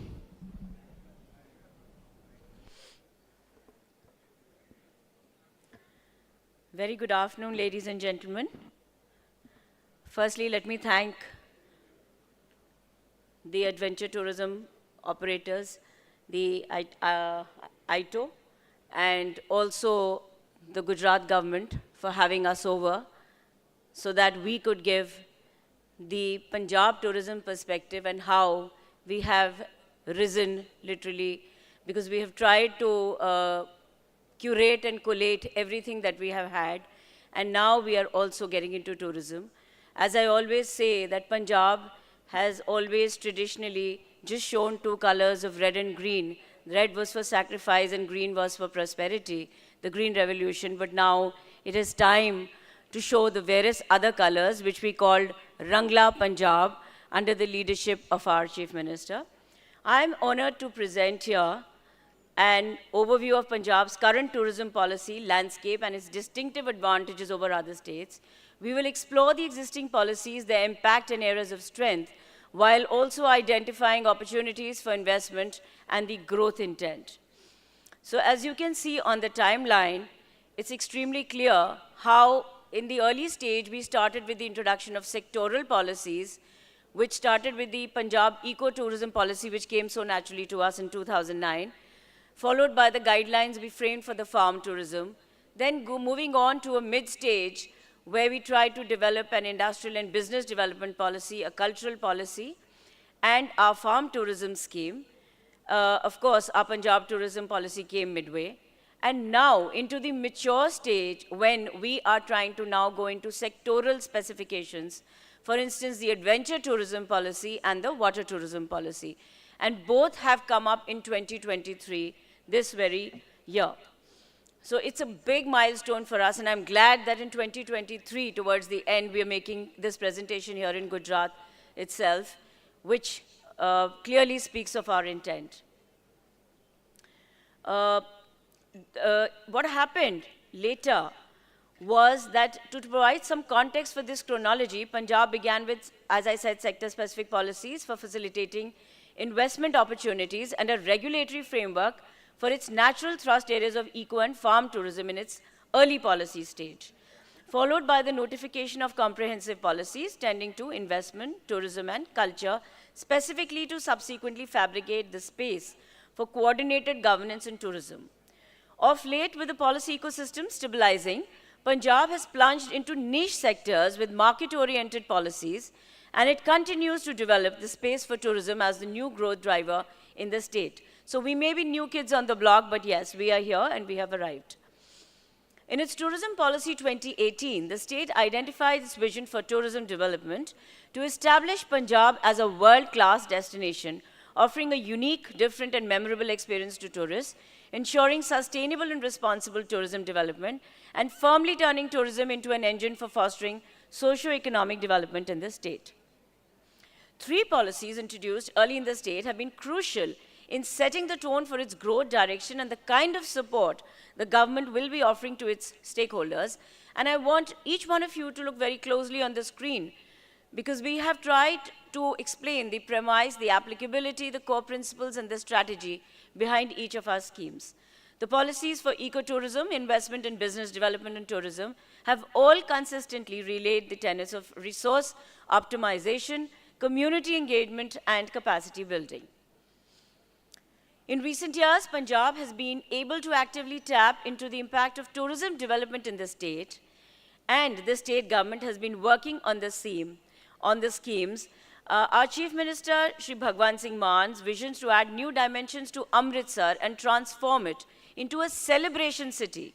So earlier it was only a heritage city and a devotional city, but now we are extending this terminology and making it into a celebration city. During the state's first ever and extremely successful tourism summit, yes, it was the first for us because before that, we had never ever had a tourism summit, and this particular year, we were fortunate enough to get into this. We launched the festival calendar of around the year, so that's when we realized that we wanted entertainment at 365 days of the year in Punjab, and that is how we curated our various festivals into various themes and made it into a thematic kind of a calendar with all the districts participating and various districts offering various avenues, various culture traditions were displayed and are curated into the thematic circuits. Also in the past year alone, Punjab has significantly stepped up its presence in travel marts. We have been trying to represent and have been steadily building the visibility of brand Punjab. Heritage Village in Gurdaspur for the first time was also awarded the best tourism village by the Ministry of Tourism, Government of India. Further, Punjab has managed a string of successful and unique tourism projects through public-private partnerships like Sada Pind, Rang Punjab, and so many others. The tourism department has also worked in collaboration with our various private travel partners to curate thematic circuits, offering immersive experiences, as you can see on your screen, like the devotional circuit, the heritage circuit, the legacy circuit, the freedom trail, and the border tourism circuit, which we have been talking about. So all that was discussed today here has already been conceptualized, already has been formatted, and we are already in an action mode there. Because we are home to the freedom trail, literally, and the border tourism for us, because as we all know, the Atari border is situated within Punjab. But besides the Atari border, there are two other borders, the Sadki and the Hussainiwala, which also we are lucky to have. So I think those are the villages around them, etc., which can be developed and can be taken on to a totally different, entirely different level in terms of border tourism. In addition to this, there is a futuristic, of course, as you can see on your screen, we have devotional sites, heritage sites, legacy circuit, and border tourism, ecological hotspots, freedom trails. These are just a few. Besides this, there are so many others now we are thinking of, like the culinary trail, because Punjab is known for its rich food, culture, traditions. And there are other tourism, in fact, the sports tourism also, which we were thinking about, since golf is played so much by Punjabis.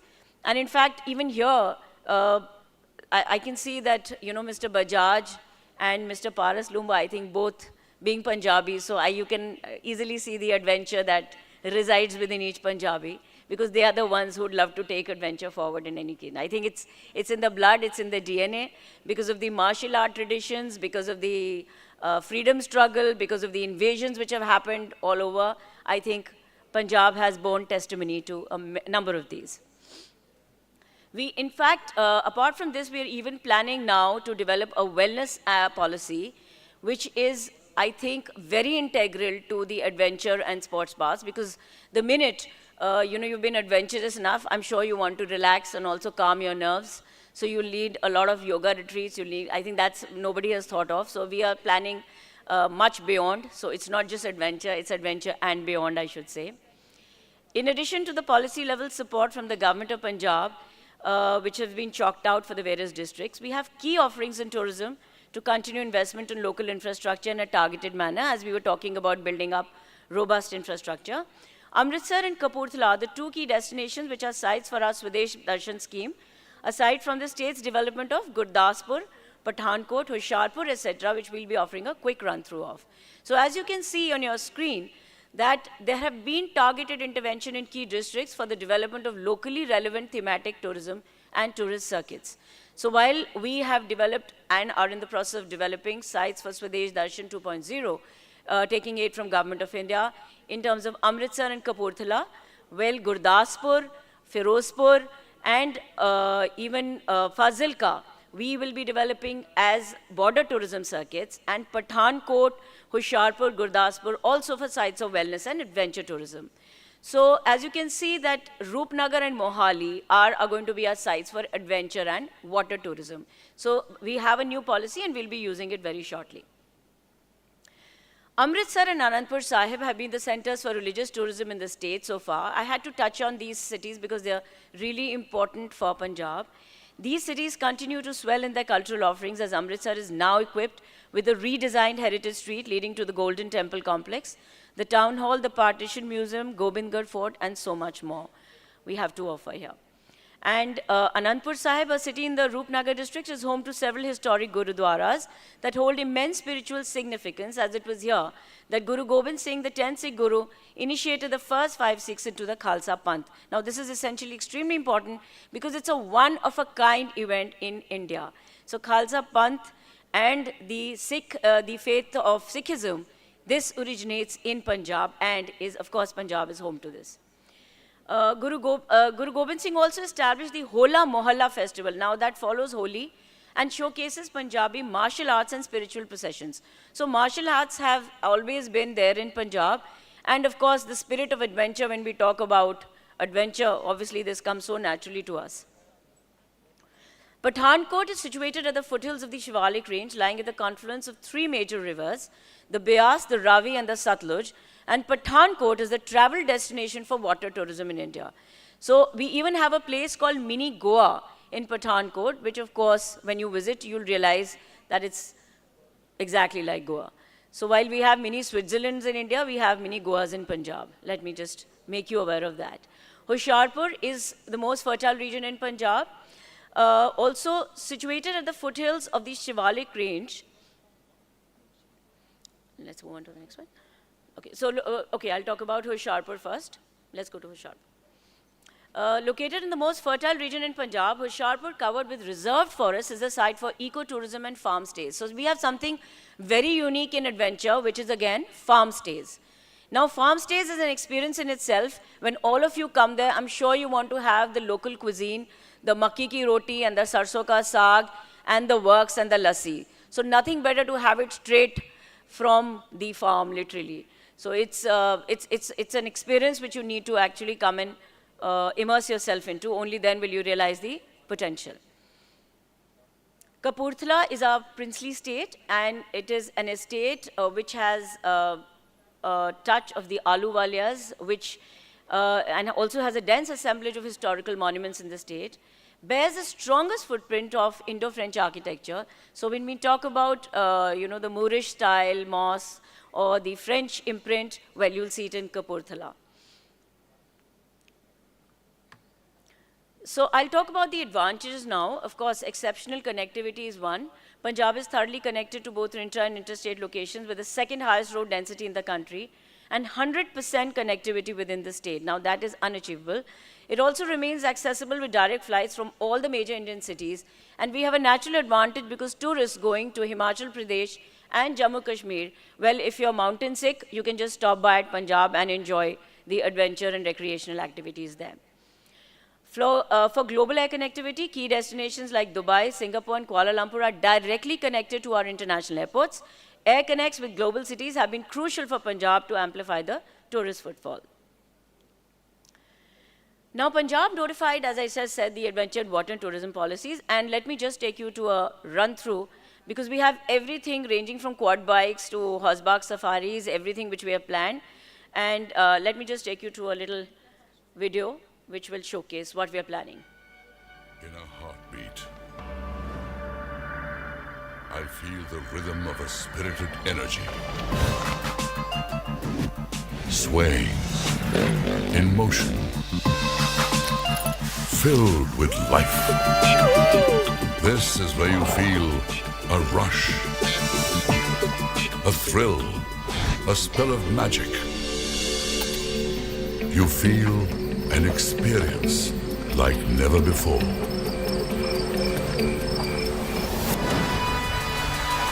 We are Punjab. And right here, an adventure awaits. Rangla Punjab. Come, invest in adventure sports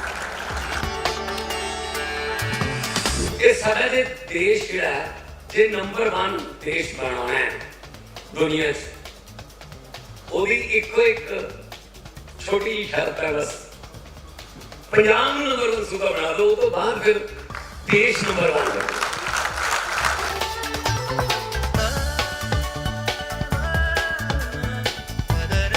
हम चाहेंगे कि पूरी दुनिया से लोग आके And that's Kapil Sharma. I'm sure everybody knows him. हमारा विरसा, हमारा कल्चर, और हम चाहते हैं कि जो खूबसूरती है, जो महक है, ये पूरी दुनिया तक पहुंचे, और उसके लिए आप सब लोगों का साथ चाहिए.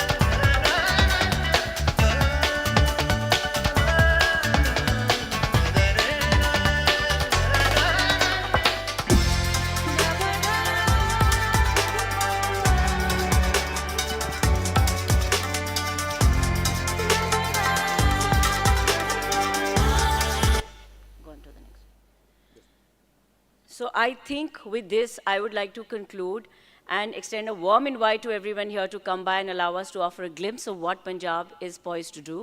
And no better time than January to do that, as we will be launching the biggest festival of the year, Rangla Punjab, again at Amritsar this time.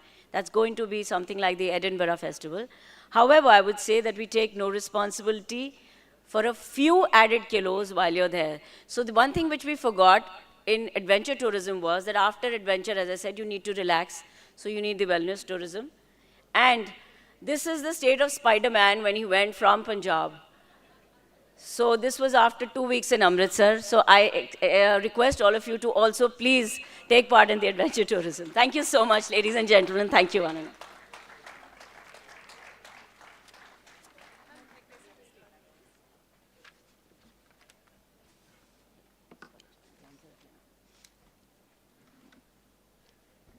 Thank you very much, madam, for showcasing the beautiful Punjab, and we wish you good luck as well. And now I request Shri Tejbir Singh Anand, Senior Vice President, ATOAI, to kindly present the frame of and friend of adventure and a shawl to madam, please.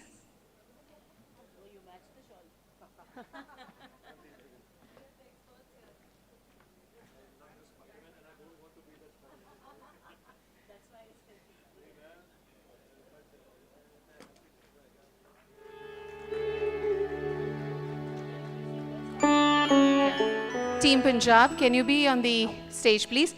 Tejbir Singh, आप थोड़े center में चले जाएंगे.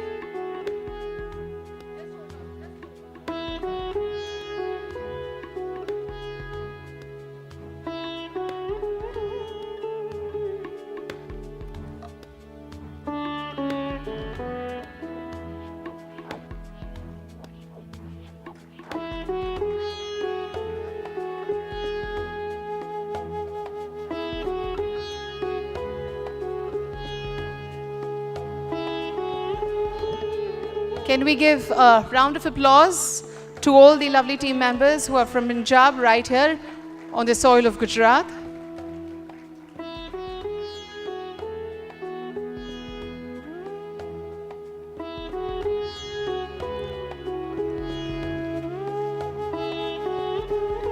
Thank you so much, thank you. Moving on to the next. We have with us Colonel Ranveer Singh Jamwal, a distinguished Indian mountaineer who has achieved the remarkable feat of summiting Mount Everest thrice and completing the 7 Summits Challenge. First, a round of applause for that. Thank you. With over 75 expeditions, he led the groundbreaking mission Har Shikhar Tiranga, scaling the highest peaks in all 28 Indian states. Holder of 3 Asian and 4 Indian records in mountaineering and cycling. He is a renowned rescue specialist trained in Switzerland, recognized with numerous awards, including the Tenzing Norgay National Adventure Award. He played a crucial role in the 2015 Everest Base Camp rescue, saving over 60 lives. Colonel Jamwal is also featured in documentaries on Discovery Channel and NDTV Prime and has inspired youth through talks at institutions and platforms like TEDx and Josh Talks. Please extend a very warm welcome to Shri Colonel Ranveer Singh Jamwal. Thank you.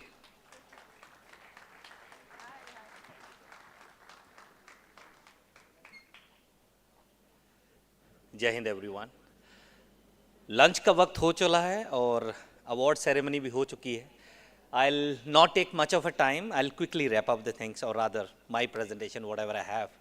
First of all, my gratitude and thank you to ATOAI for giving me the opportunity to speak up here. Presentation is definitely very important because this is what probably we can achieve. So, adventure tourism and in India and way forward. So adventure is obviously exciting and thrilling, dangerous, entertaining, educative, and it gives you adrenaline rush. We all know that, obviously you all belong to this community. Though adventure in India is not new, but still probably I would say adventure tourism, it is at a nascent stage. We all have talked about it, the percentage which we are, and percentage which we want to achieve in next 5 to 10 years. Components, we need space, attractions, sense of unknown, nature. We need to have a satisfaction. It needs to be commercially viable when we conduct such activities, and unusualness when a participant comes and do the adventure. I think there are many events which are still not mentioned, which I have mentioned here. You all can add on. These are some of the activities which I have mentioned here. We all know there are 3 verticals of adventure, and I'm fortunate to lead the National Institute of Mountaineering and Adventure Sports, which is the only institute in the country presently which is giving adventure certification courses in all 3 verticals. We have mountaineering, mountain terrain biking, sport climbing, we have whitewater rafting, scuba diving, we have paramotoring and paragliding also. What India offers, I think we have all talked about it, but yes, 70% of the Himalayas, that's amazing, 7,000 kilometers of coastline, we all know that. Hot and cold desert, I think we are the only 3 countries in the world to have that. Forest cover, we are 10th in the world, and we have UNESCO natural heritage sites. We are also 6th in the world to have that. As we already told, it's at a nascent stage, but yes, there are a lot to achieve. Existing market, we all know. You all are from the adventure market. We all know what is the stages, or rather I would say, which is the existing market. What is the potential adventure tourism markets? I have only focused on Northeast as of now, because I thought probably we'll talk more on Northeast in the next 3 slides, because in India we'll definitely explore more.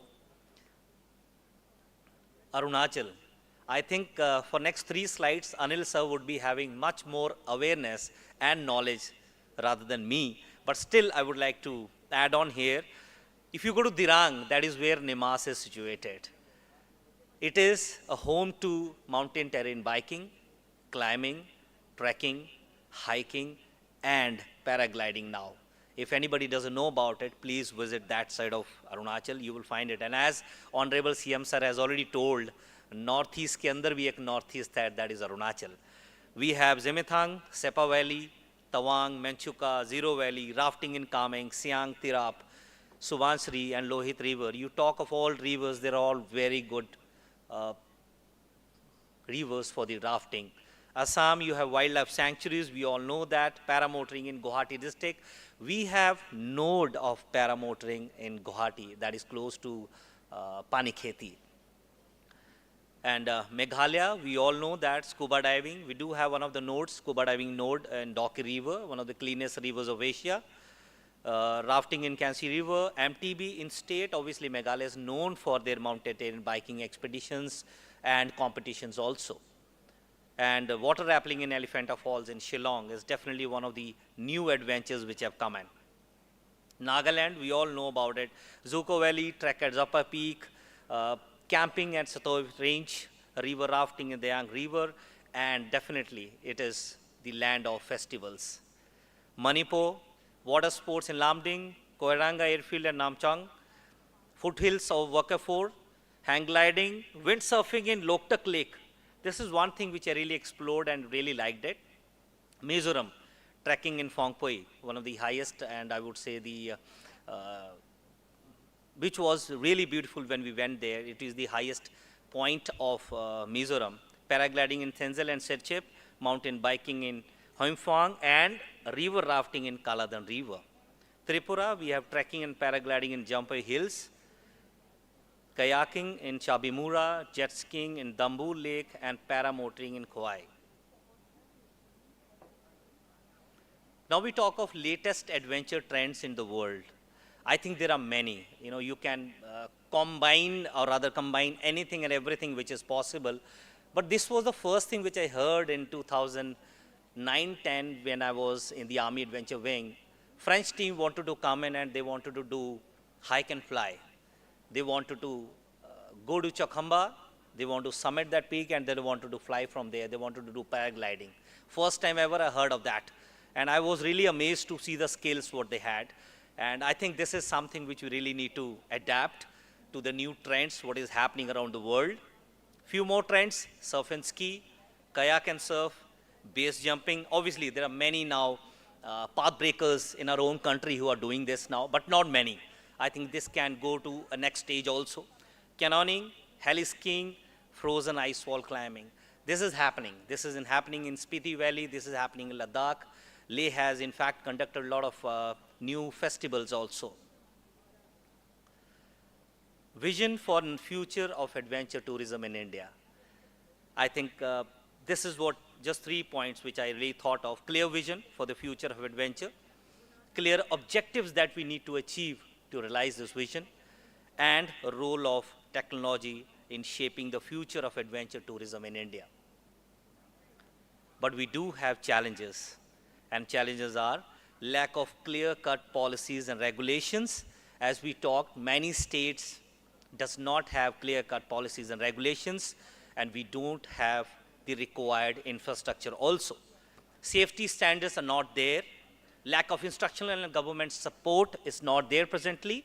Lack of funds and adventure tourism. Lack of entrepreneurial skills. Lack of awareness. Lack of marketing and information dissemination by media. When we talk of adventure, probably media will cover us the last. So probably that is where we need to really focus on more. Standards and safety measures to be followed.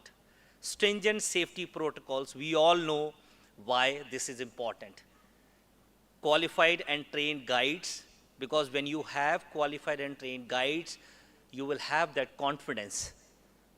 The team will have that confidence in your guide, and guide will also be confident that I'll be able to carry on this trek, hike, or whatever expedition he's leading.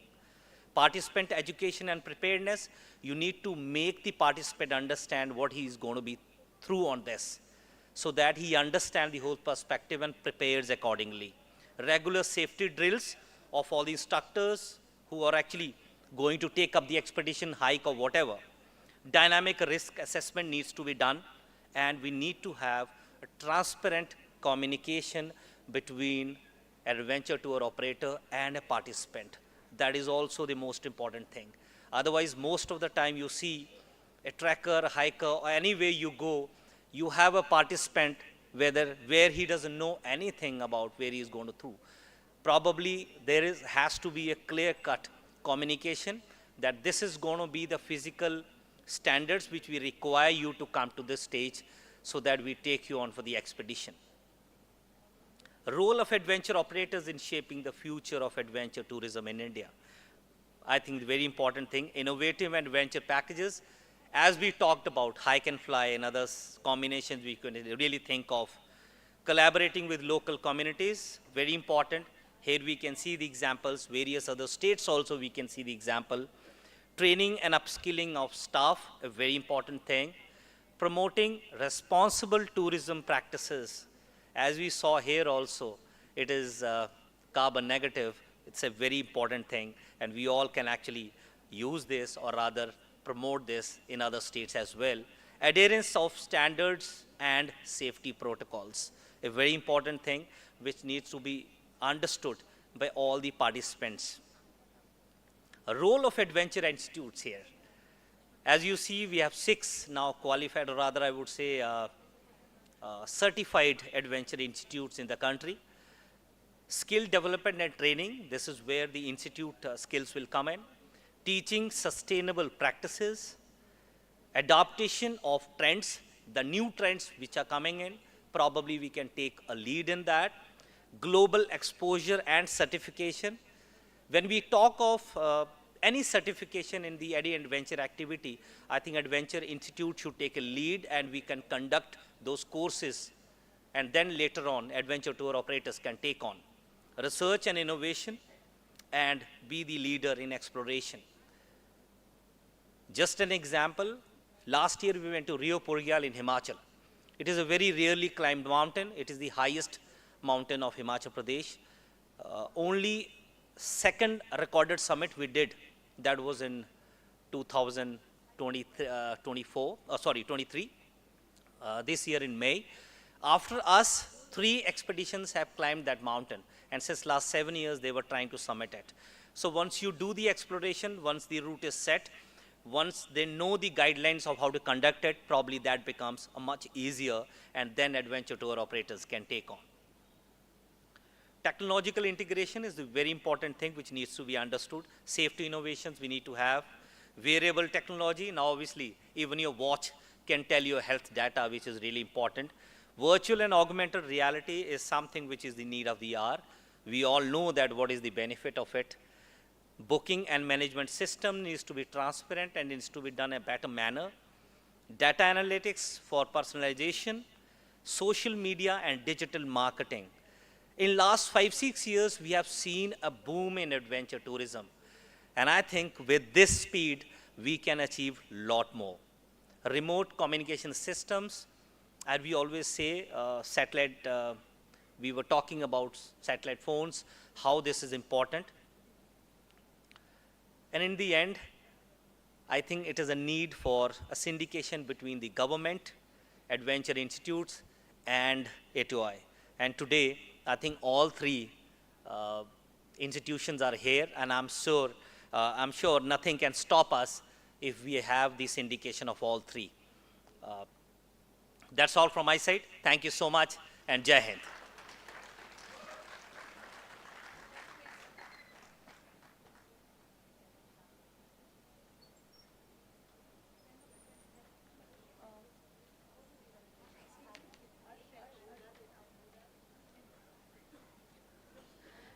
Thank you so much, sir, for that wonderful presentation. We highly appreciate it.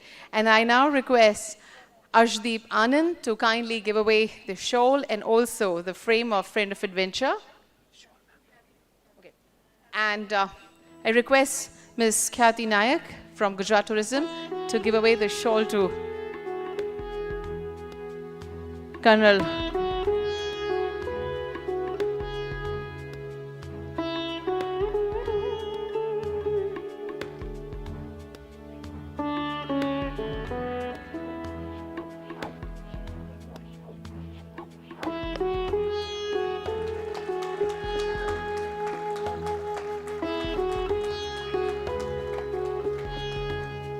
Thank you very much, sir. Thank you, ma'am.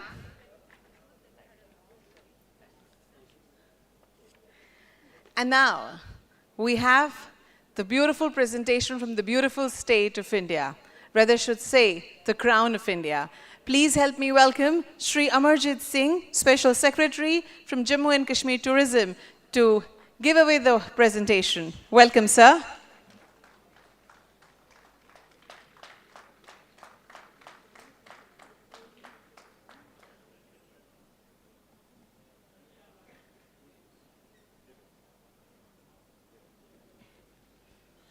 नहीं तो copy कराएगा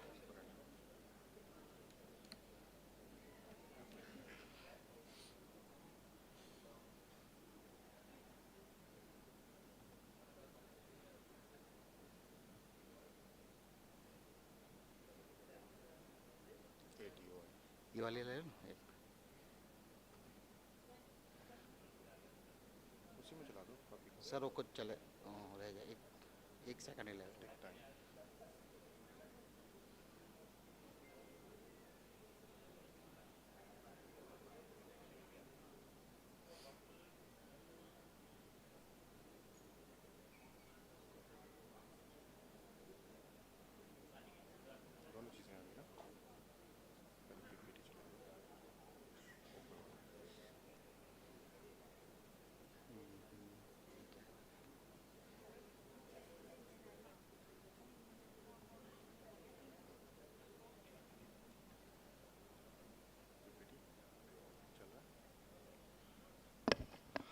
Very good afternoon, ladies and gentlemen. I know you guys had enough since morning, so thank you for being here. But trust me, if you give me a few minutes, I'm going to freshen you up and taking you through the beautiful landscape of the UT of Jammu and Kashmir. First of all, my sincere gratitudes to the Gujarat Tourism and ATOI, particularly Mr. Ajit Bajaj, Mr. Tejbir, and the entire team of Adventure Tour Operator Association of India for giving us this opportunity to be present before the stalwarts of adventure industry, the people who are full of enthusiasm, who are passionate about adventure. It had been a very fruitful session since morning, and after the presentation ceremony, I am suddenly feeling so small. The people have achieved so much in the field of adventure, and we are really not being able to fully utilize their knowledge and their skills. And anyway, we are trying our best, and Jammu and Kashmir is also not behind in this.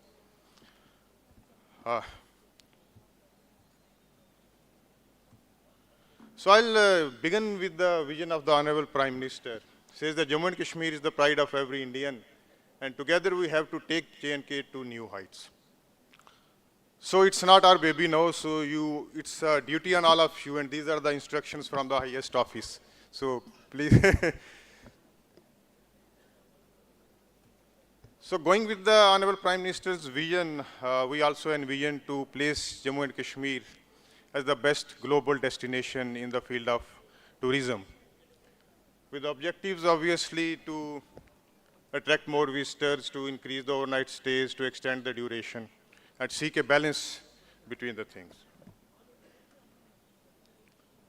But just to give an overview of tourism scenario in J&K, Jammu and Kashmir, I'll say that we are an all-weather destination, a destination for all season, a destination for all age groups, a destination for all kind of senses.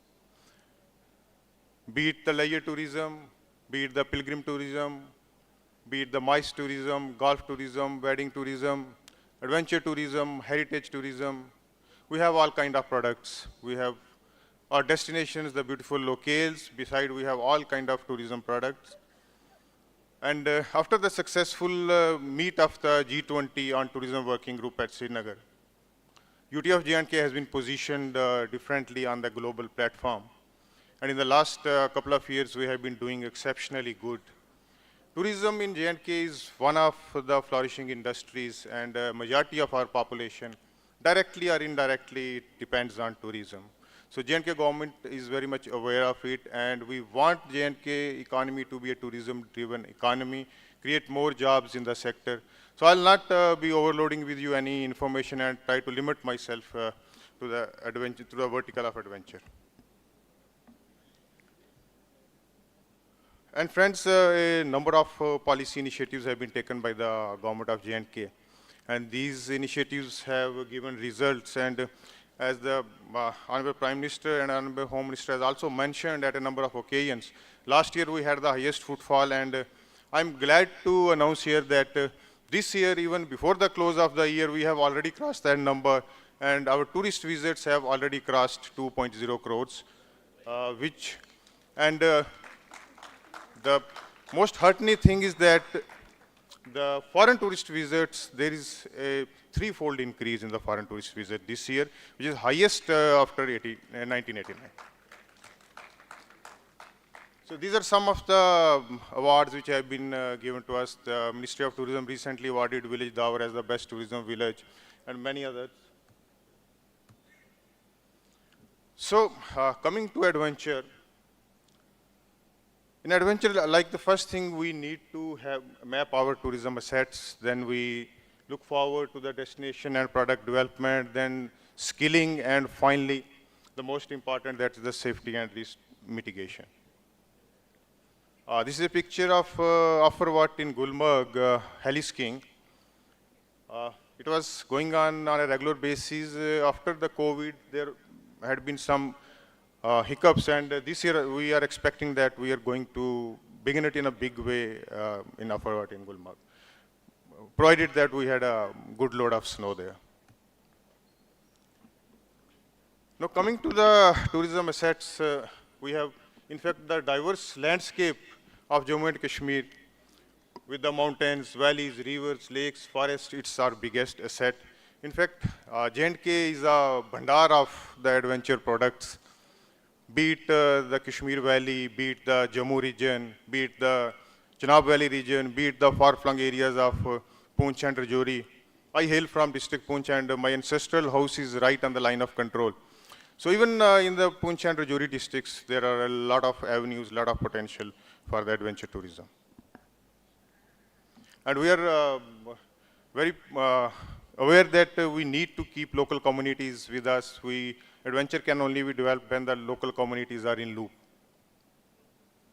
Just a few of the products which I want to highlight here: the heli skiing, snowboarding and skiing, trekking and mountaineering, motorsports, mountain biking, water sports, air adventure, fishing. This is a picture of the Empire in Skyview, which has been recognized today also. It's a wonderful and sustainable product. The ropeway project, it goes above the tree line, and the most important thing is that this project was built without cutting even a single tree. It goes above the tree line. And they have in-house products, a lot of adventure products within the campus. It's a composite product in itself and a very sustainable product.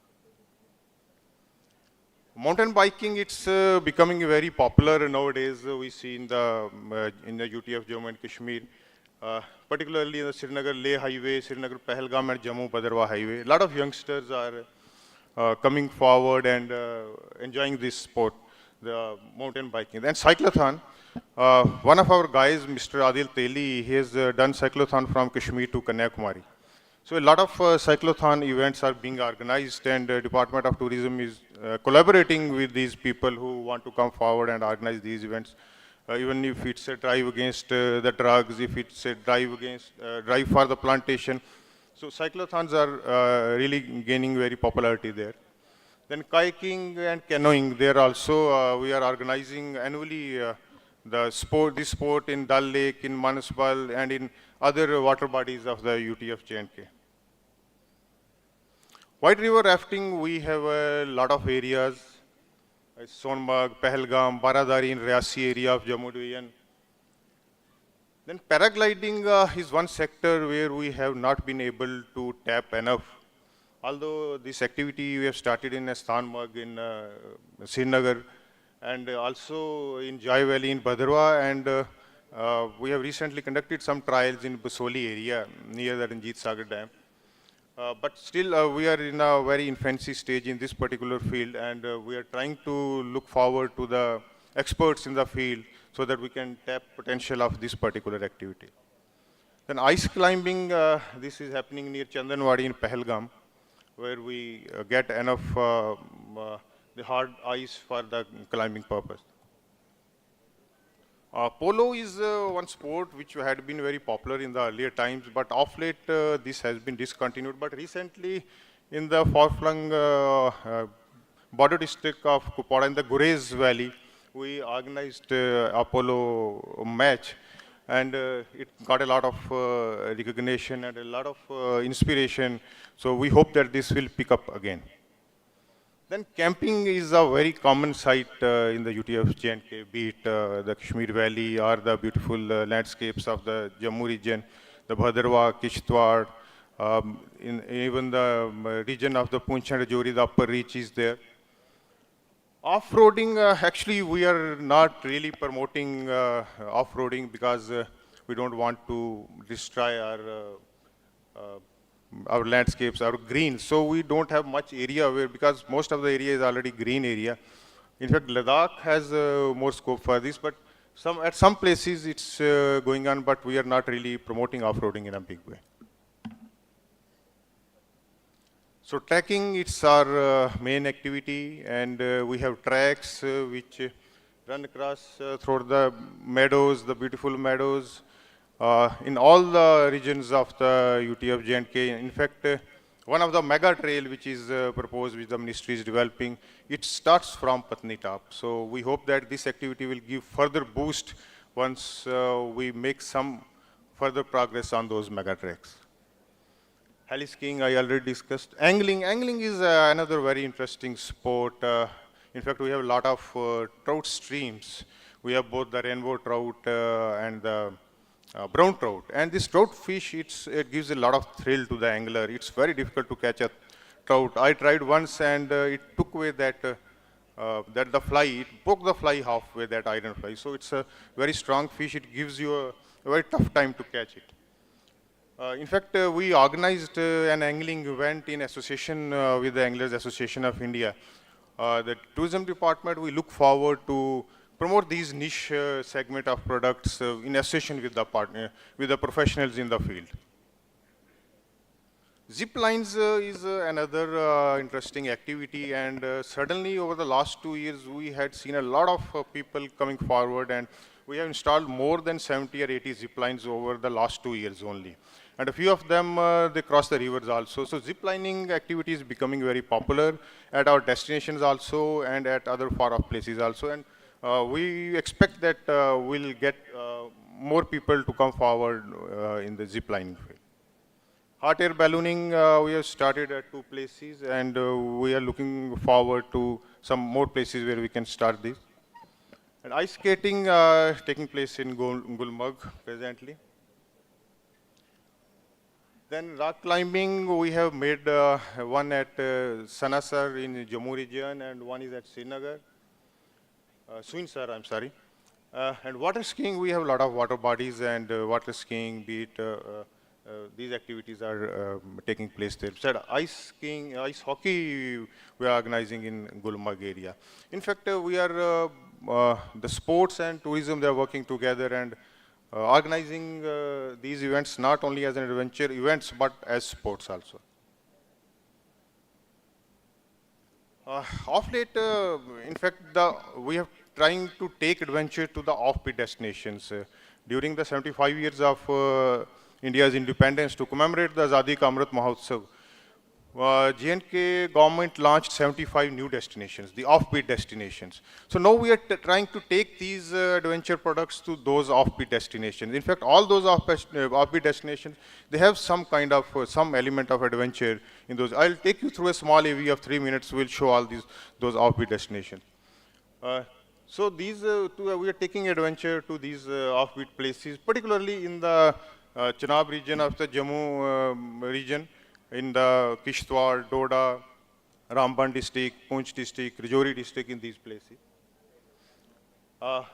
And new trekking routes we have opened up. Like in Srinagar, we have just concluded mapping of 37 new trekking routes. And likewise in Jammu region, we have identified and we are in the process of mapping 38 new trekking routes.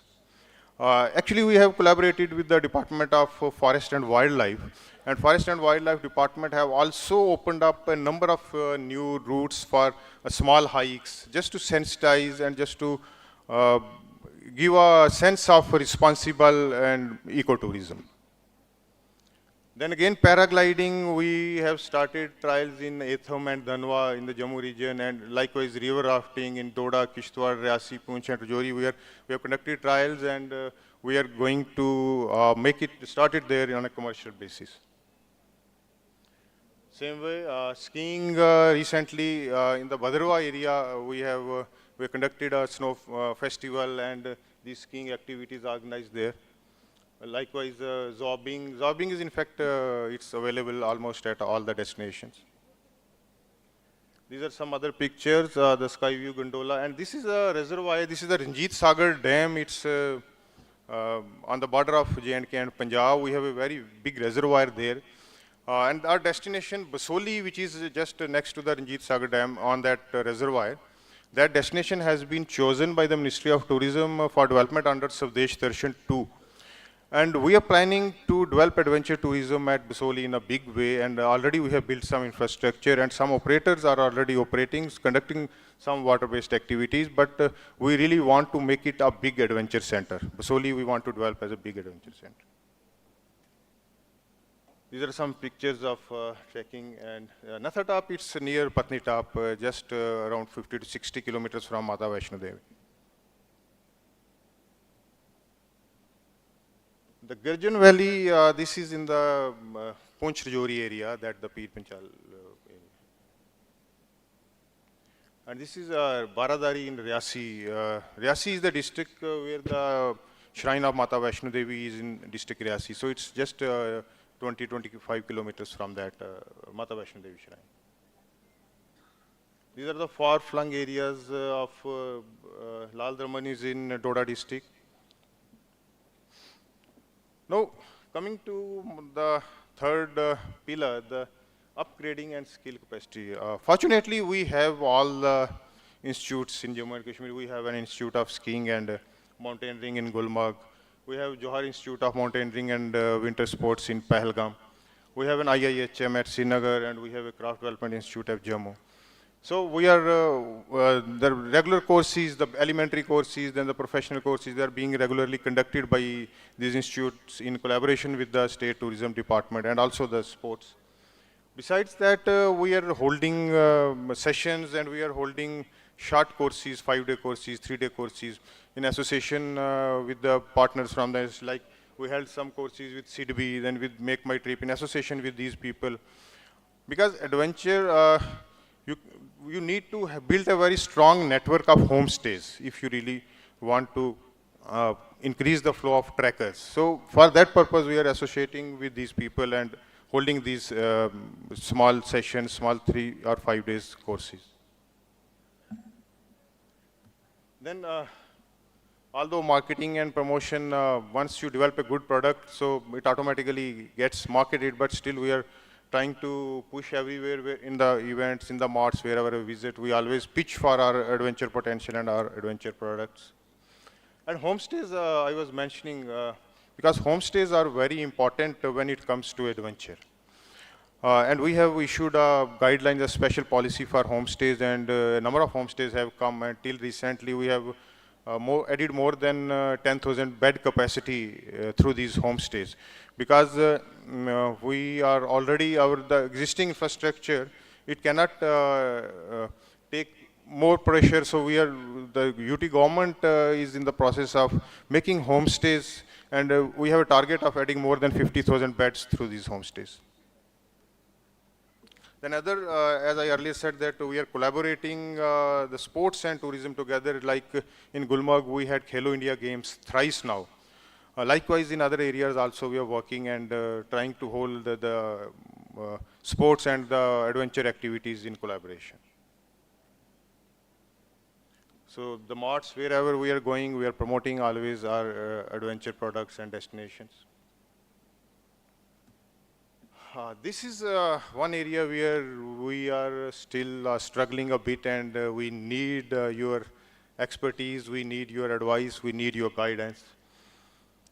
Rescue management, we don't have a very structured, I'll be very honest to say that we don't have a very structured system of rescue management and risk mitigation. And in fact, nowhere in India we have such a structured system as that. But fortunately, we have a very strong presence of armed forces and army in the UT. So they are always kind enough to come to our rescue whenever and wherever you want. But one thing I can assure you that there may be shortfalls in the infrastructure, there may be gaps, we are doing policy benchmarking. But one area where nobody can match us is our sense of hospitality. When it comes to hospitality, no other state, no one else can beat us. So whatever gaps are there in our infrastructure, we try to fill it up with our hospitality and with our commitment. So, ladies and gentlemen, thank you. And now I'll be taking you just through a small AV. It's a 3-minute AV.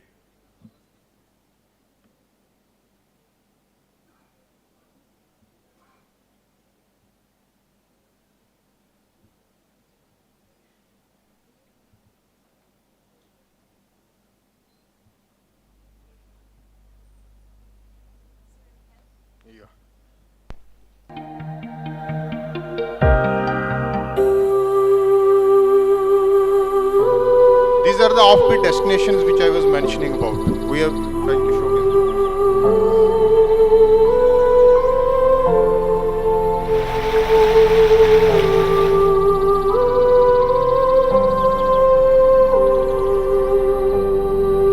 Lolab has 2 days back been awarded award from the Outlook Travelers, the best offbeat destination.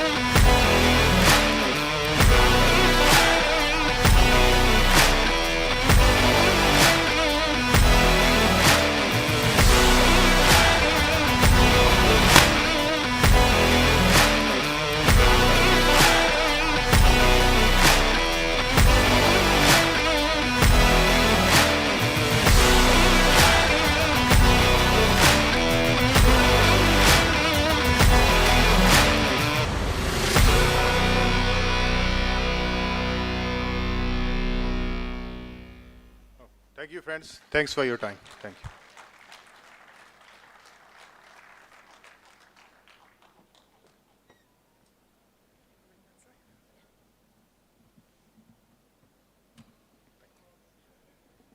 Thank you very much, sir, for that wonderful presentation showcasing the beautiful Kashmir. And I now request the Sanjay Basu, Shri Sanjay Basu, EC member and past Senior Vice President, ATOAI, to kindly present the, I would also request the team Jammu and Kashmir Tourism to be on the dais, please. Welcome all of you.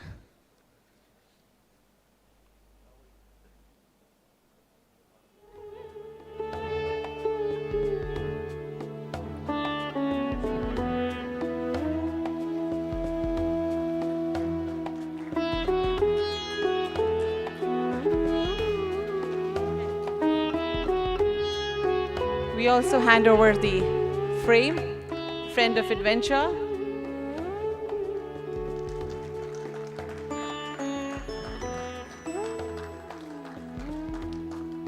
Thank you, everyone. And now before parting for the lunch, would request Arshdeep to make a few announcements, please. Thank you.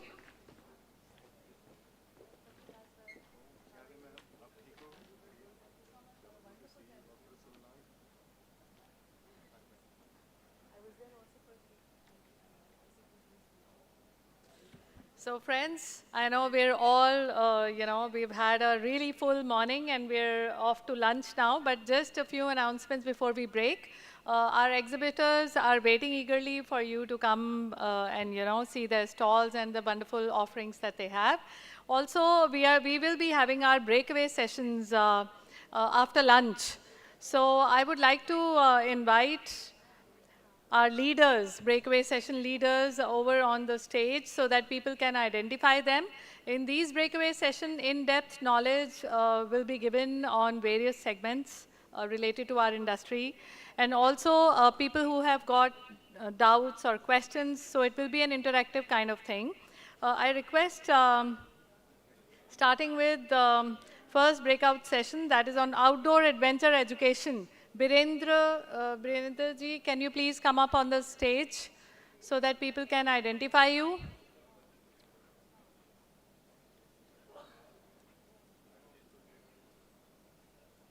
The session on outdoor adventure education. Mr. Birendra Raj Karnikar. Is he here? All right, the session one, the next session is on insurance. Mr. Prateek Gupta.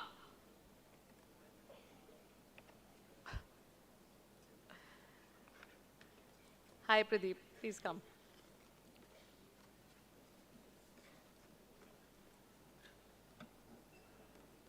So, thank you. So Prateek would be having this placard with him and he will be here in the hall only. He'll make a setup over here only. So whoever is interested in knowing more about insurance products that he has to offer, so please go and meet him after lunch.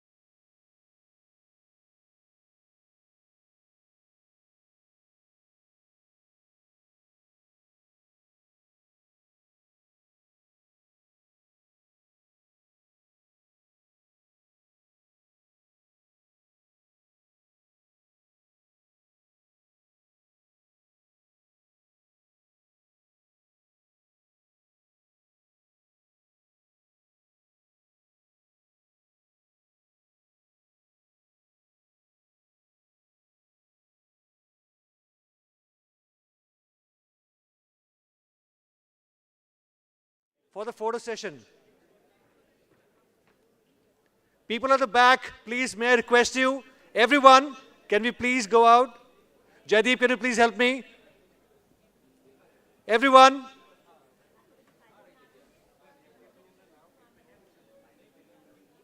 सबसे दरख्वास्त है, please आप बाहर आ जाइए एक photo opportunity के लिए with the tourism minister.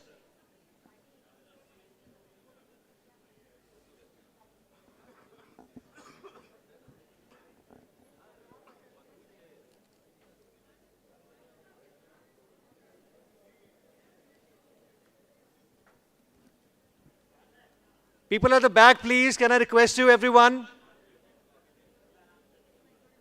जो पीछे हैं लोग, प्लीज आप सारे बाहर आ जाइए फोटो सेशन के लिए. Thank you everyone for your cooperation.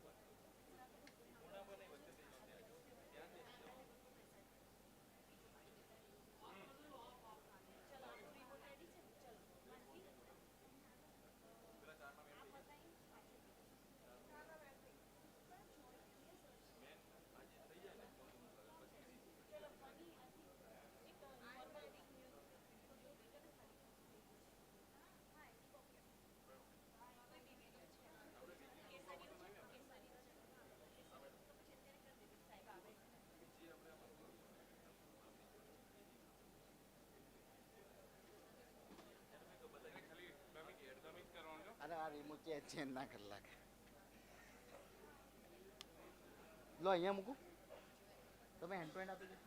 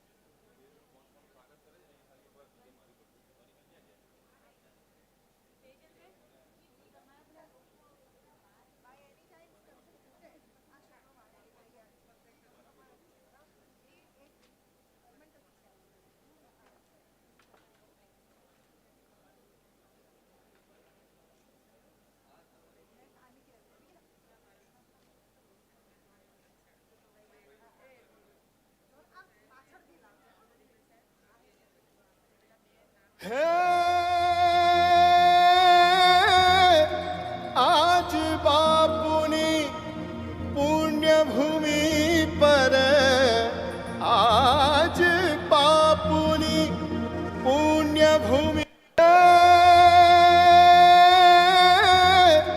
आज बापुनी पुण्य भूमि पर आज बापुनी पुण्य भूमि पर उग्यो स्वर्ण प्रभात जय गुजरात जय गुजरात जय जय करवी गुजरात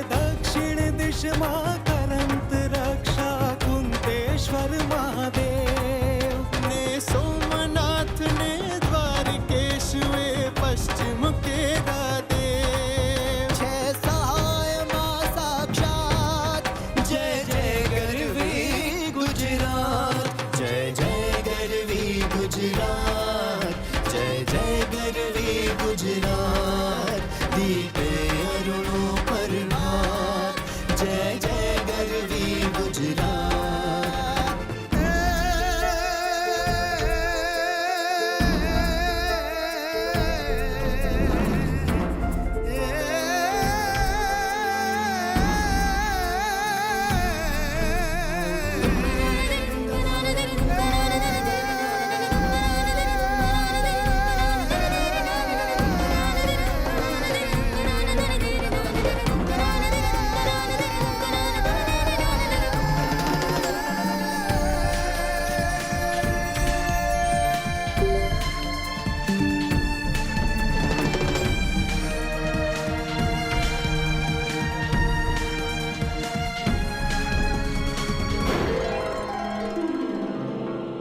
नदी तापी नर्मदा जाय महीने बीजी पण जाय बड़ी जोई सुभटना जुद्ध रमण ने रत्ना कर सागर पर्वत ऊपर थी वीर पूर्वजो दे आशीष जय कल संपे सोहे सौजात जय जय गरवी गुजरात जय जय गरवी गुजरात जय जय गरवी गुजरात दीपे अरुणों पर भात जय जय गरवी गुजरात ते अणहिल वाडना रंग ते सीतराज जे संग ते रंग थकी पण अधिक सरस रंग ठशे सत्वरे मात शुभ शकुन दिशे मध्यान शोभशे वीती गई छे रात जन्मभूमि नर्मदा सात जय जय गरवी गुजरात जय जय गरवी गुजरात जय जय गरवी गुजरात दीपे अरुणों पर भात जय जय गरवी गुजरात वंदन वंदे गुजरात तमे वंदन Gujarat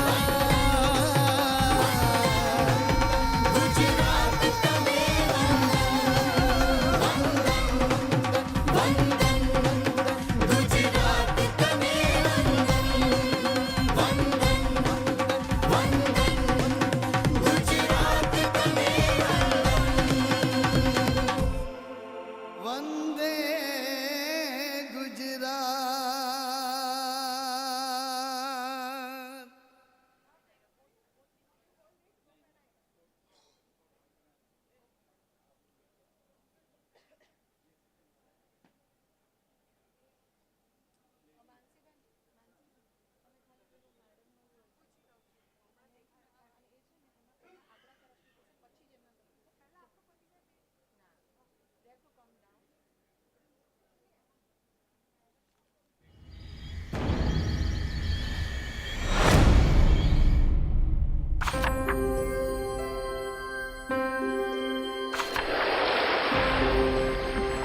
Dear Diary,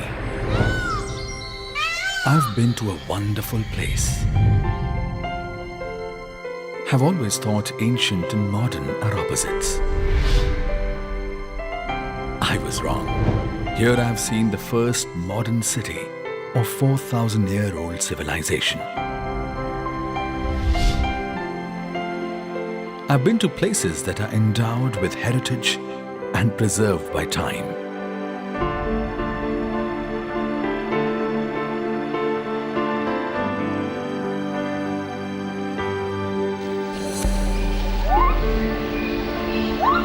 I always thought man and wild are opposites. Not really. Here I've had conversations with the king of the jungle. I always thought white is the opposite of colors. Proved false. Here I've seen millions of shades. dancing in color white.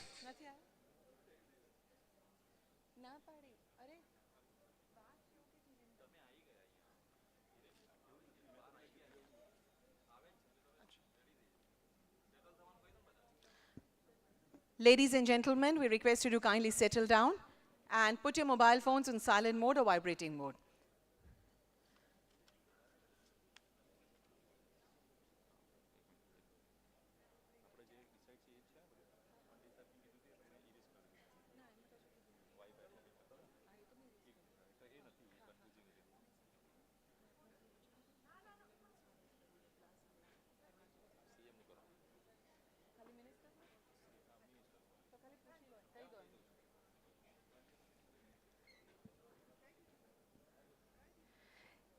Ladies and gentlemen, please help me welcome Honorable Minister of Tourism, Government of Gujarat, Shri Mulubhai Bera.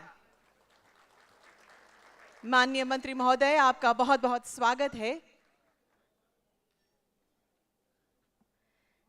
Today we have with us Dr. Darshana Ben Deshmukh, Honorable MLA of Narmada. We welcome you, Madam.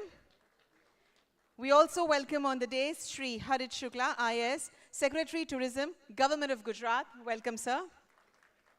We one more time welcome Dr. Saurabh Pardhi, IAS, Commissioner and MD, Director of Gujarat Tourism. Welcome, sir. We have with us Shri Ajit Bajaj, President, ATOAI. Welcome, sir. We have Shri Venkateshan Thataran, the Regional Director of West, Central and South, Ministry of Tourism, Government of India. We welcome you, sir. We welcome on days Shri Anil Oro, the Regional Director, Northeast, Ministry of Tourism, Government of India. Welcome, sir. On the days, we also have Shri Vaibhav Kala, Convention Chairman and Vice President, ATOAI. Welcome, sir.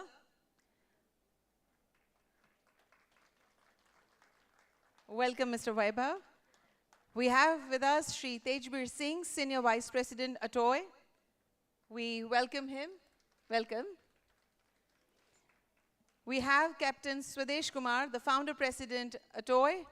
We extend very warm welcome, sir. We have Shri Neeraj Bhatt, the co-chairman this convention and also the honorary treasurer, ATOAI. We welcome. I think he's a little busy. Okay, he's here. Welcome, sir. One more time, ladies and gentlemen, can we extend a very big round of applause for all the esteemed dignitaries on the days? Thank you very much. Now, in order to deliver the welcome address and set the tone of this ceremonial session, please help me welcome the Padma Shri Awardee and President, ATOAI, Mr. Ajit Bajaj.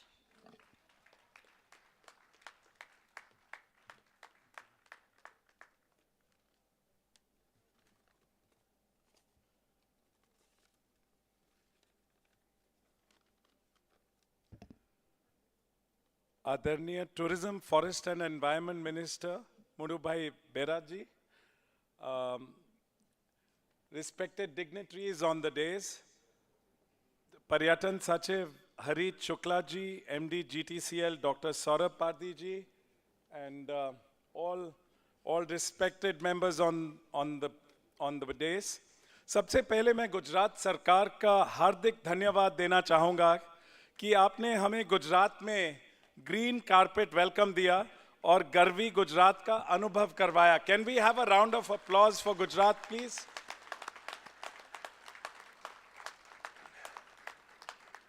Sir, आपकी Gujarat tourism की efficient team के साथ मिलके काम करके ये पता चला कि गुजरात वाकई में वाइब्रेंट क्यों है. आदरणीय मंत्री जी, मैं आपको बहुत गर्व से बताना चाहता हूं कि हमारा कन्वेंशन कार्बन न्यूट्रल है. तो हमने हमारी टीम के सदस्यों ने हमारा जो कार्बन फुटप्रिंट है हमने कैलकुलेट किया, उसको कम करने के तरीके निकाले और जो भी हमारा कार्बन फुटप्रिंट है उसको हम ऑफसेट करेंगे. तो ये कार्बन न्यूट्रल इवेंट होगा.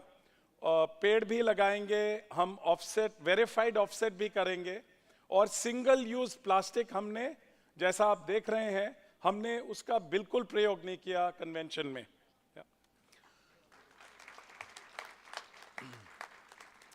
ATOI में adventure tour operators association of India में देश के दूर दराज हिस्सों से 600 ऑपरेटर्स हैं और आज यहाँ लद्दाख से लेकर केरला, गुजरात से लेकर अरुणाचल प्रदेश तक के सदस्य आए हैं। पैंडेमिक से पहले जो प्रोजेक्शंस थी उनके मुताबिक global adventure tourism was to be $1 trillion industry, और हमारे देश में भी जैसा आप जानते हैं एडवेंचर टूरिज्म का बहुत पोटेंशियल है। 73% हिमालय हमारे देश में है, और जैसे कि हम आज सुबह भी बात कर रहे थे, 50 स्विट्जरलैंड हमारे सिर्फ हिमालय रीजन में हम कर सकते हैं, लेकिन 7,000 किलोमीटर की हमारे देश में कोस्टलाइन है, और वर्ल्ड इकोनॉमिक फोरम ने हमारे देश की नेचुरल हेरिटेज को दुनिया में से सबसे 10 बेस्ट माना है। तो और हमारा लक्ष्य यही है, हमारी विजन यही है कि अगले 10 साल में we want to be amongst the 10 best adventure destinations in the world. हम सोचते हैं कि Gujarat can also be the jewel in the crown of Indian adventure tourism. G20 के दौरान में मैं एक पर्सनल बात बताना चाहूँगा। गुजरात टूरिज्म एंड भारत सरकार ने मिलके हमें यहाँ रन ऑफ कच्छ में इनवाइट किया था, और वहाँ देख के हम सभी लोग, दुनिया भर के लोग दंग रह गए। We really think it should be a natural wonder of the world. और धोलावीरा में जब हम जाके हमने देखा अपनी हमारी एंशिएंट वर्ल्ड हेरिटेज साइट जो हड़प्पन टाइम से है, ऐसा लगा कि यहाँ इतना पोटेंशियल है, हर जगह एडवेंचर ट्रैवल के लिए पोटेंशियल है। गुजरात में 1600 किलोमीटर की कोस्टलाइन है, यहाँ नदियाँ हैं, जंगल हैं, झीलें हैं, पहाड़, यहाँ सब कुछ है। और adventure tour operators association of India will be very proud to partner with the government of Gujarat to unleash this potential, immense potential, in a very responsible and sustainable manner. आज गवर्नमेंट ऑफ गुजरात के साथ कुछ MOU भी sign होंगे, और मैं I am very proud to also share with you कि भारत सरकार ने भी national board for adventure tourism set up किया है। तो काफ़ी चीज़ें हैं जिन पे देश भर में काम हो रहा है, जो हमारे पर्यटन मंत्रालय भारत सरकार ने किया है। Model law, adventure rescue centres, mega trails, insurance, border tourism, vibrant villages पर तेज़ रफ्तार से काम हो रहा है। तो एडवेंचर टूरिज्म एक नेशनल प्रायोरिटी बन रही है। कल भारत सरकार और गुजरात सरकार मिलकर एडवेंचर टूरिज्म पर एक सेमिनार यहीं पर at the iconic statue of unity में कर रहे हैं, जिसमें 18 राज्यों के पर्यटन के सचिव एवं सदस्य आ रहे हैं। एक चीज और है that I am very proud to share with you sir, कि हाल ही में उत्तराखंड में जब लैंडस्लाइड्स हुए, वहां आपदा हुई, तो ATOI ने तुरंत 2 घंटे के अंदर मोबिलाइज किया और एक टीम डिस्ट्रिक्ट एडमिनिस्ट्रेशन की मदद के लिए वहां भेज दी। केरला में भी जब फ्लड्स हुए तो ATOI ने एक रेस्क्यू टीम तुरंत राफ्ट वगैरह लेके उत्तराखंड से भेज दी। इस साल हमने ATOI की एक टीम को NDRF से भी ट्रेनिंग करवाई है, ताकि देश में कभी भी ऐसी स्थिति आए तो हम तुरंत एक फोर्स मल्टीप्लायर बनकर मदद कर सकें। Once again, I want to say a big thank you to the government of Gujarat for your Atithi Devo Bhava welcome. Jai Jai Garvi Gujarat, Jai Hind. Thank you.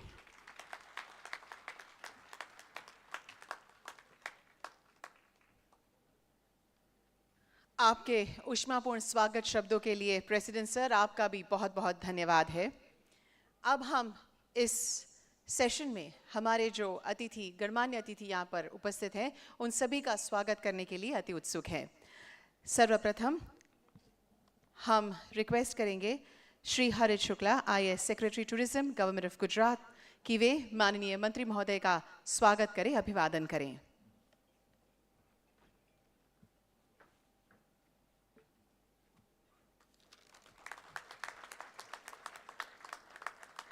धन्यवाद। I now request Shri Ajit Bajaj, President, to welcome Honorable Minister, sir.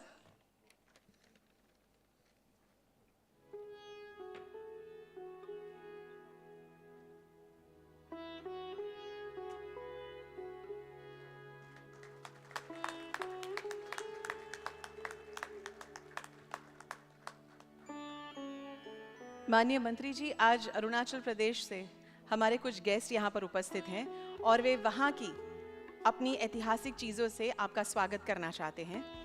मैं सर्वप्रथम बुलाऊंगी secretary Swapnil Nayak, tourism government of Arunachal Pradesh, और साथ में जुड़ेंगे Shri KN Dham, director tourism Arunachal प्रदेश।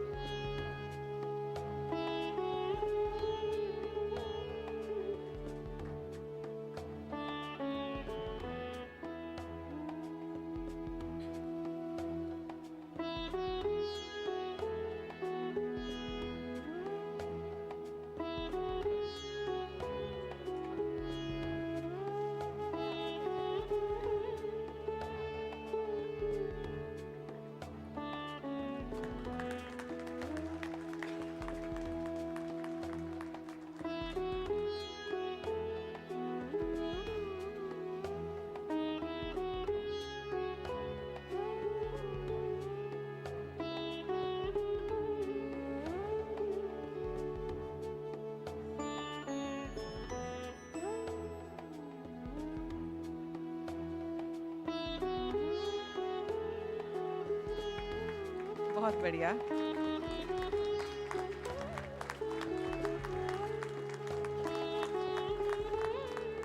धन्यवाद। Thank you. We now request Mr. Ajit Bajaj to kindly welcome Dr. Darshana Ben Deshmukh, Honorable MLA of Narmada.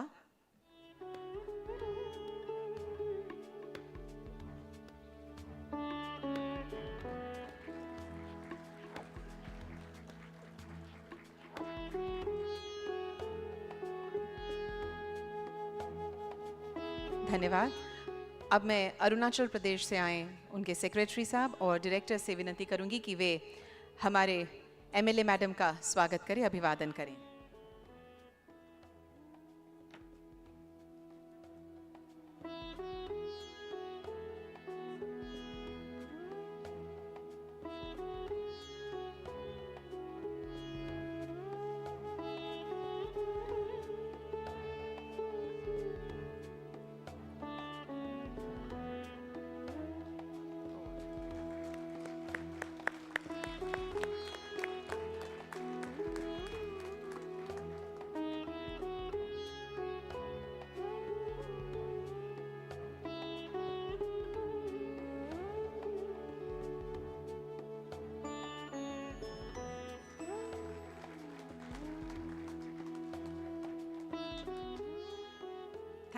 Thank you so much.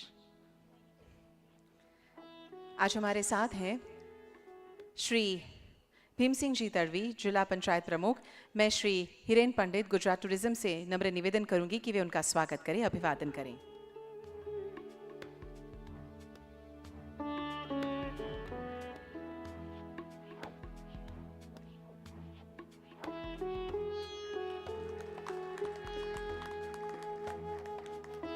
धन्यवाद। I will now request Shri Vaibhav Kala, Chairman and VP, ATOAI, to kindly welcome Shri Harit Shukla, IAS, Secretary, Tourism, Government of Gujarat.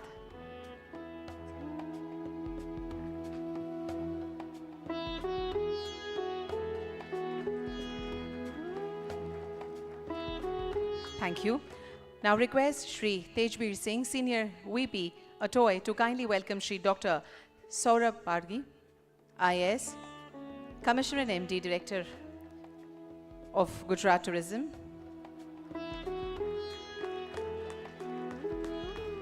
Thank you.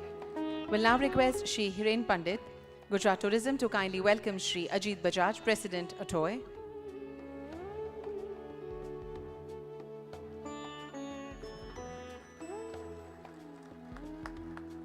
Thank you.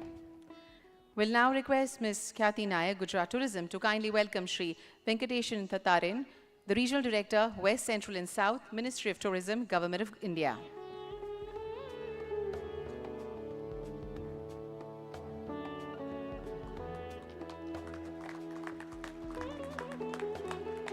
Thank you. Will now request Ms. Madhuri Mistry, Gujarat Tourism, to kindly welcome Shri Anil Oro, Regional Director, Northeast, Ministry of Tourism, Government of India.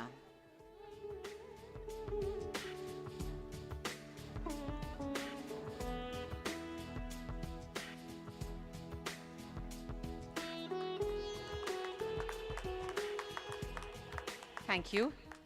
Will now request Shri Sanatan Pancholi, Gujarat Tourism, to kindly welcome Shri Vaibhav Kala, Convention Chairman and Vice President, ATOAI.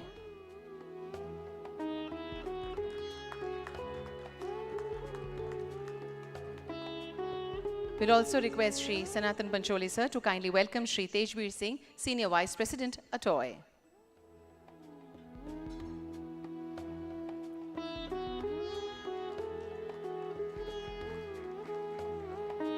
Thank you.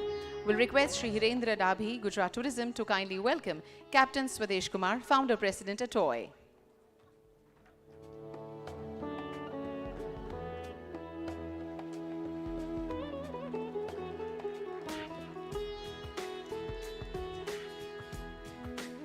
We'll now request Shri Jaideep Bhatt, Gujarat Tourism, to kindly welcome Shri Neerad Bhatt, Co-Chairman, Convention and Honorary Treasurer, ATOAI.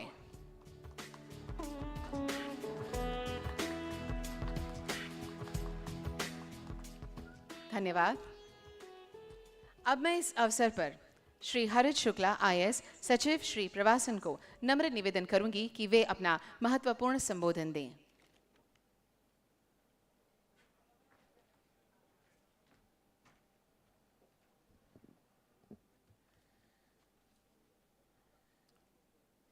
आटोया के इस convention में यहाँ मेरे साथ आए गुजरात राज्य के पर्यटन मंत्री आदरणीय श्री मुड़ुभाई वीरा साहब, हमारे इस विधानसभा विस्तार की विधायिका श्रीमती दर्शना बहन, जिला पंचायत के प्रमुख जी, मेरे साथी अधिकारी सौरभ, आटोया से आई हुई पूरी टीम, श्री अजीत बजाज जी, नीरज, तेजवीर जी, वेंकटेश जी, मंच पर उपस्थित सभी महानुभाव, first of all let me take this opportunity to extend a heartily welcome to all of you for coming to Gujarat. It's our real privilege that you are all here, and we are really happy to organize this summit for you. We really wanted all of you to visit Gujarat and see for yourself what kind of efforts we are putting in. और आज मुझे बहुत खुशी हो रही है कि जिस चीज़ की हम बात काफ़ी समय से कर रहे थे वो आज फलीभूत हुई है और आज आटोया के सभी सभ्य यहाँ पे गुजरात में आए हैं। अजीत जी ने बात किया थोड़े समय पहले ही, इस चीज़ की जो पूर्व भूमिका है उसमें G20 समिट में we were sitting in some similar kind of setting and all the associations were there. We decided that we need to host associations to Gujarat. We need to bring all of them to Gujarat. और मुझे इससे बहुत ही एक interesting वाकया ये याद आता है कि इससे थोड़े पहले हमने माइस कन्वेंशन किया था, लगभग 10 दिन पहले, और हम बहुत चर्चा कर रहे थे कि इस ऐसी मीटिंग से रियली में स्टेट को बहुत बेनिफिट होता है। मेरे पास तो एक जीता जाता उदाहरण है कि G20 की मीटिंग में हमने चर्चा की और आज आटोया का कॉन्फ्रेंस हम यहाँ स्टैच्यू ऑफ यूनिटी में होस्ट कर रहे हैं। मुझे पूरी उम्मीद और अपेक्षा है कि ये सारे इवेंट से गुजरात में जो टूरिज़्म का विकास शुरू हुआ है वो एक नई ऊंचाई पे पहुंचेगा। हमें सबको पता है, आदरणीय प्रधानमंत्री जी जब गुजरात का नेतृत्व कर रहे थे तब अन्य वस्तुओं के अलावा प्रवासन पे, टूरिज़्म पे भी उनका खूब फोकस रहा है। 2009 में मुझे याद है हमने प्रवासन वर्ष मनाया था और पूरे साल सरकार के सभी डिपार्टमेंट्स ने टूरिज़्म के लिए काम किया था। भले ही वो R&B डिपार्टमेंट्स हो तो उन्होंने रोड बनाने का काम किया, अर्बन डेवलपमेंट डिपार्टमेंट हो तो उन्होंने टूरिज़्म से रिलेटेड काम किया। और इनफैक्ट सबसे बड़ा जो उदाहरण हम देख रहे हैं आज जिस जगह हम हैं, स्टैच्यू ऑफ यूनिटी, ये जगह मैं बार बार बोलता हूँ कि इंडिया में this is the first you can say man-made destination created of this scale. This is a greenfield tourism destination created where we have seen a footfall of more than 1.5 crore in last 5 years. और इस type का जो tourism पे focus है, माननीय प्रधानमंत्री जी के नेतृत्व में जो शुरुआत हुई, जो टेंट सिटी आप यहाँ रुके हुए, मैं अभी लंच पे ही बात कर रहा था कि nobody would believe that this was created in 100 days. In 100 days from scratch it was created this entire town, tent city. और वो जो प्रयास उस समय चालू हुए और अभी हमारे माननीय मुख्यमंत्री जी भूपेंद्र पटेल साहब के नेतृत्व में जो काम हो रहा है उसका रिजल्ट ये है कि गुजरात अब ऑलमोस्ट लास्ट ईयर भारत सरकार के जो आंकड़े आए उसके हिसाब से फॉरेन टूरिस्ट जो इंडिया आते हैं उसमें the number 1 choice is now Gujarat. That is very surprising for many, but that is the result of years of hard work being done by the state government under leadership of honourable prime minister and CM. We were also fortunate to be in top 5 destinations as far as domestic tourism is concerned. पिछले कुछ दिनों में हमें UNESCO UNWTO का best rural tourism का award भी मिला, जहाँ पे हमने वो G20 का इवेंट होस्ट किया था धोरडो विलेज, उसको हमें वर्ल्ड बेस्ट टूरिज्म विलेज का भी अवार्ड मिला. तो ये सारे टूरिज्म के जो प्रयास चल रहे हैं उसकी वजह से आज हमें खूब अच्छे रिजल्ट्स देखने को मिल रहे हैं. इसी श्रृंखला में you all know that we have been hosting lot of events. Gujarat in fact in last 1 year has been fortunate to host many big events. We hosted the World Cup, the IPL. Now we are going to host the 10th edition of Vibrant Gujarat Global Investor Summit, and also for the first time Gujarat will be hosting the Filmfare Awards in Gandhinagar. So it is very rare that Filmfare moves out of Bombay, but it will be the state which will be hosting the Filmfare this year. So a lot of progress is happening in the tourism sector. Gujarat is a policy-driven state. There are numerous policies which we have brought for the betterment of tourism sector. We have a very vibrant tourism policy which enabled us tremendous growth in hospitality sector. मुझे याद है बहुत सालों पहले मैं अहमदाबाद में काम करता था, तब हम कुछ इवेंट्स करते थे तो हमारे पास होटल रूम की संख्या 200 से 400 हुआ करती थी. अभी वेंकटेश जी को भी पता है कि ऑलमोस्ट अहमदाबाद गांधीनगर में मिला के 3000 to 4000 rooms are available as far as 4-star and 5-star. That is almost a 10-fold increase in 10 years. This is a kind of growth trajectory on which Gujarat is already there.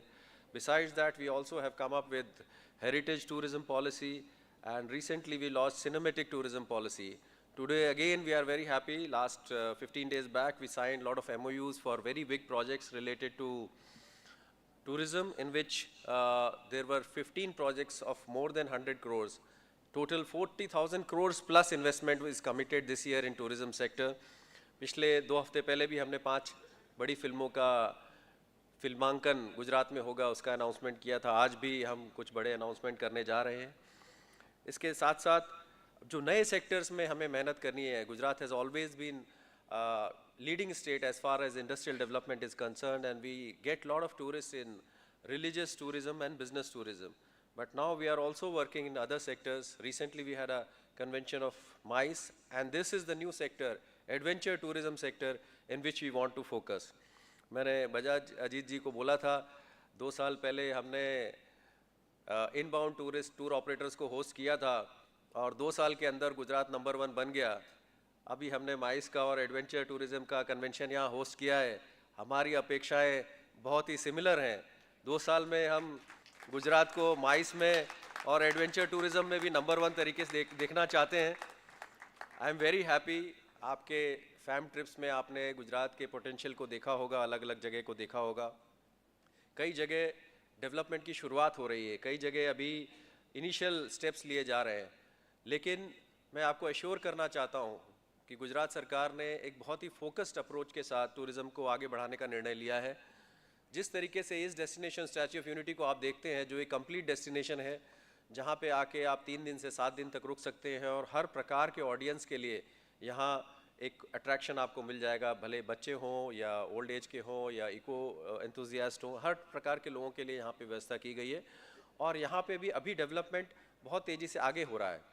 इसी तरीके के 5 iconic destination पूरे गुजरात में अलग अलग विस्तार में बनाए जा रहे हैं और उसके लिए लास्ट बजट में गुजरात सरकार ने रेवोल्यूशनरी स्टेप लेते हुए एक डिपार्टमेंट का बजट सीधा 3 गुना किया और उसके लिए अब हम इन 5 जगह पे काम कर रहे हैं। हमारे फैम ट्रिप्स में आपको जो हम अलग अलग जगह लेके गए, उन सब जगह अभी डेवलपमेंट का काम चालू हो गया है। मुझे बहुत ही खुशी है कि आपने जिस तरीके से अपना कन्वेंशन किया, जिस तरीके से इसको ऑर्गेनाइज़ किया प्रोफेशनली, और ख़ास करके इसको जो कार्बन न्यूट्रल इवेंट आपने बनाया, उसके लिए मैं आपका और आपके एसोसिएशन को खूब खूब बधाई देना चाहता हूँ। मैं सिर्फ आपसे यही रिक्वेस्ट करना चाहता हूँ कि take this as a beginning of a new journey. You have come to Gujarat, if you find any potential of your interest, kindly let us know. We are committed. Gujarat government will make every effort possible to make your business possible in Gujarat. Through your progress, we want to progress, and through our progress, India will progress.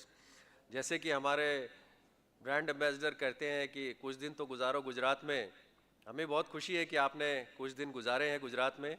अब आपके through और आपके business के through हम चाहते हैं कि सारी इंडिया से जो एडवेंचर एंथुजियास्ट हैं, वो कुछ दिन गुजारे गुजरात में और हम सब की प्रगति हो। Once again, I wish you all the best and kindly feel free to reach out to me if there is anything Gujarat government can do for you. Thank you for coming. Thank you very much.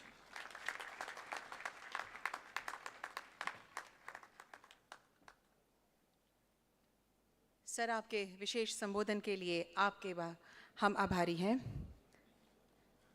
आज इस convention में हम आपको गुजरात के विविध adventure spots दिखाना चाहते हैं, जिससे कि आप अपनी आगे की जो एडवेंचर टूर है वो प्लान कर सके और हमें एक बार गुजरात गवर्नमेंट को मौका दे कि हम आपका सत्कार कर सके, स्वागत कर सके। आइए इसी उपलक्ष्य में देखते हैं एक film.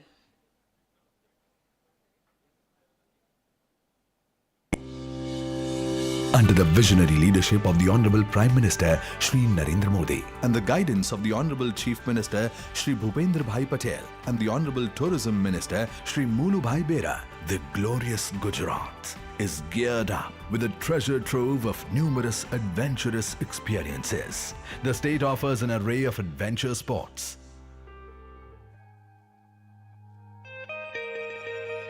Hello, done with that boring day-to-day routine? Are you done chasing those deadlines?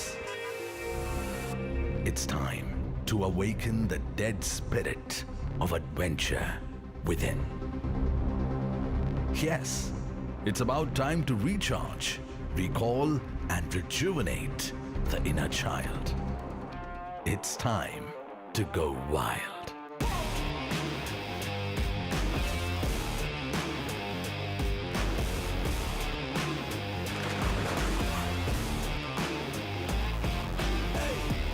Hello and welcome, adventurers. Today, I'm here to take you on an enthralling journey through Gujarat's exciting and unique terrains. Be it infinite desert, high hills, dense forests, deep waters, or beautiful skies, the geographical diversity of Gujarat make it a desirable destination for various outdoor and nature-based activities in the realm of eco and adventure tourism.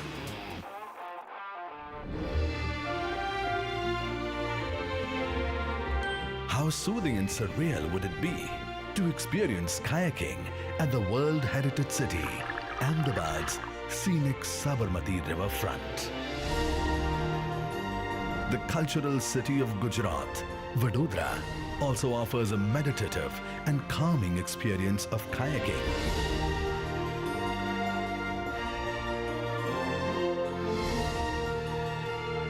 with scenic sunrises and sunsets.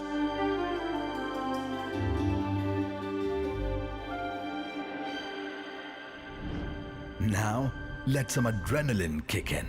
Navigate the currents and embrace the unity, where the Statue of Unity meets the River of Thrills at Kalvani. Dive into the heart-pounding excitement with river rafting. Feel the rush. Witness unity at the SOU, Ekta Nagar.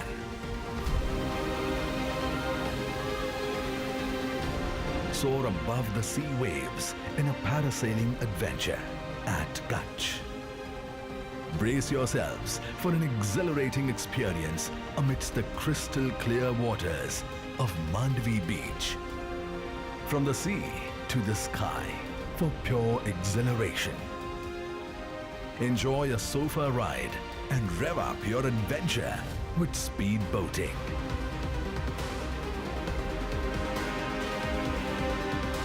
Soar above the stunning white desert in the Run of Kutch with an unforgettable hot air balloon ride where the earth meets the sky.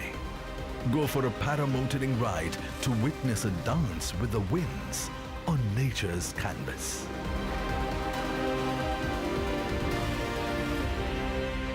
Ever wondered how charming the life beneath the oceans is? Dive into the secrets of Dwarka to find out. A scuba dive to explore enchanting marine life. Immerse in the beauty of Shivrajpur above and below. Go snorkeling or ride a jet ski at Shivrajpur to feel the thrill.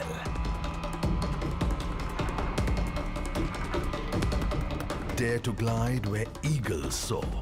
From the hilltops to the horizon, the hills of Saputara await you. Trust me, it's a gravity-defying fun. You can try rock climbing and rappelling too. Feel the power of the rocks beneath your fingertips.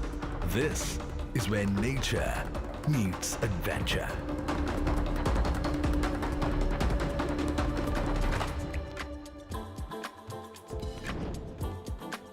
How about taking a stroll in nature's lap?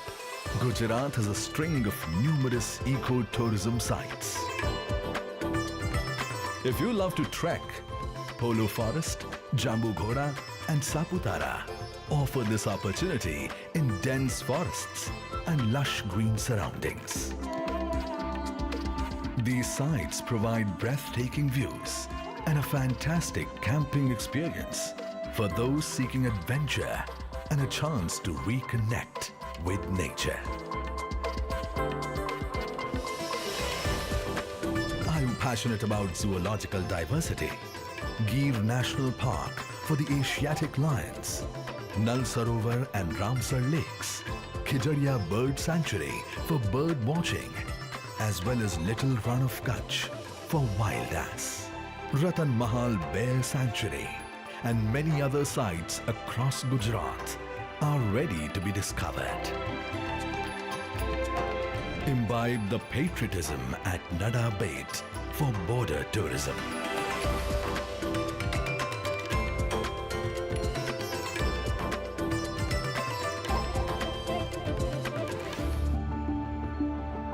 Gujarat's dedication to safety and sustainability aligns with the adventure travelers' commitment to eco-consciousness. With trained professionals, proper equipment and training at each adventure site, you can embark on a safe and responsible journey to Gujarat. The warmth and welcoming nature of the people and the perfect climatic conditions around the year add a friendly touch to the thrilling quests across Gujarat. Witness the wedding of culture, nature, and adventure. Gujarat, an adventurer's heavenly abode.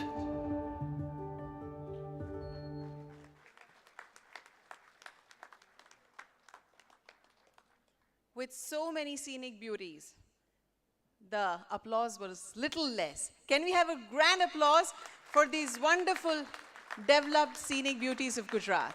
Thank you, and we wish that you plan very soon a trip to Gujarat again. A draft strategy and registration form for adventure tour operators focus area. So safety guidelines and regulatory system, including registration, certification, key communities and sub-comments with the roles and responsibilities are prepared. मैं माननीय मंत्री महोदय एवं सभी मंचस्थ अतिथियों से इस draft पुस्तिका जिसे गुजरात टूरिज्म ने बनाया है उसका अनावरण करने का नम्र निवेदन करती हूँ.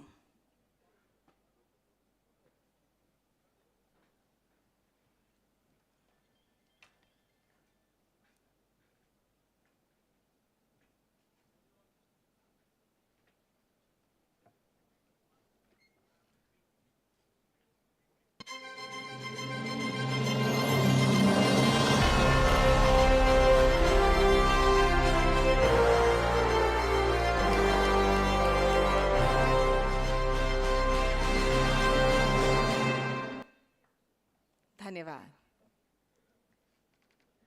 आज हम जहां बैठे हैं पवित्र नर्मदा मैया के किनारे, वहां खास एडवेंचर रसिकों के लिए एक mega Narmada river trail develop किया गया है. मैं माननीय मंत्री महोदय को डिजिटली लॉन्च करने के लिए नम्र निवेदन करती हूं इस मेगा नर्मदा रिवर ट्रेल को.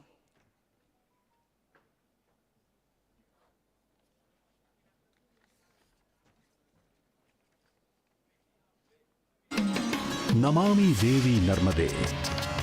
नर्मदा परिक्रमा यानी संस्कृति, साहस और प्राकृतिक सौंदर्य का अनूठा समन्वय. अब होगी यह नर्मदा परिक्रमा पहले से सुलभ. गुजरात सरकार है जो कटिबद्ध. एडवेंचर और रूरल टूरिज्म होगा वेगवान. नर्मदा मेगा ट्रेल की नई छवि होगी विद्यमान. प्रदान होगी बुनियादी सुविधाएं. रोजगार की बढ़ेंगी आशाएं. होगा नवीनीकरण ऊर्जा का अधिकतम उपयोग. कार्बन फुटप्रिंट होगी कम. तो आइए और पाइए प्रकृति की गोद में साहस के साथ आध्यात्मिक आनंद का अनुभव. नर्मदे हर.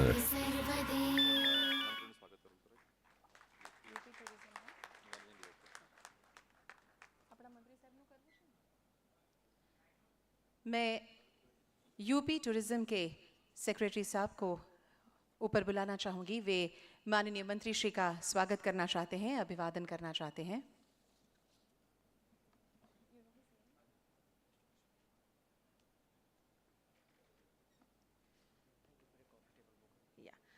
He wants to gift a coffee table book, Shri Ashwini Kumar Pandey ji.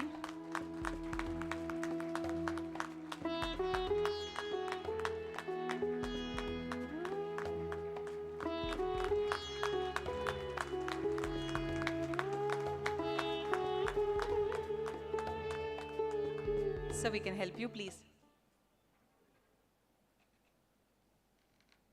बहुत-बहुत धन्यवाद. Today on this pre-vibrant event of ATOAI and also of the Gujarat tourism, we wish to exchange some important MOUs in the august presence of our Minister Sir, Shri Munubhai Beraji. Foremost, we would like to call Mr. Ajit Bajaj, President, we have this project details of motive to identify Gujarat as a year-round adventure tourism destination, and ATOAI will support implementing regulatory system, develop new adventure tourism destinations and circuits. And the MOU from the Gujarat tourism will be exchanged by our very own MD and Commissioner of Tourism, Dr. Saurabh Pardhi. Yeah, we just have the exchange, sir. Yeah, the team at ATOAI can join for the exchange because these are very important MOUs getting exchanged.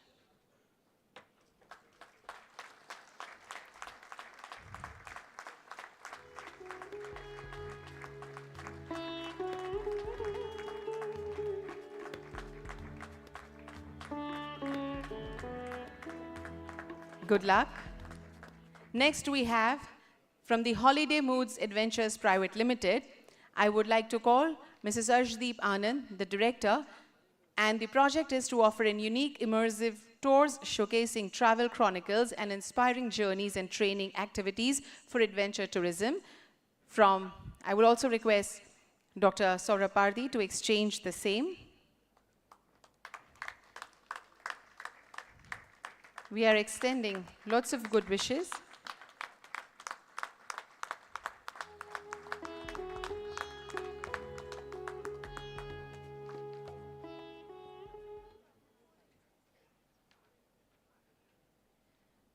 Next, for the next MOU, I would like to call Sejal Thakkar, Director, Nidus Enterprises Private Limited, and the MOU is for the support in identifying and conceptualization of adventure tourism destinations and circuits and skilling at destination programs.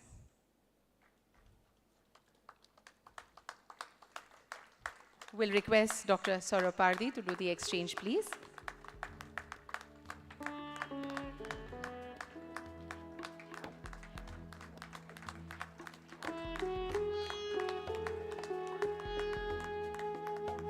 Thank you. Next we have is InMe Learning Private Limited, and I would like to call on stage Mr. Ronnie Gulati, the Managing Director, and the project is to design and facilitate a camping and outdoor education program for youth of the state of Gujarat, and I request Dr. Saurabh Pardi to again exchange the MOU.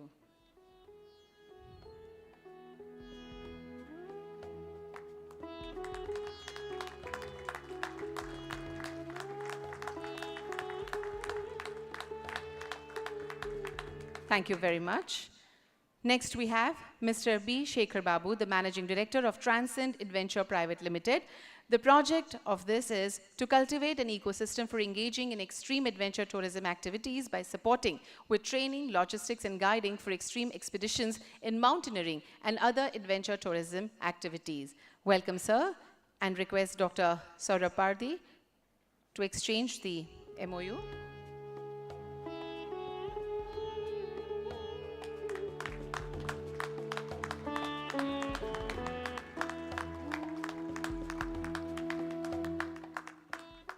Thank you very much. We now move towards the MOUs of other infrastructure and film shooting.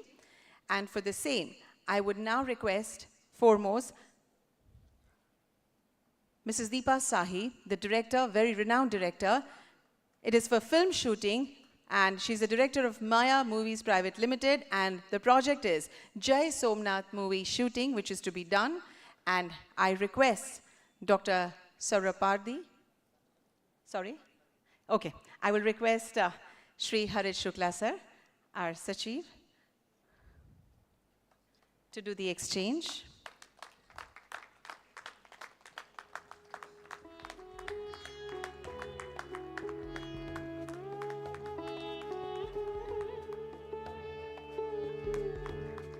We congratulate on this MOU. Next we have is the Merry-Go-Round Studios LLP, Mr. Umesh Shukla, the director, and the film shooting which is going to happen is for Jaisal Toral. Welcome, sir, and request Shri Harit Shukla, sir, to take up the MOU exchange.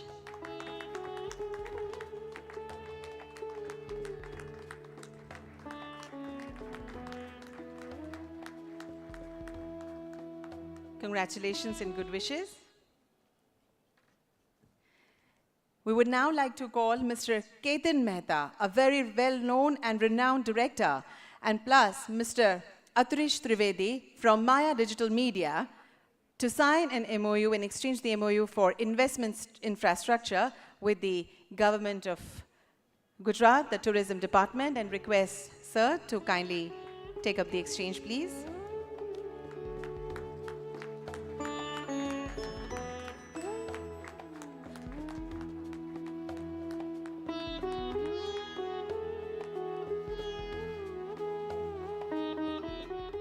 Thank you. Congratulations and good luck, sir. Next, we have the Our World Leisure Limited. And for that, I would welcome on stage Mr. Dharam Chudasma, MD and co-founder. It's going to be a world-class entertainment zone, and for that, I would request sir to take up the exchange, please. Welcome, sir. And Arya Chudasma is also joining in the exchange.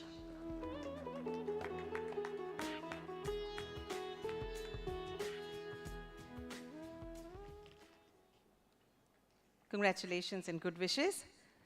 Next, we have the project for 4-star plus resort, conference area, convention area, spa by Technopolis Townships Private Limited. And now for that, I call Mr. Nirav Mahadevia, the CEO, to have the exchange with the Tourism Department, Government of Gujarat. Welcome, sir. And request Harit, sir, to kindly take up the exchange, please.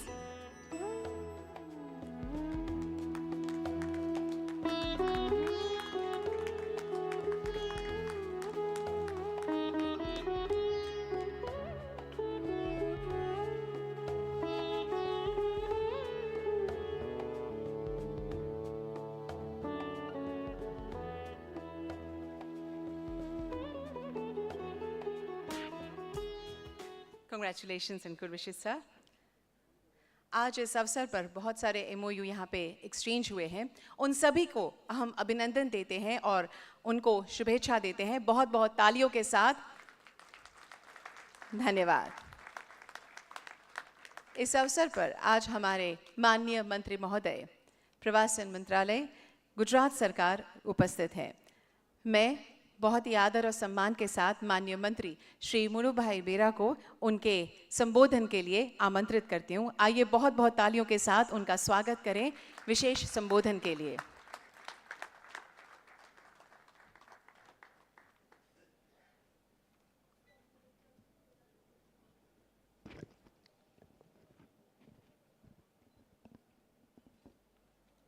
मंच पर विराजमान विधायका महोदय Shrimati doctor Darshanaben Deshmukh, Gujarat पर्यटन विभाग के हमारा सचिव Shri Aarit Shukla ji, TCGL के MD सौरभ बारगी जी, एडवेज सर टूर ऑपरेटर एसोसिएशन ना प्रेसिडेंट भाई पद्मश्री अजीत बजाज जी, भारत सरकार के टूरिज्म के रीजनल डायरेक्टर श्री वैकेंद्रन जी, अनित ओरा जी, वैभव काला जी, तेजवीर सिंह जी, कैप्टन स्वदेश कुमार, निरंजन भट्ट और यहाँ उपस्थित आप सब पधारे हुए सब महानुभाव और मीडिया के मित्र.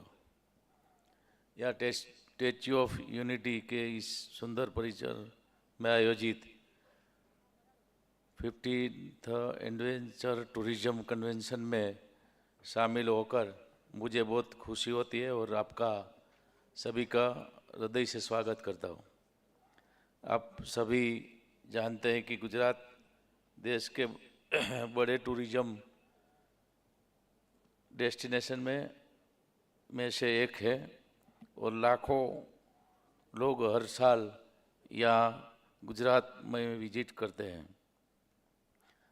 माननीय प्रधानमंत्री जी नरेंद्र भाई मोदी जी के मार्गदर्शन में गुजरात ने टूरिज्म सेक्टर में जो ख्याति हासिल की है वह अतुलनीय है.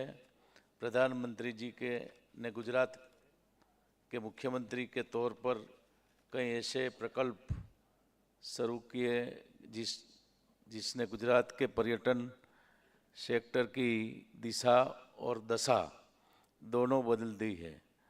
गुजरात में पहाड़, जंगल, समुद्र तट, हेरिटेज प्रवासन, ऐतिहासिक स्थल, तीर्थ स्थान और यात्राधाम जैसे अनेक टूरिस्ट अट्रैक्शंस है. इस तरह सरदार साहब को समर्पित विश्व की सबसे ऊंची प्रतिमा स्टैच्यू ऑफ यूनिटी भी गुजरात के पर्यटन सेक्टर की शान बन गई है. हाल ही में दिवाली की छुट्टियों के दौरान 42 लाख से अधिक टूरिस्ट ने गुजरात के प्रमुख प्रवासन स्थलों का विजिट किया है, जो एक तरह से गुजरात के टूरिज्म सेक्टर की सक्सेस को बयां करते हैं। गुजरात का टूरिज्म सेक्टर आज न केवल विश्व के मानचित्र पर एक आकर्षक पर्यटन स्थल में रूप में उभरा है, बल्कि इन टूरिस्ट साइट को अब इंटरनेशनल लेवल पर भी काफ़ी पॉपुलैरिटी मिल रही है। अभी पिछले महीने की संयुक्त राष्ट्र विश्व पर्यटन संगठन द्वारा धोरडो को बेस्ट टूरिज्म का सम्मान दिया गया है, और अभी कुछ ही दिन पहले यूनेस्को ने गुजरात का जो गरबा है उनको अमृत सांस्कृतिक विरासत घोषित किया है। माननीय हमारा मुख्यमंत्री जी के नेतृत्व में गुजरात लगातार अंतर्राष्ट्रीय सम्मानित मिले हैं। हम सभी के लिए बहुत गौरव की बात है। हमारा मुख्यमंत्री जी के नेतृत्व में गुजरात टूरिज्म सेक्टर को और तेज गति से विकास किया जा रहा है। गुजरात में आने वाले टूरिस्ट अपने साथ यादगार पल लेकर जाए इसके लिए हम टूरिस्ट साइट में बुनियादी सुविधाओं से लेकर आधुनिक सुविधाओं तक की व्यवस्था कर रहे हैं। टूरिज्म सेक्टर को ओवरऑल डेवलपमेंट के लिए हमने कई पॉलिसी भी लागू की है, जिनमें से tourism policy, heritage policy, cinematic policy प्रमुख है। आज हम इस इवेंट के माध्यम से एडवेंचर टूरिज्म जैसे महत्वपूर्ण सेक्टर पर चर्चा करने के लिए एकत्रित हुए हैं। Adventure tour operator association ATOAI और गुजरात सरकार का संयुक्त रूप से ये इस इवेंट को आयोजन कर रही है। टूरिज्म सेक्टर में ग्लोबल GDP में यह सेक्टर को बड़ा रेवेन्यू जनरेट है, और न केवल उस देश की इकोनॉमी में योगदान देते हैं, बल्कि यह बड़ी संख्या में लोगों को रोजगार भी देता है। गुजरात में भी एडवेंचर टूरिज्म को लेकर कई बड़ी संभावनाओं है। हमारा गुजरात विविध भौगोलिक क्षेत्र से समृद्ध है। हमारे राज्य में Statue of Unity, Polo Forest, Jambughoda Forest, गिर के जंगलों, सापुतारा, शिवराजपुर बीच जैसी कई साइट्स हैं कि जहां एडवेंचर टूरिज्म को लेकर काफ़ी स्कोप है। आज के इस इवेंट में हमारा सहभागी adventure tour operator association of India के सभी साथियों को भी मैं धन्यवाद और शुभकामनाओं देना चाहता हूं। आपके सहयोग में से हम गुजरात में एडवेंचर टूरिज्म सेक्टर को और बेहतर तरीके से एक्सप्लोर करने का प्रयास करेंगे। मुझे विश्वास है कि आज के इस इवेंट में एडवेंचर टूरिज्म सेक्टर को हम सार्थक चर्चा करने में सफल रहेंगे, और साथ ही साथ इस इवेंट के माध्यम से इस सेक्टर के ग्रोथ को लेकर हम ऐसे आउटपुट निकाल पाएंगे कि जिसका लाभ पूरे देश को मिलेगा। मैं एक बार फिर यहाँ उपस्थित आप सभी का, महानुभावों का स्वागत करता हूँ, अभिनंदन करता हूँ और इवेंट की सफलता की शुभकामनाओं करता हूँ। धन्यवाद। जय जय गरवी गुजरात। हमारा सचिव श्री बोल रहे थे कि अरुणाचल ने विशेष सम्मान क्यों किया, तो सुबह यहाँ अरुणाचल का CM भी बोल के गया और मैं भी बताऊँ कि मैं द्वारका का हूँ और वो अरुणाचल का है। तो वहाँ का रुक्ष्मणी जी हमारा भगवान कृष्ण था उनको, और हर साल माधोपुर का मेला जो में भी ये सब आते हैं, और वहाँ भी बताते रहते हैं कि हमारा एक अलग प्रकार का रिश्ता है। इसलिए यहाँ अरुणाचल राज्य का जो कोई प्रतिनिधि आए उनने हमारा सम्मान किया, उनका विशेष अभिनंदन करके मेरी बात को विराम देता हूँ। धन्यवाद।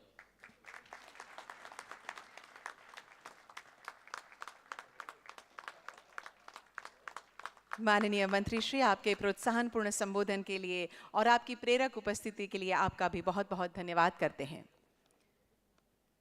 गुजरात के वैविध्य सभर भौगोलिक परिस्थितियों का विधिवत अभ्यास करके ATOAI की टीम ने Gujarat year round adventure destination बनाने के लिए एक रोड मैप और रेगुलेटरी सिस्टम इम्प्लीमेंट करने के लिए एक टूल किट तैयार किया है। वो ATOAI के बिहाफ पर मैं श्री नीरद भट्ट, श्री प्रदीप मूर्ति, श्री सोइटी बनर्जी, उन सभी को आमंत्रित करती हूँ कि वे इस टूल किट को गुजरात सरकार को सुपुर्द करें, समर्पित करें।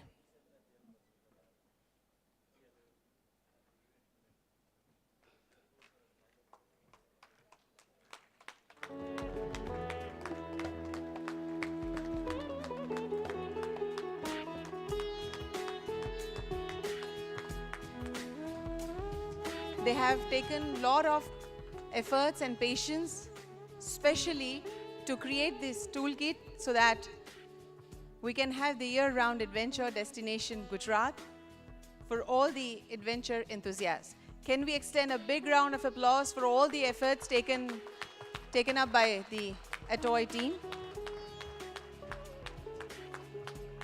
Thank you. Thank you so much for your wonderful efforts. अब मैं doctor Shri Saurabh Pardhi, IAS, MD and commissioner Gujarat tourism, government of Gujarat से नम्र निवेदन करूंगी कि वे आभार विधि करें।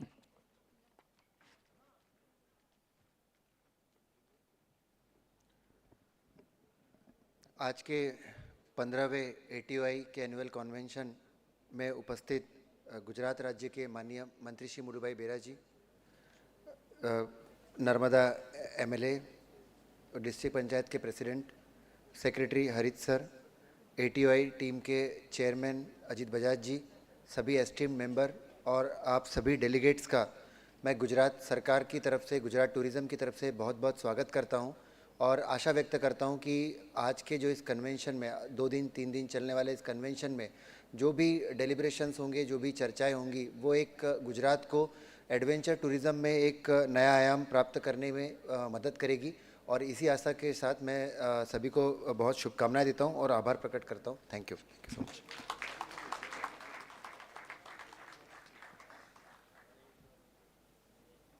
आपके ऊष्मापूर्ण आभार शब्दों के लिए आपका भी बहुत बहुत धन्यवाद।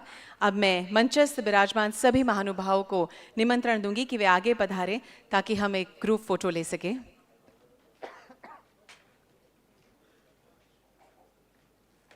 Be careful.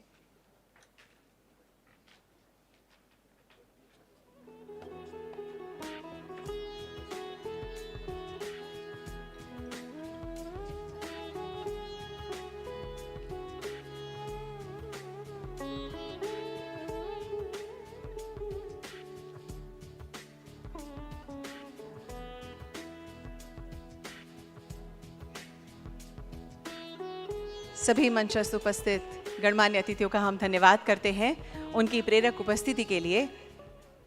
खास हम माननीय मंत्री महोदय का धन्यवाद करते हैं कि वे यहाँ पधारे। उनके उद्बोधन के लिए और उनकी उपस्थिति के लिए बहुत बहुत धन्यवाद।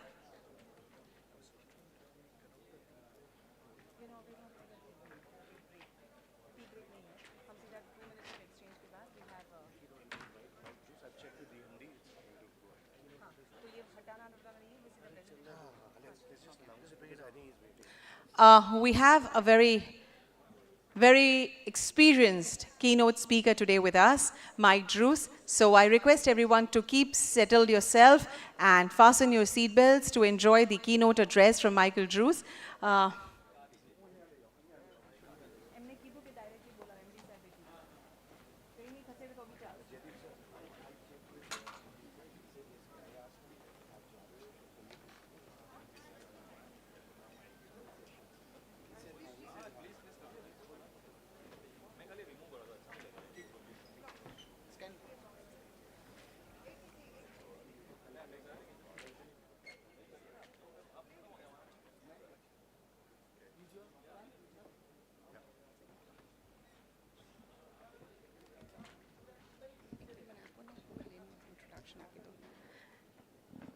Mr. Mike Drews, a former competitive canoeist from Great Britain, transitioned to a successful career in rafting and coaching.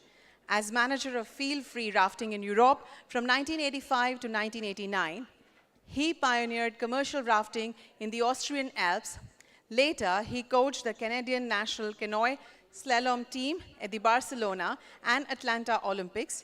Since 2000, Mike has been the Olympic team canoe slalom coach for Australia in multiple Olympics.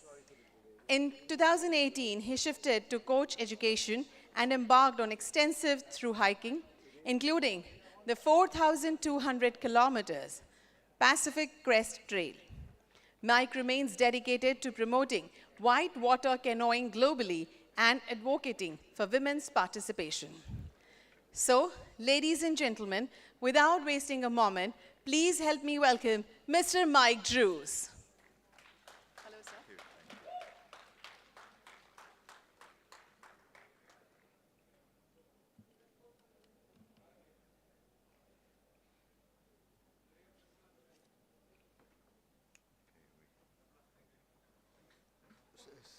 Setting display setting.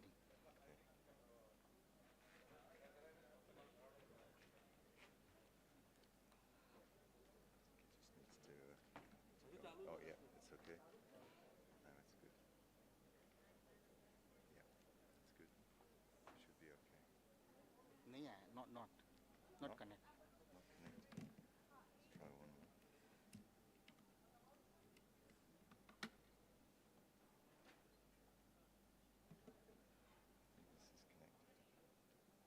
Yes, is Yeah. a Okay.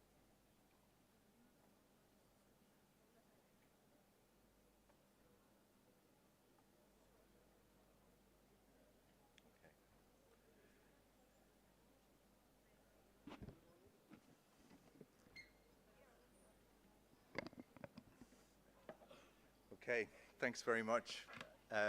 It's a real honor to be here and to be invited.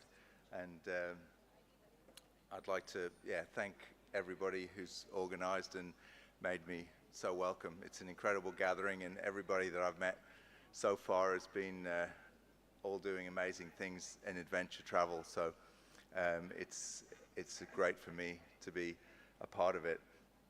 So I first came to India in 1989 and did some rafting expeditions with Ajit, and I was really lucky to sort of see the country through the eyes of Ajit and Shirley, and they helped me fall in love with the country, and I've been coming back many times ever since. So it's a real joy to be here.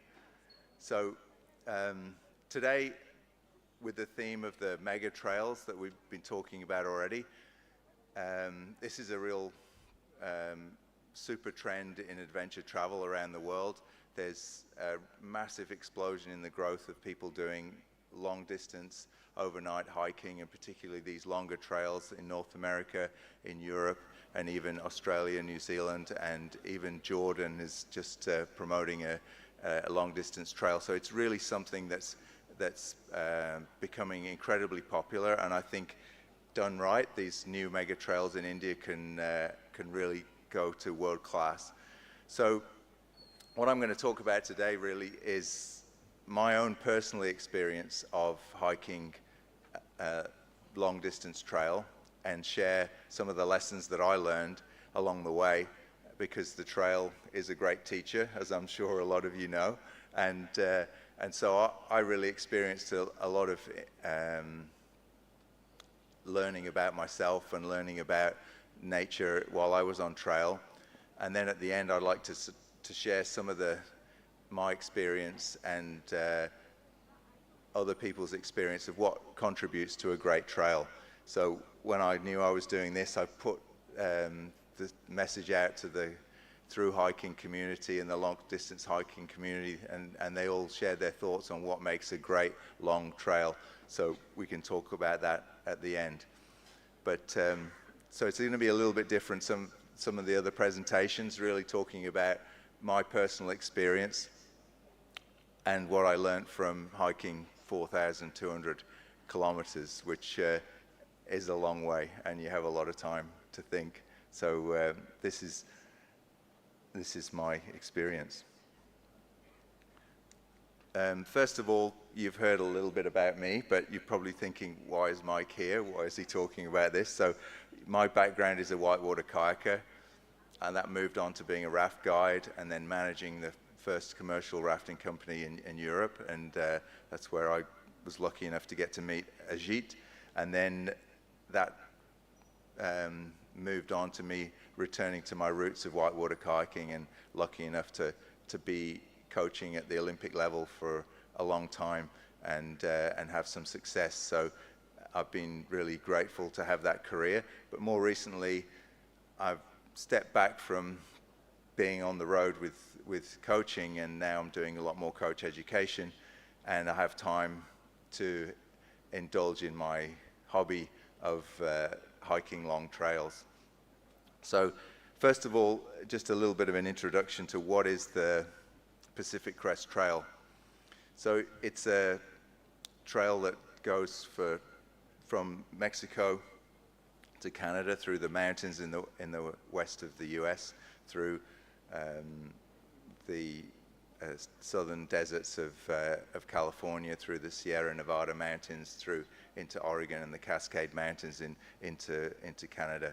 So the elevation change is 128,000 meters. So that's sea level to the top of Mount Everest over 14 times. So I know a lot of people in this room have been to the top of Mount Everest, so I'm sure you'll know what it'd be like doing that 14 times in a row from sea level. So there's a lot of work involved, and the highest point is over 4,000 meters, and the lowest point is 40 meters above sea level. So there's a lot of range in the trail. And now you're probably thinking, why, Mike, would you do that? That's a pretty crazy thing to attempt. And so part of the reason that I wanted to do it is I've been doing some shorter, still long hikes, and really got addicted to it, I guess. I did a 600-kilometer hike across Germany, a hike across the Pyrenees with my son from the Atlantic to the Mediterranean, and then a 1,000-kilometer walk in Western Australia that goes through from the beaches of the south to Perth. And these are all great designated long trails. And so I learnt about the Pacific Crest Trail, and this is the granddaddy of them all, and I thought I should find out if I can do it. Can I do it? And to really test myself.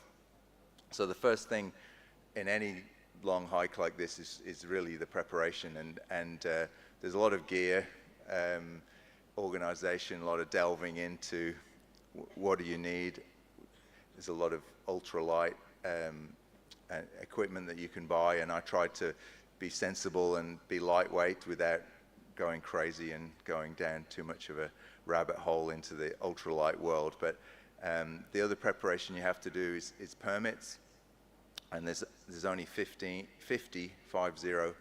permits a day between March and May that are issued to hike this trail. It's a way of controlling the use and the damage to the trail by hikers. And this is massively oversubscribed, so you're really lucky to get a permit. And part of the permit process, interestingly, from some of our discussions earlier today, is that in order to get your permit, you have to go through online education on the leave no trace principles and how to hike with no impact. So it's a way of keeping the trail in pristine condition, and I think that's a really great strategy to adopt. So really, I'm going to talk about some of the lessons that I learned, and this is my personal reflection, but I hope you can relate to some of these things as well. So the first thing that really came to me was setting a big goal like this has a huge power to it. So setting a big, scary goal, you're not sure if you can complete it, and that guided me in all my decision making, all my preparations, the whole way through the hike. That goal was walking alongside me, helping me make good decisions, and it was the lens which I saw everything through. I'm an Olympic coach, so I know about goal setting, but this is a mega goal that really focuses you to help create those little goals, and I think that's a lesson for life, not just for my through hike. So let's get hiking. This is the start. So there's a lot of ritual around the start. There's a monument, a Southern Trail monument. You get the shuttle bus from San Diego. There's infrastructure for the hikers to take them and drop them off, and then you can reach through. That's me reaching through into Mexico, through Donald Trump's border wall that all the fuss was about. So thank you, Donald, for that.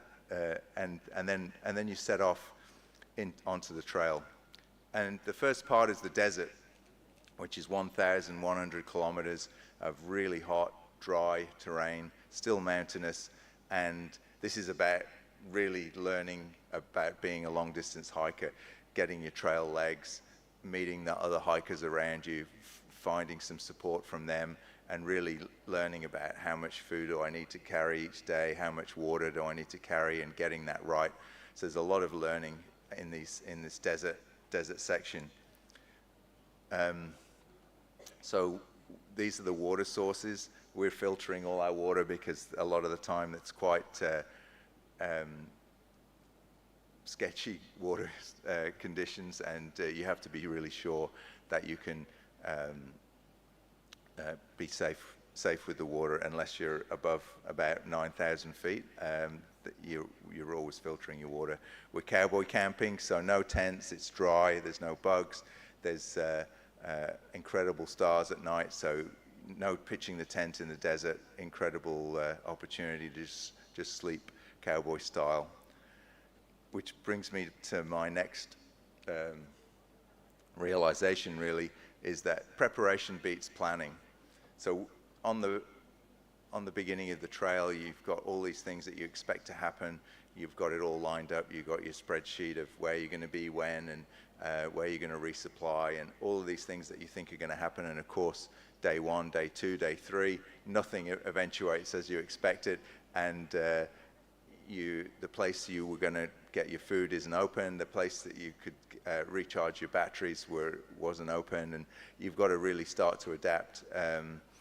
And what you realize is that if you've prepared, if you're fit, your equipment's good, you've got a problem-solving mindset, then you can deal with anything. And so, yeah, preparation is the best thing. And as the famous boxer Mike Tyson said, everybody has a plan until they get punched in the face, which is true. I think you have to be ready for anything. So we're heading off into the desert, and water is life in the desert. I'm sure you all know that.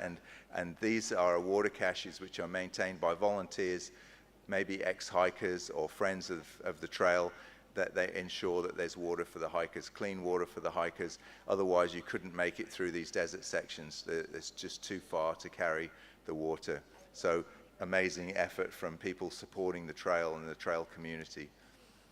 Then we get to the top of, this is Mount San Jacinto, which is the first over 10,000 foot mountain. Incredible views over the Mojave Desert, and Palm Springs is down below. And you're really enjoying the first mountain of the trail. And then this is Mount Baden-Powell, named after the founder of the scouting movement.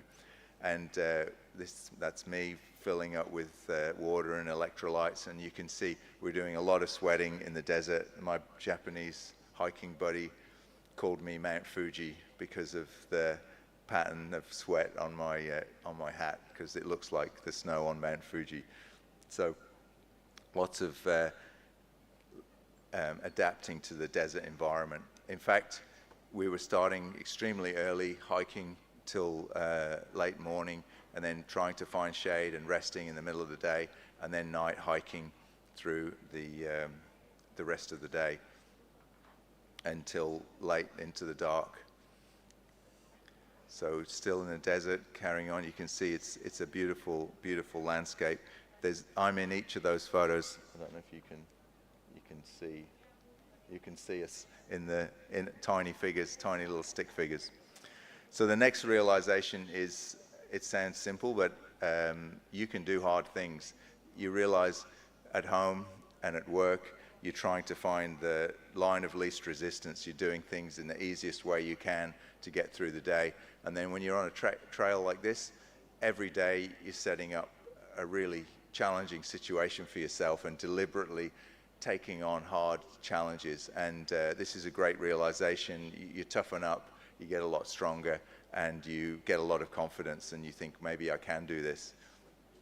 So still in the desert, you can see the flowing water is pretty special to cool down, and we're enjoying every one of those moments. Sometimes we'd end up after night hiking and not know where we'd camped, and then you could wake up to a beautiful sunrise, the cloud base below you, and really some amazing sights. So the next realization for me was about asking for help. This is a huge part of doing a long journey like this, is the community that is there to help. And I'm a big one for helping people. I love helping people, but I've always kind of felt, you know what, it's a bit of a sign of weakness to ask for help. But in fact, those two ideas aren't compatible. You've got to be help and receive help in equal measure. These people love to help, and they want to be part of the trail experience, and that's something that I think we can incorporate with these new mega trails, is that people along the trail become part of the journey. So these are all people that were giving us lifts, cooking food, sharing whatever they had. So yeah, still very small in the vast desert environment.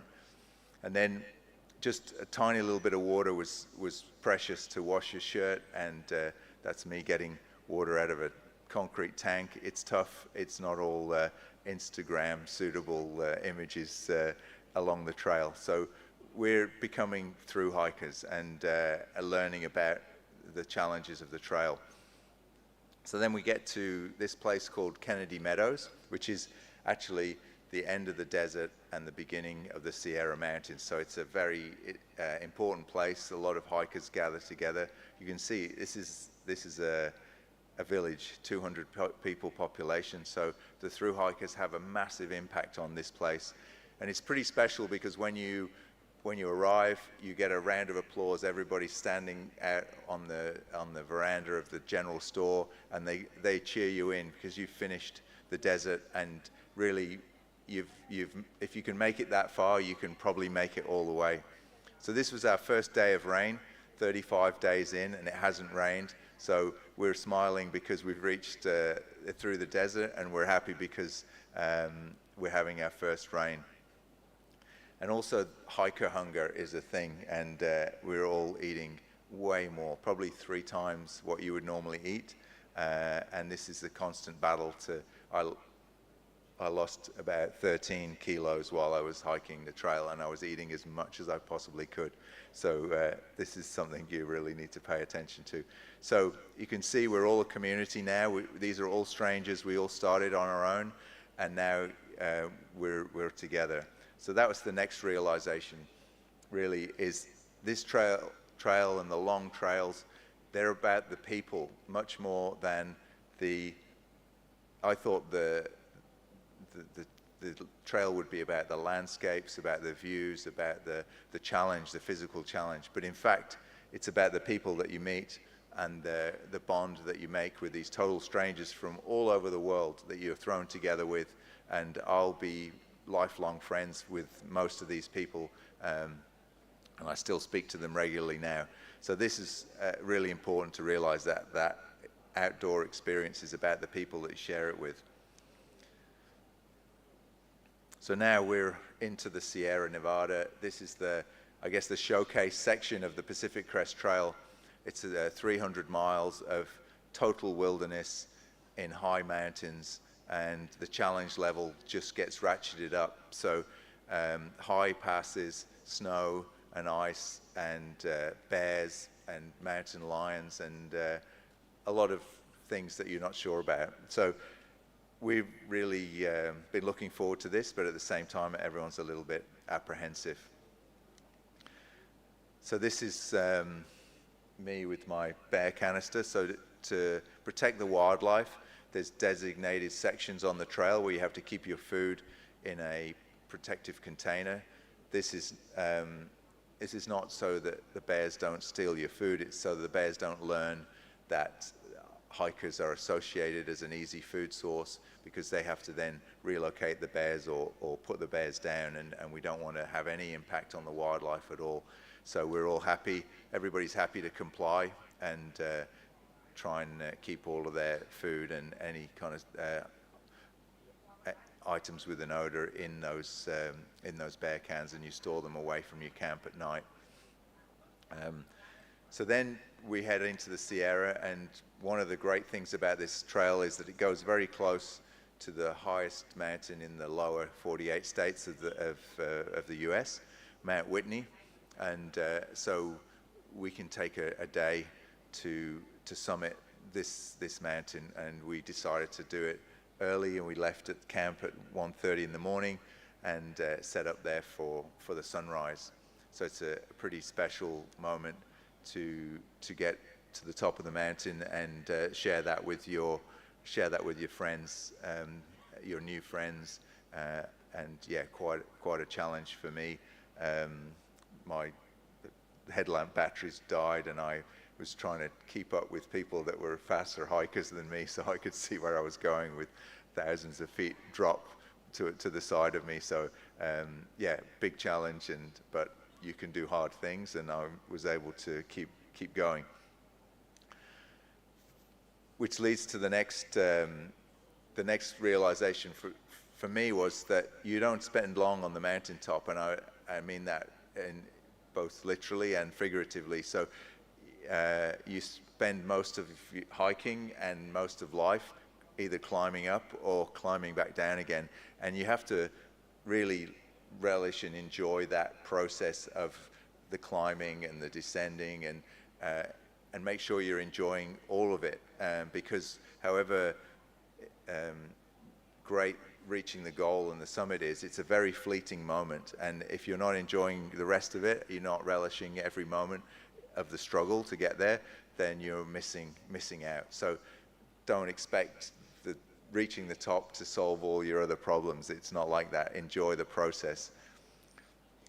So we kept going through this untouched environment. It's as if they've just taken the Alps and emptied everybody out. No roads, no villages, no power lines, nothing. There's absolutely no development at all for 300 miles through these mountains. It's really a truly unique experience.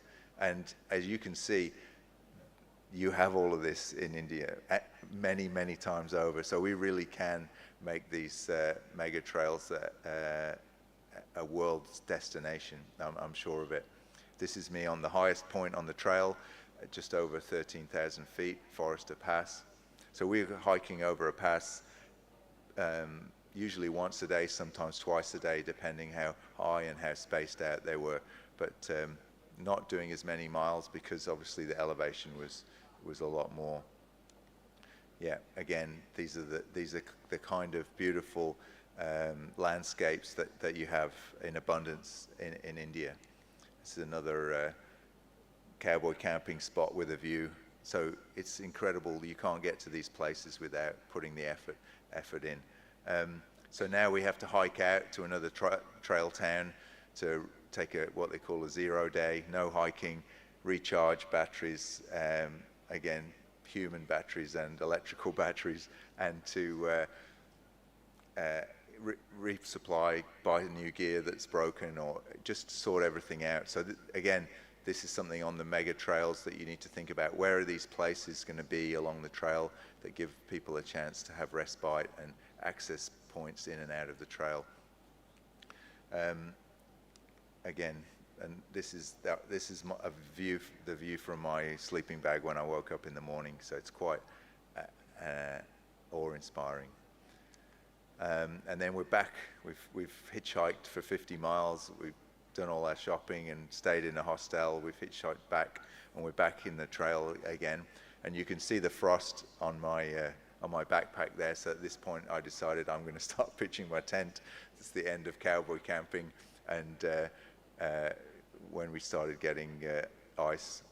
And so the next realization for me was just about the reserves that you have of energy and persistence, because lots of times you get to a point in the day where you think, I can't go any further, but you realize your campsite is another 10 kilometers further over the top of the next pass. Your friends are all going to be there, and you can take one more step, and you can take one more step, and you keep going, and you realize that you have reserves, and you don't use those reserves very often, and it's really important that you can push yourself way past what you think. This is John Muir Pass. John Muir was a Scottish-American explorer that explored all these areas 150 years ago and wrote about them and convinced the US government eventually through his stories and his writings and essays to create these national parks. So they were created in time to keep it pristine, which is amazing. So beautiful, untouched rivers and amazing camping spots. As a whitewater guy, I couldn't resist taking the opportunity to teach the other hikers how to surf a river wave, and so that's me on my sleeping pad trying to teach them how to surf waves on the river. Next realization, which was a big one for me, was just to make sure that you're open to awe and wonder. I think in the modern world where everything's viewable on beautiful photos on Instagram and people have seen everything already on YouTube, it's very easy to be blasé about some of these views and some of these places. But that's the reason to go there. That's a very human response, is to let that emotional and that spiritual reaction to being in these wild places, let that inside. And I mean, some of my friends were brought to tears by some of the views that we saw, and that's the human reaction to being in nature and being in these wild places. And it's so important that you allow that to come in and not go, I'm too cool for this, I've seen it already in photos. It's something very special, and it's why we go into these environments. So this is in Yosemite, chance to cool off in the creek at the bottom of a waterfall, and my trusty tent, which saved me and looked after me the whole way. So then there's some wildlife. This is a black bear, which not all black bears are black, as you probably know. This is a brown black bear. And we spent probably 15 or 20 minutes looking at each other and eyeing each other up and getting pretty close. And he was a juvenile and was interested in us, but not, not a threat. So that's the way with most of the wildlife. They're happy to keep their distance, and we were happy to keep our distance from the bears. So then this is Sonora Pass, which is the end of the Sierra, the end of the mountains. My legs were very happy. My heart and my mind was sad to leave the Sierra, but this was a very sort of significant place where you feel like you're ending the Sierra hike and starting the Northern California section. So again, we resupplied in town and back on trail. And at this point, there's a weather window for the trail. So it's a very long way, and there's potential snow in the mountains at the beginning and at the end. So really, you have a weather window, and that window in the north for the snow in Canada is the end of September. So we really needed to get there, even though this is still in July. You have to set your pacing. So we had a group meeting, and we realized that we have to hike 25 miles a day from here through to the end to make it in September. So that's about 45 kilometers a day of hiking. So we really had to up things a little bit, and it takes the body a little while to adapt to that. So beautiful terrain in Northern California, not as hard as the Sierra, but still incredibly interesting. And then at this point, the wildfires become a problem, and this is something that's global warming everywhere, and climate change is creating these issues. California really suffers from that, and it's damaging the environment there. So it's not a matter of if there'll be wildfires, but when and where. So this is smoke coming from a fire a long way away, but it did impact us on the trail, and the trail's closing ahead of us, so 3 or 4 weeks ahead of where we are.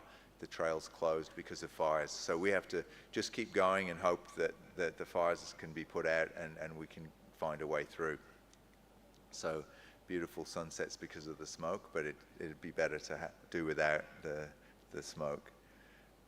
More beautiful situations in Northern California. So this is Bernie Falls. It's a volcanic rock waterfall. So the water's coming over the falls, and it's also coming out of the rock across the waterfalls as well.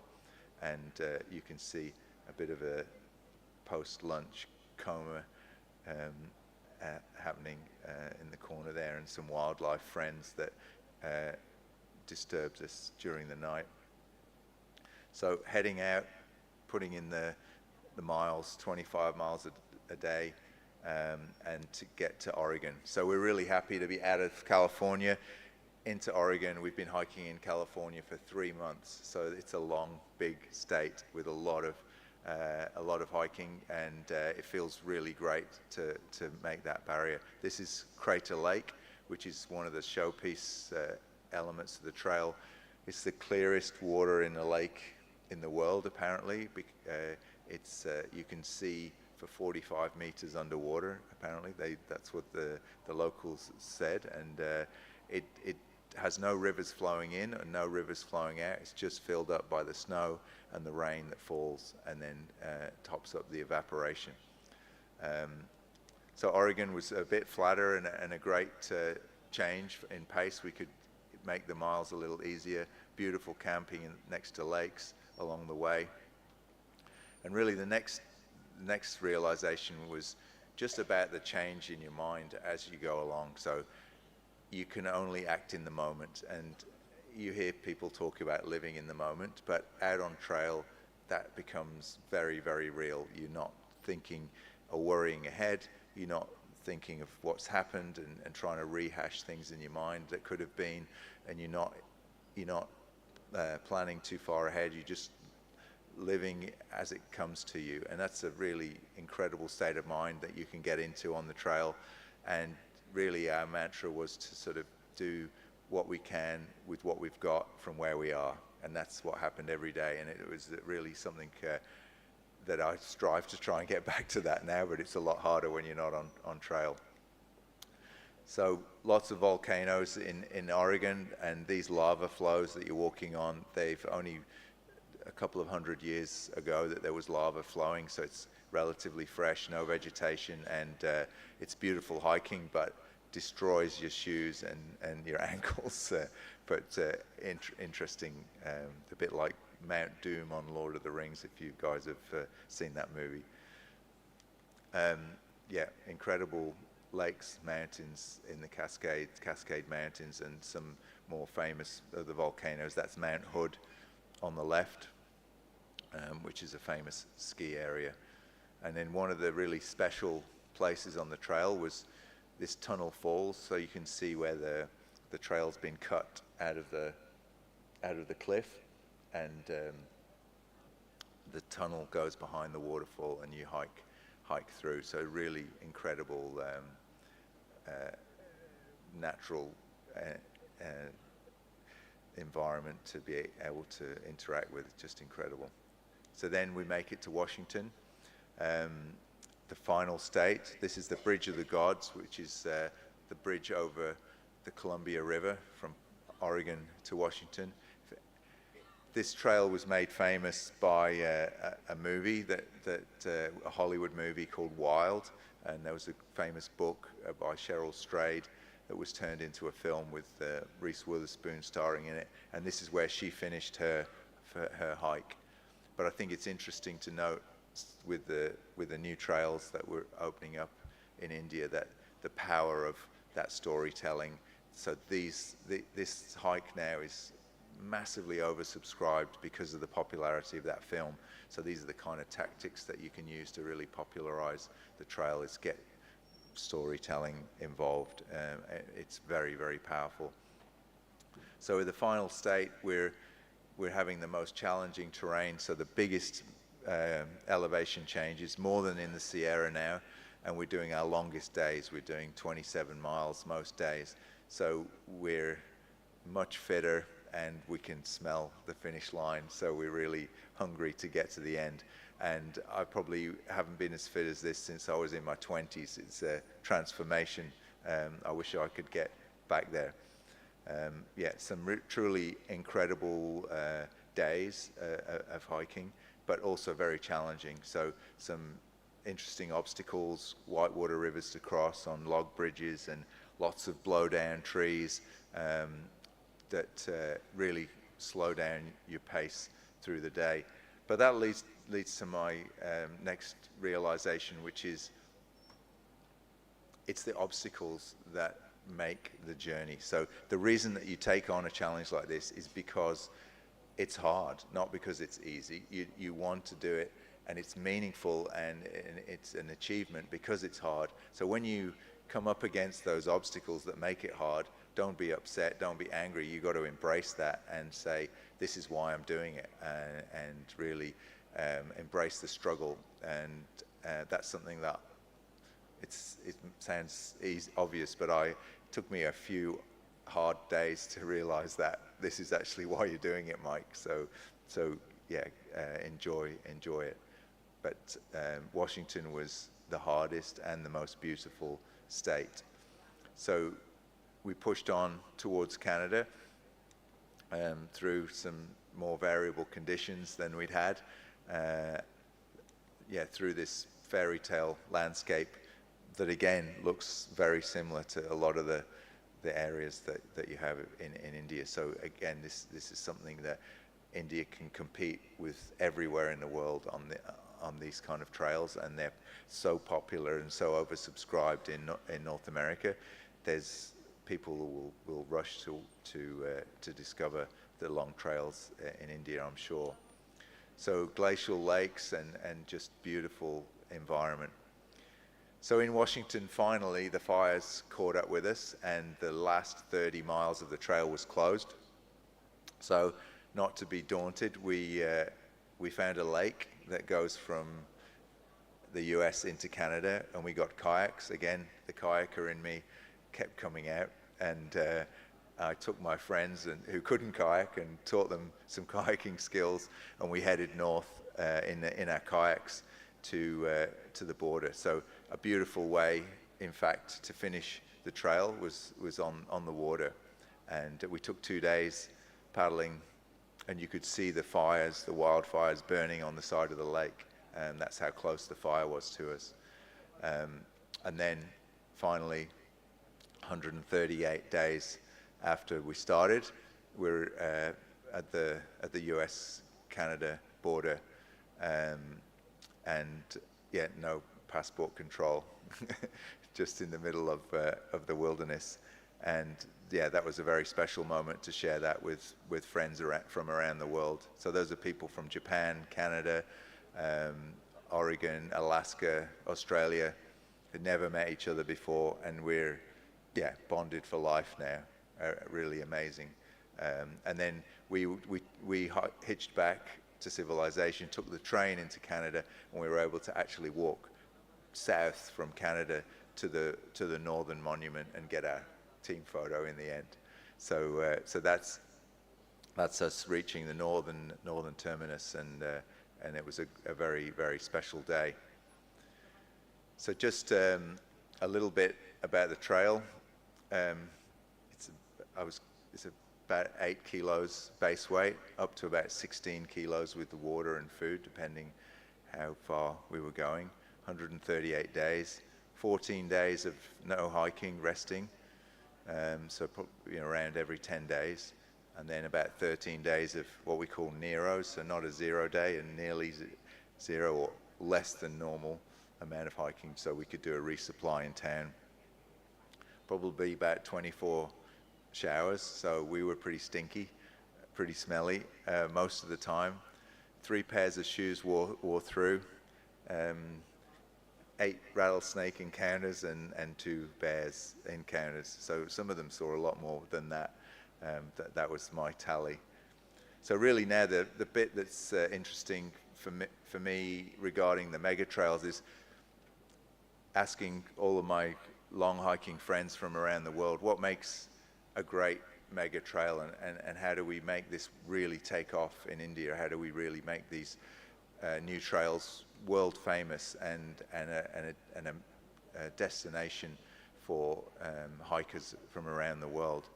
So I think it has to be a meaningful journey, and that means either a geographical, a historical, or a cultural story that's attached to the trail. It's got to be a unique experience, which I'm sure these Indian mega trails will be. It needs communities along the trail that you can interact with, that can be welcoming, and that also the hikers can appreciate and help the local businesses and local economy, but it's be a really reciprocal arrangement. We needs to build an international reputation so people are prepared to travel to get there. There has to be a really meaningful challenge. And there has to be other hikers, because you want to meet other people on the trail. So that's hikers from India and from around the world. So that's, I think, a starting point. So what's the hiking community made up of? What does it look like from our experience? So it's obviously the hikers, but it's the locals. It's building a connection and the local people valuing the hikers, the challenge that they're taking on, and seeing how they can help and contribute, and what the hikers can contribute to their local community.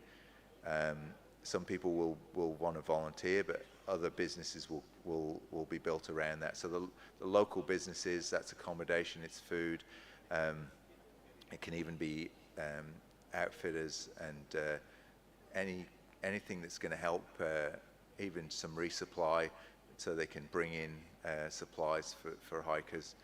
It's a good partnerships with local governments, so you need the local jurisdictions, so that might be combinations of the local government, forestry, parks, all the different people that will overlap over the trail, and participating in helping build that community around the trail.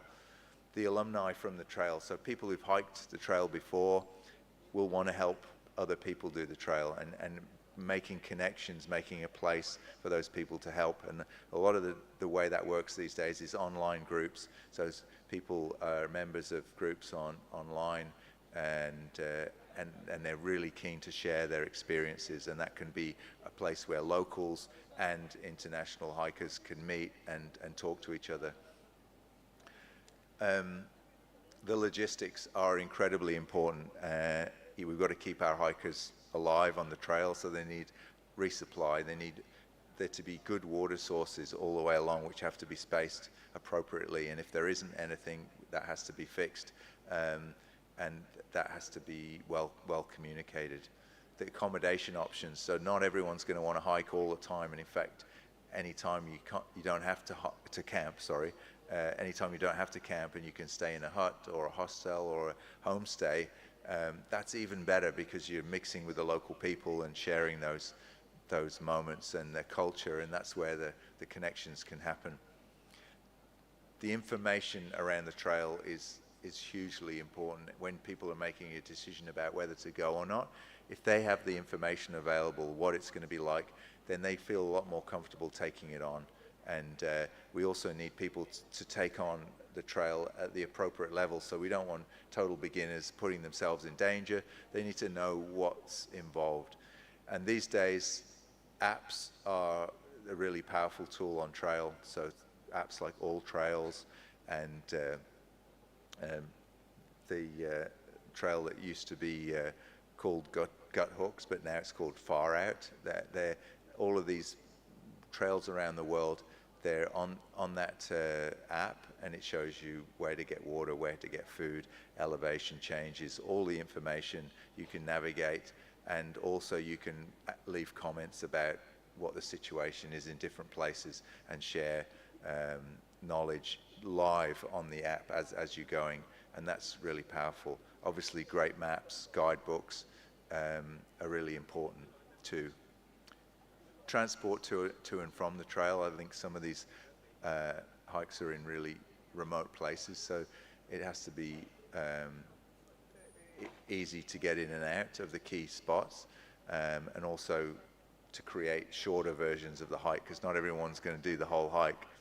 And then a very powerful one for me is the trail markers, like giving it a consistent look through the whole trail, so sort of really labeling the trail and making it easy for wayfinding. So the lower picture is the Bibbulmun track, the 1,000-kilometre trail in Western Australia, and that's a snake, the woggle, those are triangles, and wherever the triangle was pointing, that's where you went. They're reflective, so at night they'd catch your headlamp, you could see, and there were a minimum of every kilometre for 1,000 kilometres you could navigate by these woggles. So that kind of infrastructure makes a huge, huge difference to the trail.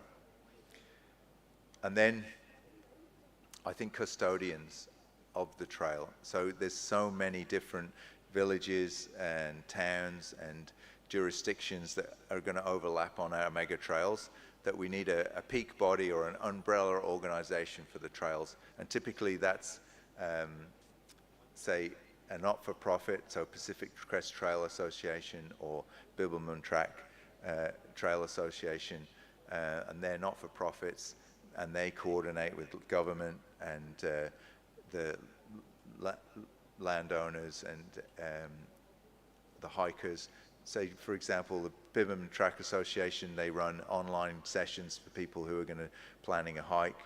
They provide volunteers that will sit one-on-one with you and help you plan your own hike. Then they'll do that online over Zoom or whatever. Pacific Trail Association has somebody sitting at the start, meeting you, checking your permit, giving you a tag, which is all the leave no trace principles on that tag. So there's a big effort to really protect the resource of the trail and make sure everyone has a positive experience. The other one I think is very important, safety and rescue. So we need to be able to help people if they get into trouble. So having enough infrastructure there that people can be helped. Nearly everybody on trail would carry a satellite communication device and Garmin or a Spot device with an emergency button, so that if they got into real trouble, they can press that and people will come, and a lot of time they could helicopter people off if they needed that help. Permits, I think, are a great idea because not only can you monitor the use, but you can manage for overuse, which I think is really, really, really important. So, as we've said with the trail community, the custodians have to manage those local businesses, outfitters, accommodation providers, trail supplies, shuttle services. There's a lot of moving parts that have to all come together to make a really successful trail. And the trail maintenance, which is done a lot of the time, again, by volunteers. We met people who were university students. They were getting credits for doing a week's trail maintenance on the Pacific Crest Trail. So there's lots of groups that can be brought in to do these kind of activities. As I said before, I think the storytelling around this is very, very important. It was a way of promoting the trail. There's a huge online community of long-distance hikers, overnight hikers, multi-day hikers, and they're very active, and they're addicts. Once you've done one of these, you're an addict. You want to do it again and again and again. And when people find out that there's a mega trail through the Western Himalaya, they will be rushing here to do it. There's a cohort of really keen people who are looking for the next thing. So I think it's a massive opportunity, and I'm really excited to see it happen. And I think, as with everything in the conference so far, things are only moving forward, and it's extremely exciting to see the growth in adventure tourism. Since I first came in '89, it's unrecognizable, and I'm sure in the next 10 years it's going to explode even more, especially with the help of all of you. So yeah, that's my perspective on my personal journey and how I see that can impact on the opportunities here. So thank you.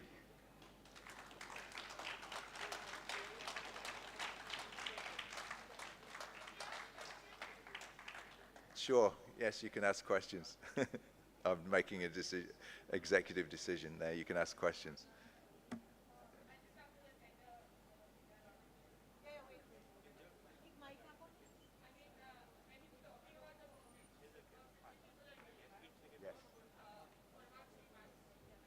Yes.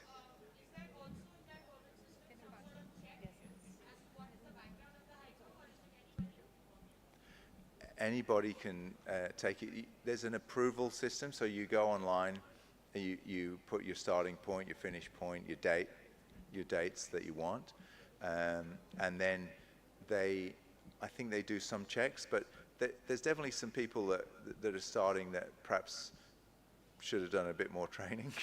That's for sure. And the other thing that's worth noting is that there's not 50 people that every day that finish. Far from it. So probably 30 of those 50 have finished after the first month, because they've seen it on YouTube or Instagram and they didn't realize there was actual suffering involved. And so it does weed out people. So, but I think that's why they give away 50, so they end up at a number that's more manageable. But I'd say while I'm hiking the trail, you're not hiking, there's not people everywhere. But if you stop for lunch for an hour, there'll be a couple of people will come past. So, and then also the trail overlaps with some other very busy hiking places like Lake Tahoe, the John Muir Trail through Yosemite. So in those places you get people doing shorter hikes or day hikes. So it changes, and I think that, I'm sure that would be true on these Indian trails as well. So my question was a little bit more about the background checks. Yeah. Because, I mean, if you're talking about Trans-Western Himalaya, that's some of the parameters change, especially if they are novices. That was my one question. The other one was, did you go solo, or did you go with other people, or did you go solo and meet up with other people? I went solo, and nearly everybody is solo, and then you meet people along the way. And I think that's a great way to do it, because it's really hard to find a hiking partner that goes exactly the same speed as you and has the same objective on the trail as you. Whereas when you let that happen organically as you're walking along, you meet up with people that have got the same idea as you, and it's part of the appeal actually is well, making all these new friends. And if I'd have been with somebody, I wouldn't have probably made the connections that I did. So I'd recommend doing some solo hiking when you can meet up with other people. Yeah. Does anyone else have any questions? I'll catch you afterwards, I think. Yeah. Mike, so how do you determine carrying capacity on a trail like this? That's something, you know, with both our trails, the Western Himalayan Trail, especially the Ganga Trail, Nature and Heritage Trail, since there's a religious aspect as well, walking the Ganga, which is a holy river, what would you advise? How should we go about it? I would start slowly, and I think particularly have a small release at the beginning to sort of test everything out, because the last thing you want is, 50 or 100 people descending into some of these villages when they haven't seen that many hikers all at once before, and it'll exceed the carrying capacity of the village for accommodation and food supplies. So I think it's something that you have perhaps a couple of seasons to ramp things up and gradually build, so the permits could gradually increase and you get a feel for what's the impact of that season. You can go in and talk to the providers, talk to the people running the food store or the village homestays and how they felt about it. Was it too much? And really build because it's really important that there's a local solution for all of these problems. It's not just a generic solution. I think it's about listening to all the stakeholders and understanding what the ecology can manage. Like there's one section where you have to walk on the road because there's an endangered frog on the trail, and everybody walks around on the road for 4 miles, and the frog is happy, and everyone's happy to do that. But there may be times where you have to really just intervene and change things because certain parts of the trail just can't cope with that load. So I think a gentle ramping up, and because I think there's a potential for certainly sections of the trail to be overwhelmed because I think there'll be quite a high demand domestically and internationally, and probably inviting some of these international hikers who are perhaps influencers in the hiking community, global hiking community, to be some of the first people on the trail, and then they can give you feedback about how does that stack up as a trail and what needs to be improved, and they can also make some great online content and tell some stories that will bring people. So that's the kind of approach I think you could take. Yeah. We'd love to invite you, Mike. I'd love to come. Hello, sir. Good evening. I'm Gerald. I belong from a state in the northeast, which is called Meghalaya. So my concern is a little bit about the maps that you mentioned. Looking at the trend at the moment, lots of people would want, since the COVID era, like there's a term that we call revenge tourism. And lots of people would want to go out of their houses and explore places, right? Yeah. So because in our state, we have lots and lots of trekking trails and beautiful places and beautiful waterfalls. But in my observation, I've seen that so many places have been affected because of the availability of maps. Yeah. Like, can you give us a suggestion on whether maps is a good thing, or maybe like like not having a map but having a local guide from the community, or like what would you suggest in this scenario?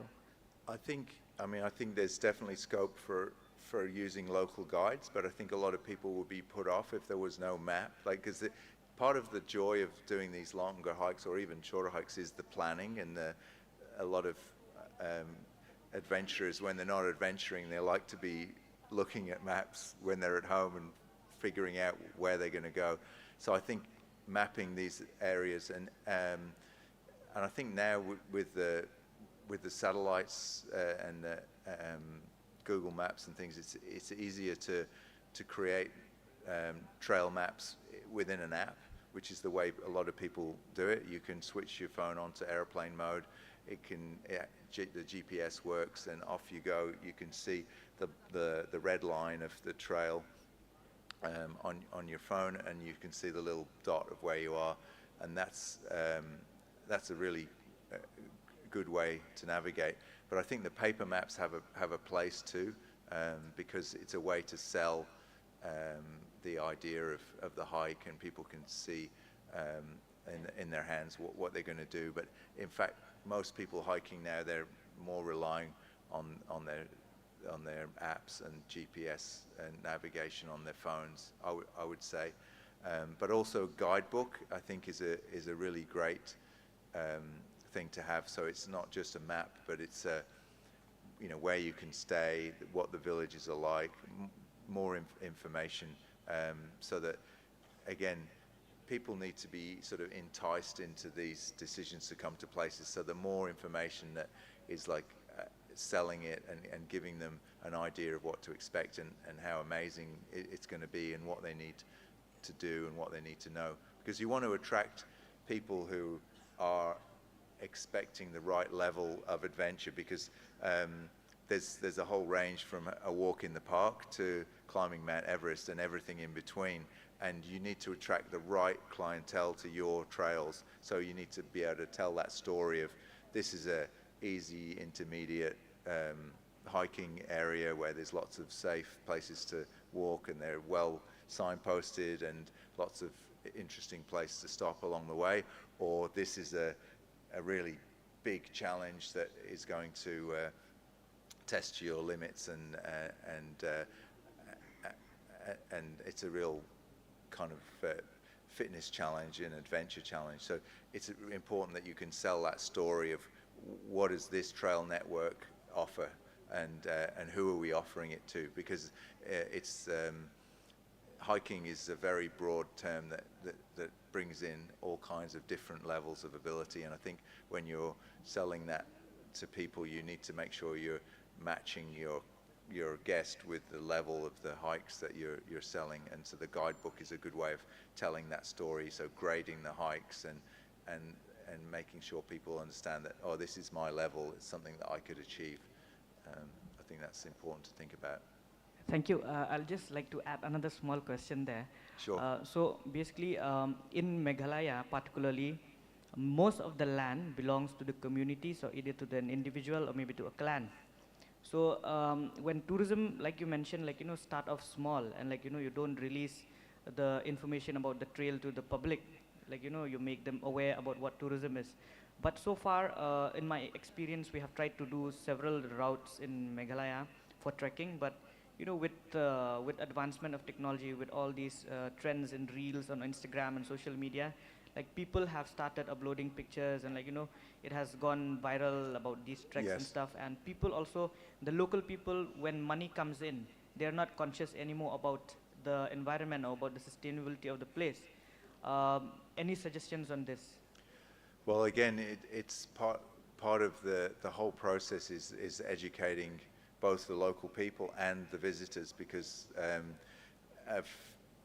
to make it a sustainable approach, and so getting the permits for this trail that I did, I had to do online education, had to watch videos and read through a lot of information about what was expected me as a visitor to keep the trail pristine. So I would recommend that becomes a part of the code of coming to visit, and lots of good signposting about what's expected in trail behavior, that leave no trace principles, and really encouraging the local guides and just putting that information on all of the maps and all of the guides, so everyone understands what's expected, and the local people and the visitors. It's actually interesting, last week I was with somebody running rafting in Meghalaya, and they said that there were some kayakers that came from Europe and made a guidebook of the rivers for kayaking, and that's brought a lot of people to want to go and kayak there. So I think you can see the power of that information, and also sharing it internationally, and then suddenly it becomes a desirable destination, because the people who are the influencers in that sport say, hey guys, you should go here, it's really good. And I think that's already happened with the rivers there. Yeah. Thank you.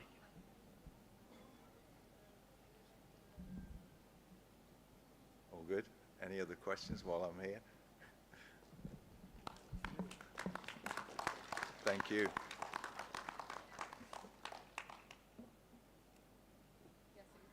I can leave everything there. Okay. And that's your laptop, right? Yeah. Okay. Do you want me to So take it away, or? we can just felicitate you, and as a moment of gesture, we want to give you the gifts. So you can hold for a second, and then we can, right? Okay. Yeah. Thank you very much, Mike, for that wonderful session and your expertise that you shared with us. Indeed, great to know about it. And in order to felicitate Mr. Mike Drews, I would like to welcome Mrs. Shirley Bajaj, the Director, Snow Leopards Adventures. Please, madam, welcome.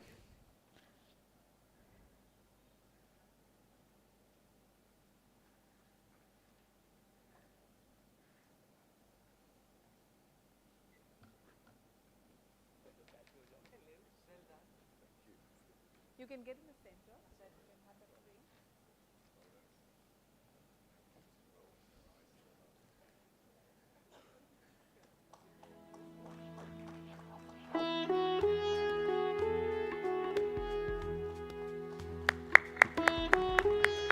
only a few, but we can be louder. Thank you so much. I can help.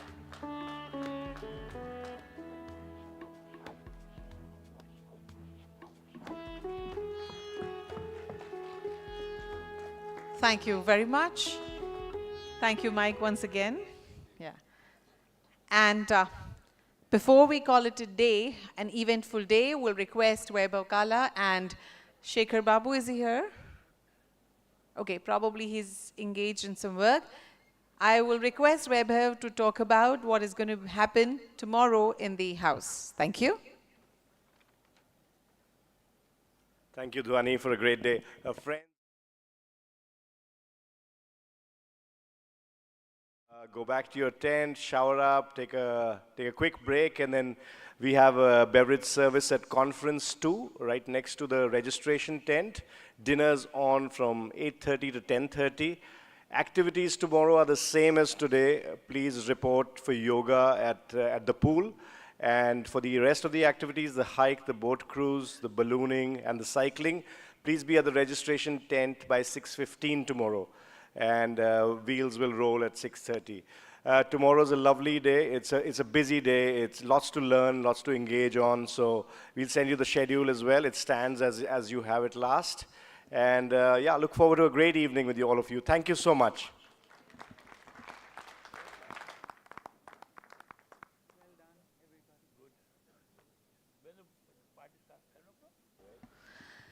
So ladies and gentlemen, enjoy your evening, and we see you tomorrow.